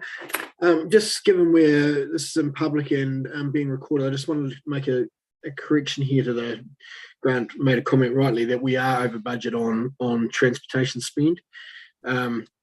Operating costs for this year, as at March, we're 6 million over budget, and we've got 3.7 million being funded by Waka Kotahi, leaving a variance of 2.3. And there was an event which we couldn't budget for, and so we do need to have some flexibilities in these budgets to allow ourselves to deal with these situations like that. Thank you. Thank you, Mark. Thank you. Seeding does increase traffic, and I'm witness to that. When I first moved to Selwyn, the piece of two-chain road between Walkers and Wards was not sealed. I lobbied for it to be sealed and was warned by a very wise councillor. Do you know what you're asking for? Do you know what the consequences of that will be? You will have more traffic on your road. And that councillor was correct. Sealing Perryman's Road and leaving the intersection to stay Highway 75 open will increase the traffic through that intersection. And I do not think, in the context of that area, that is a safe outcome. I would support sealing and turning into a cul-de-sac with a cycling access to the highway, but I wouldn't support sealing it and putting the traffic out on the highway. I just think that, as Andrew has indicated, Waka Kotahi previously thought that was dangerous and a poor outcome. We would need to consult with them. It's also unbudgeted expenditure. I got shouted down a little bit earlier when I suggested we put $100,000 aside for discretionary funding because it was unbudgeted and would be a rates increase. This is also unbudgeted, and unless we bump some other priority, which has been consulted on, we will have a consequential rates increase. And it's really difficult to do in a fortnight because there's no budget for it. There's no estimate for it. Seeing it, it's not just a case of putting a layer of rolling it and putting tar seal on top. That's what we used to do, and we found that doesn't make good roads, they fall to bits. So it's an open-ended check. I have a great deal of sympathy for the community, but I do not support this knee-jerk reaction. A seamless piece of road when it hasn't been, the expenditure has not been consulted on, it is not provided for, and we do not have an agreement with Waka Kotahi. If the recommendation was that we look at including this in the 23-24 annual plan, then we could address all these other issues. That we would have 12 months, 11 months, 9 months to get all these issues sorted out, ducks in a row, and understand whether it is actually a sensible and viable proposal. So that's why. And the street lighting grant was a submission from last year's annual plan, and council agreed to include these things in the annual plan. Our collective responsibility says that you, as part of council, have no collective responsibility. I don't care. Collective responsibility says whether or not we voted for a proposal, once council has agreed to it, we are council. So if you don't believe in that, that's your choice. It's my turn, so please. Carry on, mate. These have been consulted on. They had support from residents. I would be very disappointed if we, in a knee-jerk reaction, threw them out in support of a proposal that has not been consulted on. Thanks, Deborah. Right. Look, there's obviously got to be some trade-offs here. If the road's going to be closed or we don't get the agreement of NZTA with regards to the going out to the state highway, then we're going to have to come back to some solution. And seeing where Grant's coming from, either way, a trade-off may be, as I say, the cul-de-sac, as been mentioned, with the footpath and the safer cycleway. But I like the idea that we look at this going into the 2023 discussions for next year with regards to the to it actually being sealed. Now, either way, whatever one you choose, the road has to be sealed, but it's which option and which trade-off you are going to have to get it sealed. So I think that's a compromise where I'm hearing, and sometimes we don't always get what we want, but we just may get something that's better off than what we've got now. 200 metres of it being sealed with discussion as to how that access way is best going to be managed by our staff and NZTA for safety issues. Thanks, Deborah. David? I think Andrew has actually given us the answer, and it's around, it really doesn't matter too much what we think, it's what Waka Kotahi think. And I think if we're going to pass any resolution, it's to empower the asset manager transportation to discuss the options for design and sealing of Perryman's Road with Waka Kotahi and report back to council in 3 months. Thanks for that, David. In front of us isn't that resolution, it's that Perryman's Road be sealed as part of the annual plan 2022. So I get to speak to I'll come back to you, Grant. Yeah. I agree with what you've said, David, and I think we've all kind of said we want to see improvements in safety, and we'd all like to see a resolution for Prebbleton. But I find it difficult to say yes today when there's project uncertainty. We haven't said what the exact project looks like. Is it what part of cycling forms a part of this? What part of the intersection links in? And if we've got project uncertainty, we've got massive cost uncertainty around what we're actually contributing to. The link to the state highway, this is about an intersection, not just a road, and so understanding where Waka Kotahi are on this is important, because at the moment it would be an unsubsidised piece of roading work, whereas if we're able to get some funding from them involved, or at least would subsidise some of the work. And actually communication again back with the residents who were there who in the past have said they do want to subsidise some of this. I think there's a bigger discussion that needs to be had rather than us just putting it on rates. There's the priority piece is difficult too, because we've got 2,500 kilometres of unsealed roads that every year we have a submission from somewhere who wants their road upgraded or sealed, and totally understand that Perrymans have come back year after year. But I guess most of our roads in this district that are still gravel always have been gravel, so there's been 100 years of gravel road. Basket. Hi, Jenny. Where those things are true. So I just think getting ourselves up to the play of where we need to go today is about thinking about understanding, first of all, what the project needs to look like and what the solution should be, and understanding the cost before I could say yes to just sealing it. So that'll be my thoughts. Grant, would you want me to as the mover of that motion? The sad part of this is, actually I'll reflect, just stop for a minute actually. First thing I should apologise. Thank you, Calvin, for refreshing me with the accurate numbers, and I apologise to Murray and Douglas for getting that wrong. In the heat of the moment, I picked the number of the year which was wrong.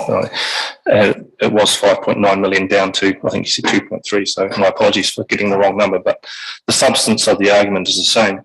I suppose the first thing I suppose I should be reflecting on here is the questions that you're raising. Don't you think these questions have all been raised before? These are exactly the same questions that have been raised year after year. That's why the traffic design group, came here when the proposal was to stop that road. The residents, they actually got money together, but the stumbling block was the council required them to come back in 7 or 8 years' time and put another dose of sealing on top, which was beyond their means.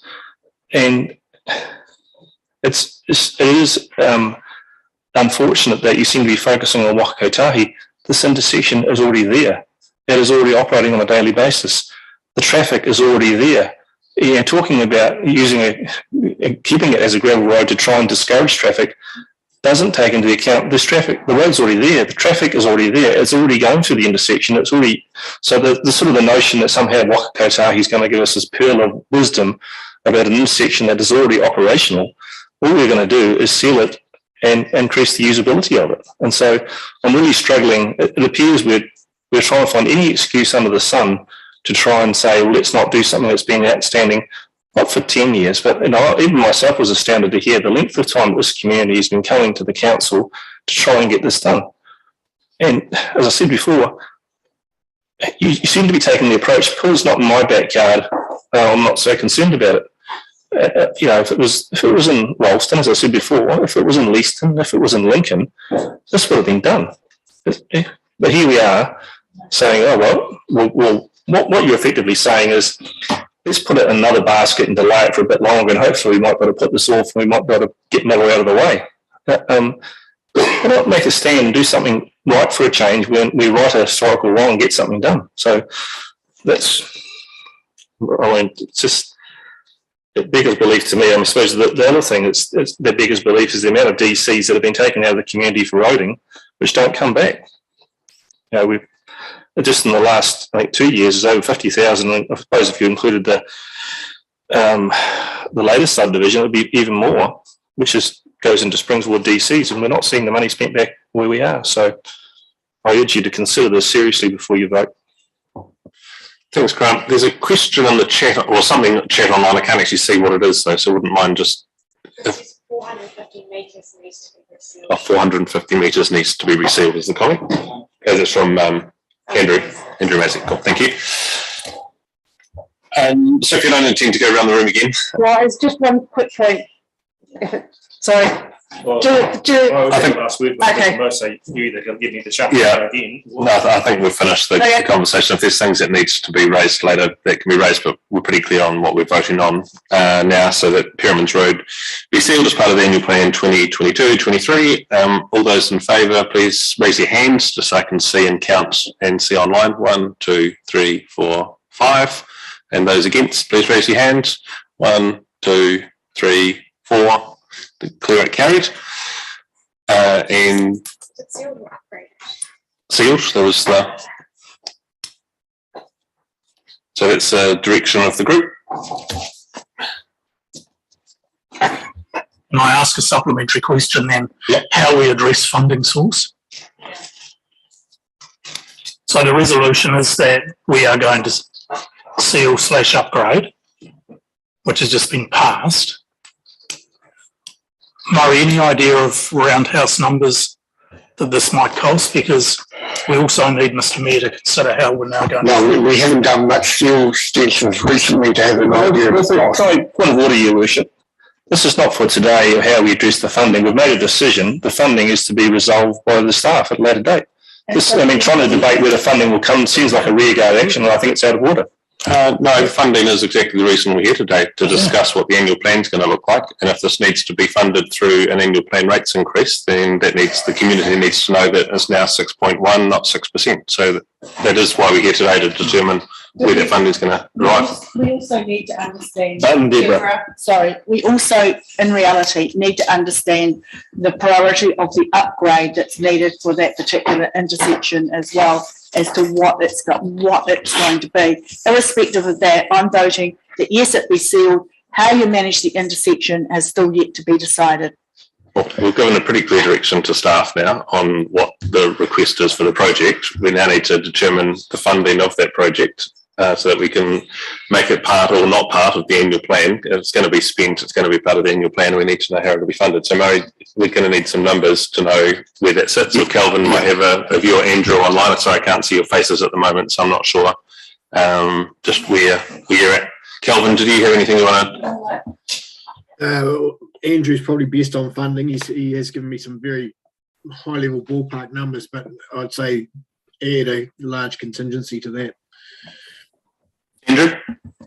Yeah, it is a bit of an unknown. The trouble is that section of Perryman's Road is only about 5 metres wide. And so if we were to seal it as it is, we could probably obviously do it like that. But my worry is that sealing it at only 5 metres wide and potentially with attracting more traffic onto it, it's not going to be up for the job. So we're actually going to have to probably seal and widen it at the same time. And so a very, very ballpark figure would probably be 100,000. And Calvin, earlier we heard that's 0.5%. 100,000? I'd need to run the numbers just to confirm what they would be, but it's also adding a little bit of maintenance and various other things to the plan over the term. Cool, thank you. Mark? I support the decision that council will be made, but I do express the same concern about how we fund this. An unfunded commitment to Andrew suggests 100,000. I would suggest that it's possibly more than that, because from memory, the cost we were quoted for constructing footpaths was $1,000 per linear. Was it $100 per linear metre, Andrew? So can't figure. So we're talking about, if we widen it, we're talking about 3 metres times 450, plus the cost of widening the 5 metres. Yeah, I think $100,000 sounds awfully light. It's pretty well ahead of that. I mean, I'm happy to wait for staff to bring it back in the report back to council on the 22nd, but I remain really concerned that this is something we didn't consult on, that's going to have to come out of general rate funding. And we've had the number of submissions that we've considered earlier today that said don't increase rates. Well, this is a very late, very unexpected increase in the rate. I stand by my earlier suggestion that we haven't debated yet the Lincoln-Ralston Road lighting extension. If we debate that now, that may solve the problem straight away. Because my recollection of that project was there was quite a lot of support around the table for the fact of waiting for the developers to pay for it when the land was developed. And I think that is still included in here as an annual plan issue. And I'm not sure how it keeps continue to get in there, because my recollection was there was consensus it shouldn't be. So if we resolve that issue, we might have solved a zero budget increase. Andrew, just thinking about the priorities of projects that sit within your portfolio, the one that Grant has raised is one of them. What are the other 2 or 3 bottom of the list things that, if they were delayed, aren't going to matter quite so much, and that would allow this project to jump the queue?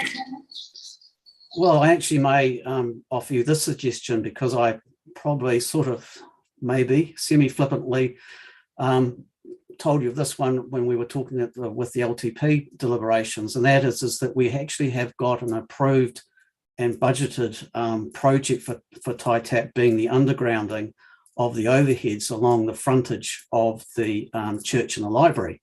And I think that was around 330,000 to do that.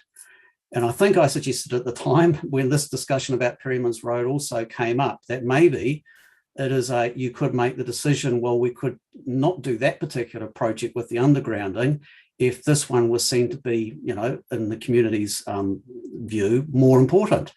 And based on the discussions that you've been having, I could probably draw the conclusion that it sounds like it is perhaps more important than the undergrounding of the overheads along Old Taitapu Road. So I offer you that one as a suggestion, as perhaps getting you out of this problem, considering that funding has already been assigned and budgeted for, and you could divert it to this project. Sensible solution, Andrew. It's good to have you beaming into us from outer space there. Agman's also raised the other project that sits there too. There may be others that councillors would like to raise that we drop off the list to enable this project to... So if we're going to play this game, then I'm happy to move the 2 Ralston street lighting projects remain in the annual plan. So, and I'll seek support from council. We consulted on these. We put them in the annual plan. We had submissions in support of them. I don't want to particularly play a tit-for-tat game, but I don't believe that they should be pulled out to fund this. I think Andrew's suggestion is, in fact, if we want to go that way, replace one Taitapu project with another is a much fairer solution than playing township against each other. And so, if you really want to, then I will move that the other project remain in the annual plan, but I'd rather we take a more sensible approach to it. Let's avoid that if we can. David, and then Murray? Yeah, an alternative approach. I mean, we have now resolved that we're going to do Perryman's Road. I think an alternative approach may well be for us to ask Andrew and staff to consider funding options and bring that report back to the council meeting on the 22nd of June, rather than horse trade projects at the moment. Because we've also referred to, I think it was you, Grant, referred to other reserve funds that are available and potential alternate balance sheet sources. Thank you, Murray. Yeah, I agree with David here. I think final decision needs to come after the investigation, looking at the funding, looking at the issues with the intersection, because I'd be worried that we moved our motion to Silver Road and then we had that discussion with Rocky Katahi and said, yeah, it makes sense, but it had to be a cul-de-sac. I would worry that that wouldn't actually be satisfying what the needs of the community, because we haven't heard that the community would be happy with a compromise solution where the road would be purely a walking and cycling facility. So we just be careful that we don't go down a bit of a rabbit hole. And so actually having that on the book to say, well, that's our intention to have that road sealed, subject to agreement on the final options and methods of funding. Thank you. Grant. It's not horse trading. I intended to oppose that lighting all the time, and I have been consistent in that I don't believe we should be paying for lighting that developers will pay for when they develop that land along that road. Again, from the Lone Ranger, I withdraw and apologise, but on my own, if other people want to speak to that, they should speak to it now. I'm happy for, if you want to consider taking another project away, then that's fine. But I think in this instance, I believe that consistently the council's been saying the same thing. But again, if I'm the Lone Ranger, please tell me so. And let's get it done. Thank you. Kelvin and Andrew? Yeah, I just want to make sure we're clear on the fact that DCs are more than likely not available for this, given the project won't be sitting on in our DC policy at the moment. So therefore, we haven't been asking for money to fund that. Therefore, we can't apply, can't put DC funding to it. Thanks, Kelvin. Andrew? The street lighting or Pyramid's roads? Pyramid's Road. Yeah, if I may just carry on with the conversation in regards to the street lighting at Rolleston. Just following on from Councillor Mark's comments in regards to it sort of originated from the long-term plan and submissions in that regard. So just to clarify this issue about how it can be paid for, there's two street lighting projects. There's one on Lincoln Rolleston Road that basically goes north across the Halpert land of ours, across the frontage of ODP 9 up to Lowe's Road. There's the other one on Duns Crossing Road, which is across the frontage of the Brookside Park and an existing development. For the Duns Crossing Road one, we've got no potential for anybody to provide that street lighting in regards to future development, because it's basically all happened and it is what it is. And we've got a gap on that arterial road and their lighting. So there's a safety issue. And getting back to Lincoln and Rolleston Road, the problem with that has been in terms of trying to work out how to fund it and the suggestion that developers will pay for it. With ODP 9, with all those individual rural residential properties along there, there's not the ability for those, as I've referred to them before, as those ma and pa developers, if you want to put it that way, to fund this upgrade in a sporadic nature that would have to occur. And because the problem is with that lighting, putting that lighting along there, we've got to do the undergrounding as well, and that's the expensive part. We've already heard from a potential developer over the road, and I think we know who that is in regards to a future supermarket, that they don't see it's their responsibility in terms of providing any upgrades along Lincoln Rolleston Road either.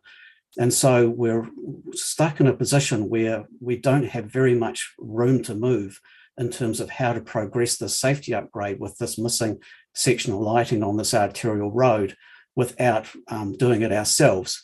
And Douglas has mentioned also that potentially with Halpert, when it gets developed, there may be a bit of a chance to be able to claw back some through that frontage upgrade and what have you. So that would help contribute to it.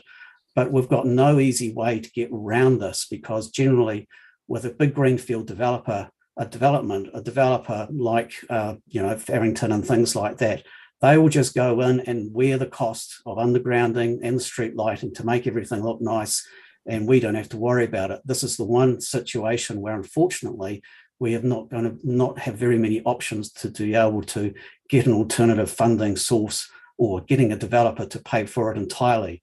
And that's where we're in this position. As I understand it, we've added these projects, 2 lighting projects, into our development contribution policy. So we can actually now fund it partially through those future development contributions that we'll receive, but we can't get to the point of getting a developer to pay for it all like we have in other situations. Thanks.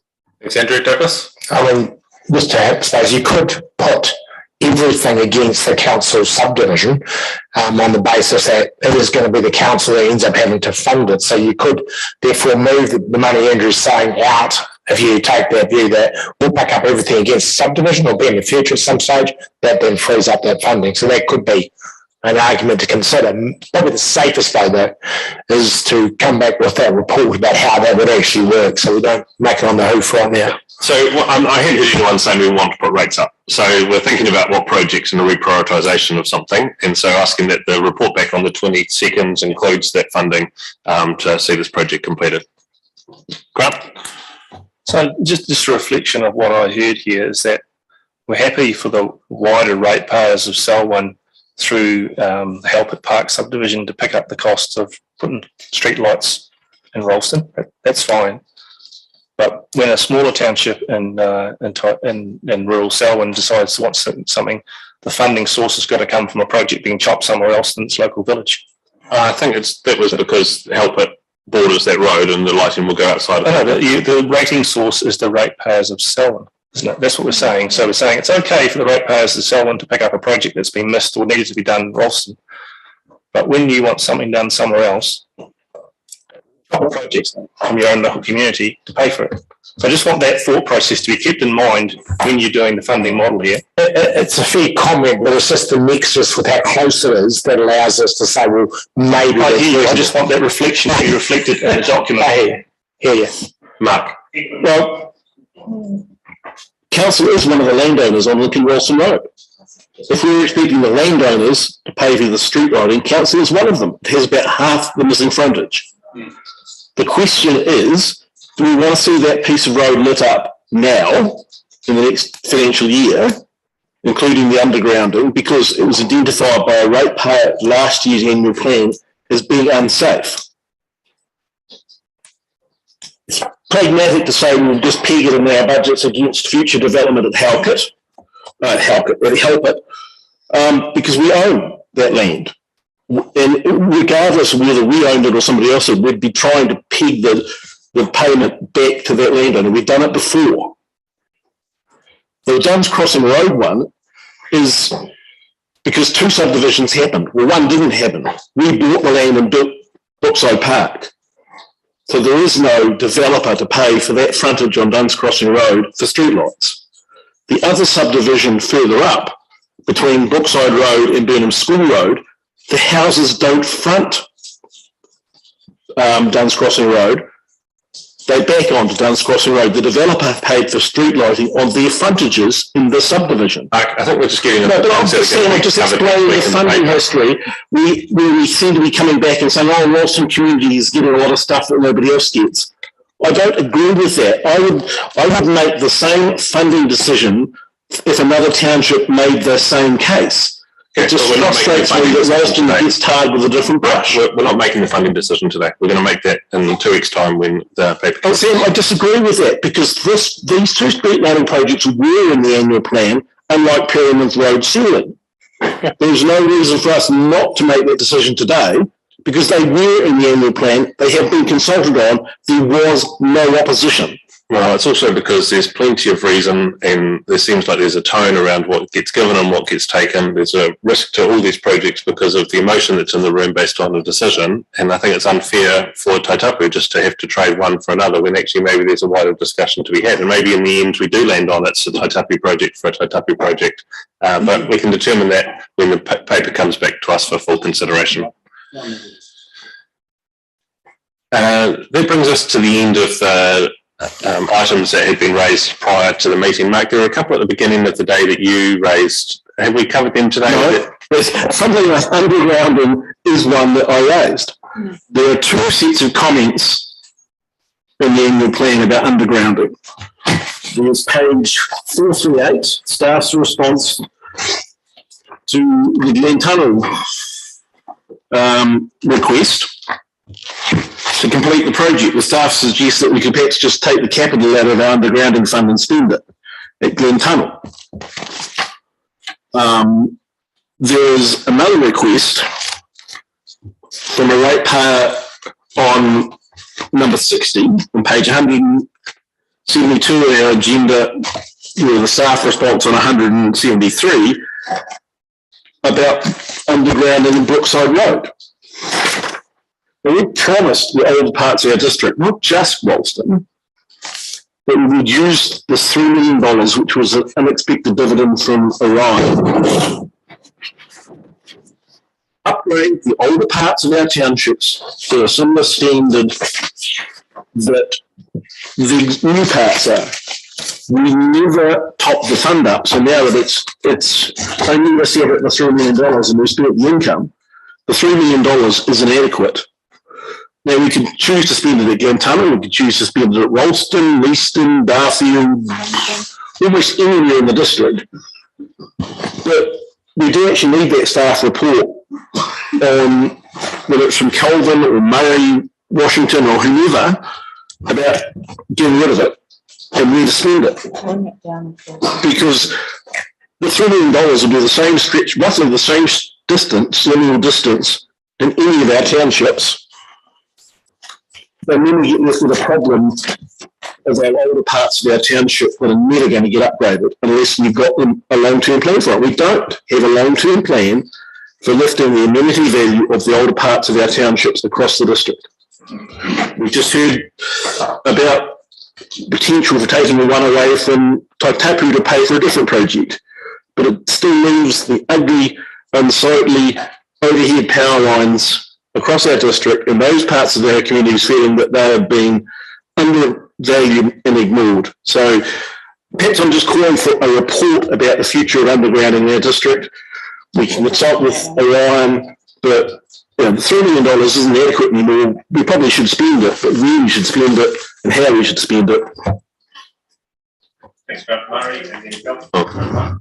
Murray and then Kelvin. Yeah, look, undergrounding, we had agreed through the initial stages of the annual plan process that we would drop the Glen Tunnel project, $2.75 million out of the $3 million available. And for a project, it just didn't seem to make sense in terms of investment by council. And primarily, most of it was to benefit Orion's upgrading, not our undergrounding. So we had said we wouldn't put that into the annual plan, and we haven't at the stage. And at that stage, and David's just going out the door, we had agreed that we would bring back the undergrounding policy later this year for review, because at the moment, the $3 million wasn't returning any interest. We weren't able to fund meaningful projects out of the interest. Well, that may change with inflation, of course. We may be more return, but the future needs to be sorted out. And spending all on one project to get rid of it didn't make sense. So I would suggest that, the Taitapu one was agreed the year before.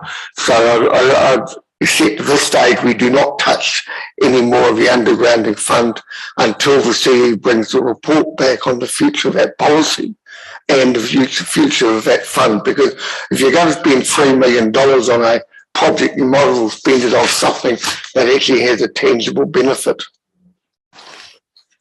Yep. Well, it might help fill a hole in the next 2 weeks if we need some money in a council report on the 22nd. It might be a bit early to get the report back. Yeah, it might be. Kelvin. Largely was just going to say exactly what Murray had said, that the discussion around Glen Tunnel had occurred while we were working through the plan, and that there's a policy decision. So if we were to use that, we are unable to use that fund in its entirety unless there's a policy change, and we'll come back with a recommendation on that. And we wouldn't be using it in its entirety if you were to bring it back as one of the options for funding in 2 weeks' time? We would have to come back. If we were going to use that fund next We were bringing that back as a decision to use the fund. We can only use the interest on it, and therefore we'd have to be coming back with a recommendation to change the policy, which would then enable us to use the funding. Okay, thank you. I mean, policies are there to be guidance and helpful in lieu of formal decision of this body. So I would see it within scope for this body to make a different call around a policy or acting outside of policy if need be. Andrew. Yeah, thanks. Just following on the threads of the conversation, the gears are turning in my head how we can sort of resolve everybody's issues and move on a little bit. All right, in terms of my suggestion earlier about using the project funding for the undergrounding of on Old Tai Tap Road, that is fully funded as a separate project within the LTP. That was the first occasion, if you want to put it that way, that we made the conscious decision to move away from funding undergrounding works from the undergrounding fund on the basis that we could probably see that being wrapped up. Maybe the other comment, and I'm sorry if I'm trying to do some horse trading here and it comes across this way, but maybe we could utilise the as within current policy, the interest from the undergrounding account to cover that Tai Tap undergrounding project and divert the project funding that is rate funded to Perryman's Road. I'm sorry, but I just do have an opinion that I don't believe it is appropriate, and I'm probably stepping out of bounds a little bit, to do horse trading between townships and things like that. And particularly, I suppose, my interest in the Roddeston lighting projects in terms of providing a very beneficial safety upgrade, which is, you know, one of the key things, obviously, that we're all having to be very interested in. So I just offer that suggestion if that may help. Thanks, Andrew, and no doubt you'll be talking to Calvin, and the paper will reflect some of those views as an option going forward. That covers the underground lighting piece. Were there other things, Mark, you had earlier in the day? Did anybody else have things that were raised during submissions that they felt we haven't adequately dealt with? Murray. Yeah, I just wonder if it might be those of us that have got little items, Sam, if we just each say them, and hopefully that'll not end up with a big discussion what we just had. Look, it was just raised before about the request from the Leaston Community Committee on the cleaning of the cobblestones in the main street.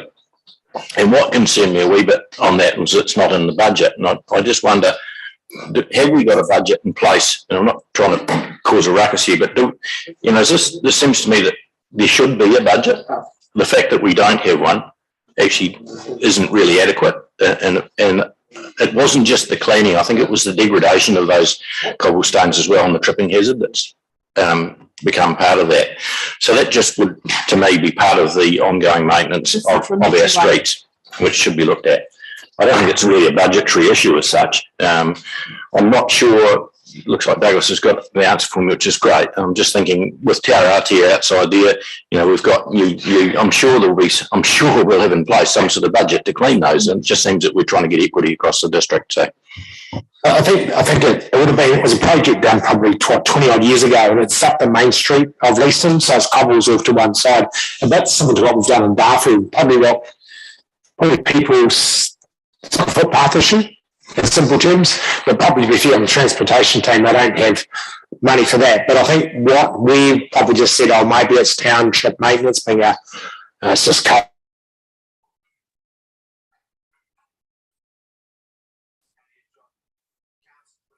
it's a cobble, so therefore is it a footpath? Because as you say, we're putting more of these in over time, so we've got to address the maintenance and how we deal with them. So we'll add it to our list of things to look at. Thanks, Douglas. That seems very pragmatic, because to me it's a growth issue for us across the whole district. So yeah, thank you. If that can be reflected in the commentary back to that committee as well. Thanks, Murray. Deborah and then Bob. I'm just trying to.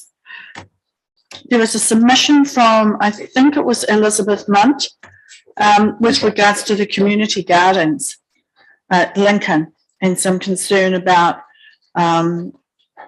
where are they going to establish or re-establish themselves. Is it possible that we can offer some suggestions to them about how they can manage the community garden, or where they can re-establish? They already have a new location. They have, yeah. Baptist Church. Oh, they're going, okay, so. That's what they told me anyway. Oh, okay, so it's okay, then that's why the funding issue might be sorted out. That's no problem. Thanks for that, Deborah. Bob? Yeah, talk about horse trading. It seems to me that Glen Tunnel's the one that has missed out on most of this. When they did half the wiring and half the undergrounding in Glen Tunnel, we were told, and the community was told, that we would be the next lot to finish that job up. So we have the whole village is the same. And now there's talk about take that money somewhere else.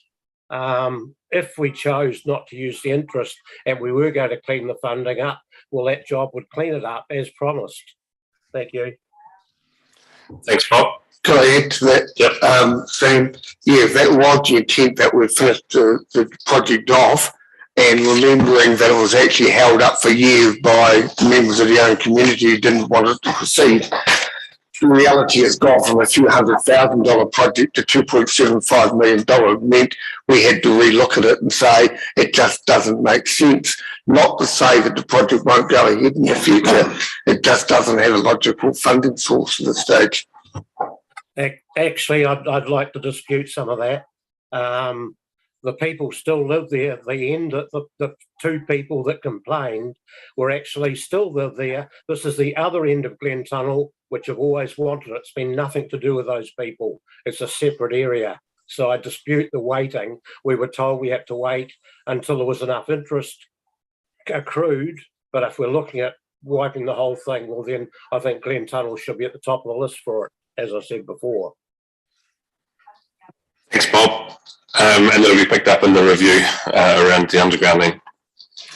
If we could now put on screen the decisions to be moved and seconded around the discussions that we've had today, and just starting with the first projects moving through so we can see what has been agreed.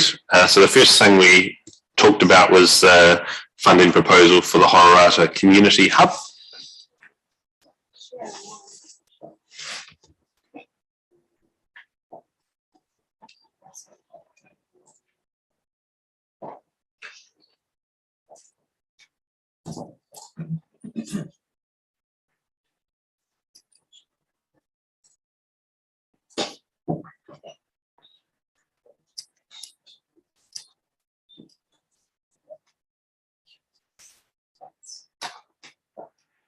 I'm not sure why it's not working for sharing my screen. No sharing option.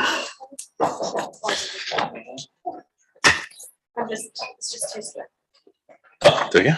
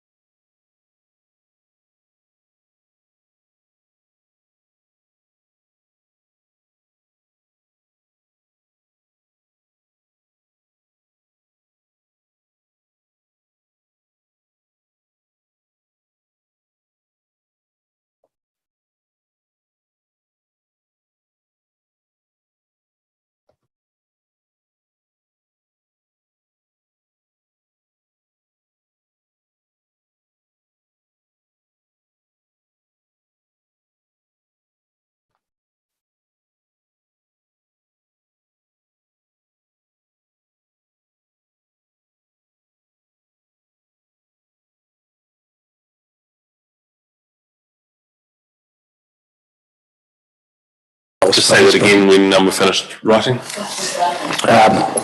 Costs and funding in the proposed draft plan after reserves.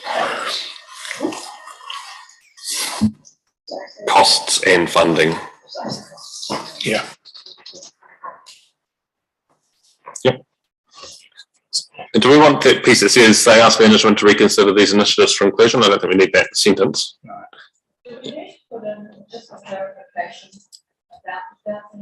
No, it's already in a December report. We've approved that and it's already in the plan. I think what you asked us to do, Sam, sorry. For the $1,000 and it's to roll over. A secretarial grant for 2023, the $1,000 was only till the $1,000 grant was only till the end of this month. Yeah, and that needs to be put in the resolution that it be carried over. So that it's because the 24,000 was approved, that for 22, 23 and beyond, that 24,000 would then become part of the community grants fund. So the funding isn't lost. We're just saying we want it delivered as $1,000 grant to each community. Yeah, but just be careful because in the documentation from Denise, it quite clearly said that expired at 2022, the end of June, 30th of June 2022. And if you're going to extend it, you're going to have to need to put it in there. Yeah. And for clarity, so we're not debating what was in and out. I would actually like to add, if you've got B, just add all of those things that we've discussed today. So that in B, that's the secretarial grant for those who want it, the facility hire, the $1,000 discretionary fund, and the fact that those 24 discretionary committees can actually access the community fund. Those 4 initiatives need to actually be included in the resolution. Right, that'll make it nice and clear for everyone to see. Yep. So we just have a C. So C becomes the $1,000 per year. Discretionary fund continue. Secretarial grant continue. Yes. Provision of secretarial fund support to continue. It's not a fund. To continue. And the higher now you use the termination. No, we've got some wording that was used in December that I think we shouldn't change away from. Okay. Which notes these things, but so the minutes taking secretary continue to be provided for up to 11 meetings per year is what is in. Okay, that's fine. That's fine. So we're duplicating recommendations from the council meeting of whatever date it was, 8th of December. 8th of December last year. Yeah. Provision of secretariat support to continue, yes, and that meeting room, free meeting room hire be provided for up to 11 meetings per year. Yeah.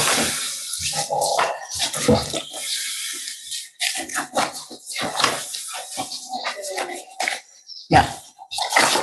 And that makes it quite clear to everybody. The next one is number 9. Sorry, Mark.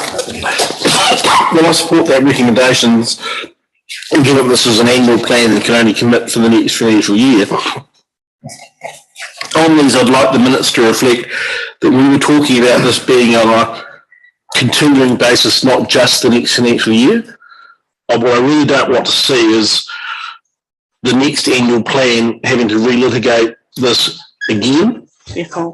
So that whilst we have agreed that this is the financial plan for 22-23, the intention of this community support be an ongoing basis. Sorry, I think the item missing here was the preparation of a policy that would come back to council that would cover this off. Yeah, preparation of a policy. So F becomes preparation of a policy. Yeah, preparation of a policy about community committees for future council decision. Yeah, community committees. Yeah. For a future council decision. Future council consideration. future decision of council rather than future council decision. Yeah. Yeah. Douglas?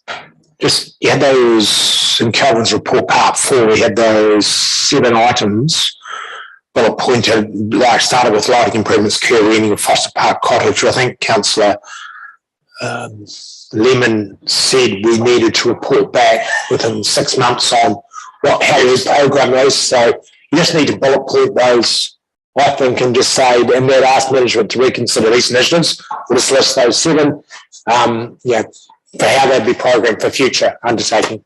And it might be, as Denise said, some will be included within the heritage strategy, some are done in maintenance, long-term, and others will have to be projects. Okay, so we're not going to write them on the board because it'll be hard. We'll copy and paste straight out of today's report and say that they will be reported back to council in subsequent 6 months. Just don't want anyone hanging us down the track, you know? Yeah. Yeah, you might be here. Public forum. Jack's got to stop.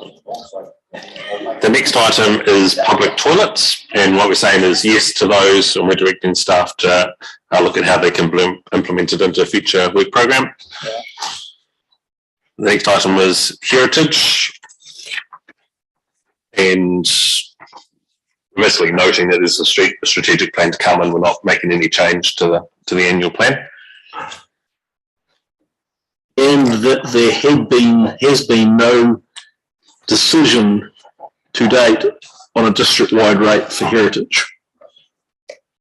I think it's important we note that because there are those in their submissions who said we've decided that. We haven't decided that. I think it's important we send that back in our reply to Sorry, I think, Mark, maybe it's important we note that on the reply to them, not perhaps in this. But well, it would be explicit in this for everybody. Yeah, that's fair comment.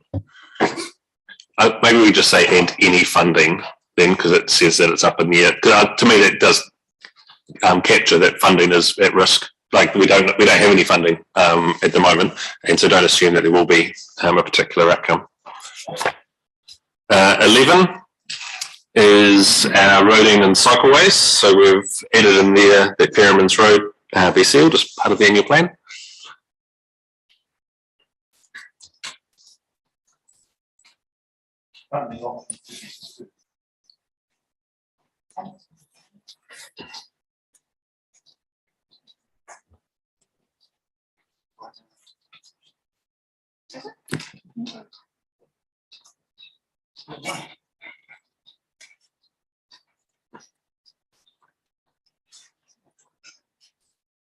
That'll be 22, 23.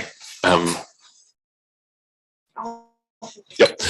And that I think we should note there that the cycleways walking and cycling strategy will be reviewed over these 12 months.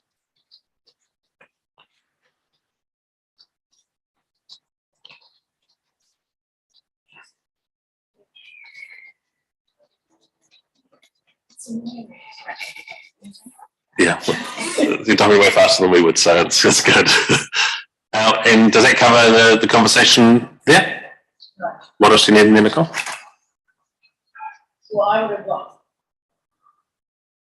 I suppose I've got to assume that as part of that, we'll be looking at different options of trying to accelerate the program. We'll review it over the next 12 months. Any acceleration on projects will be considered as part of this process.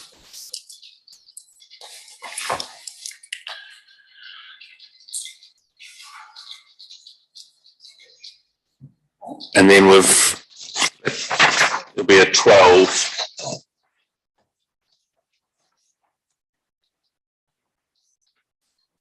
That's good. And there'll be another page, which is 12, which will note that the undergrounding policy was discussed and is due to be brought back to council.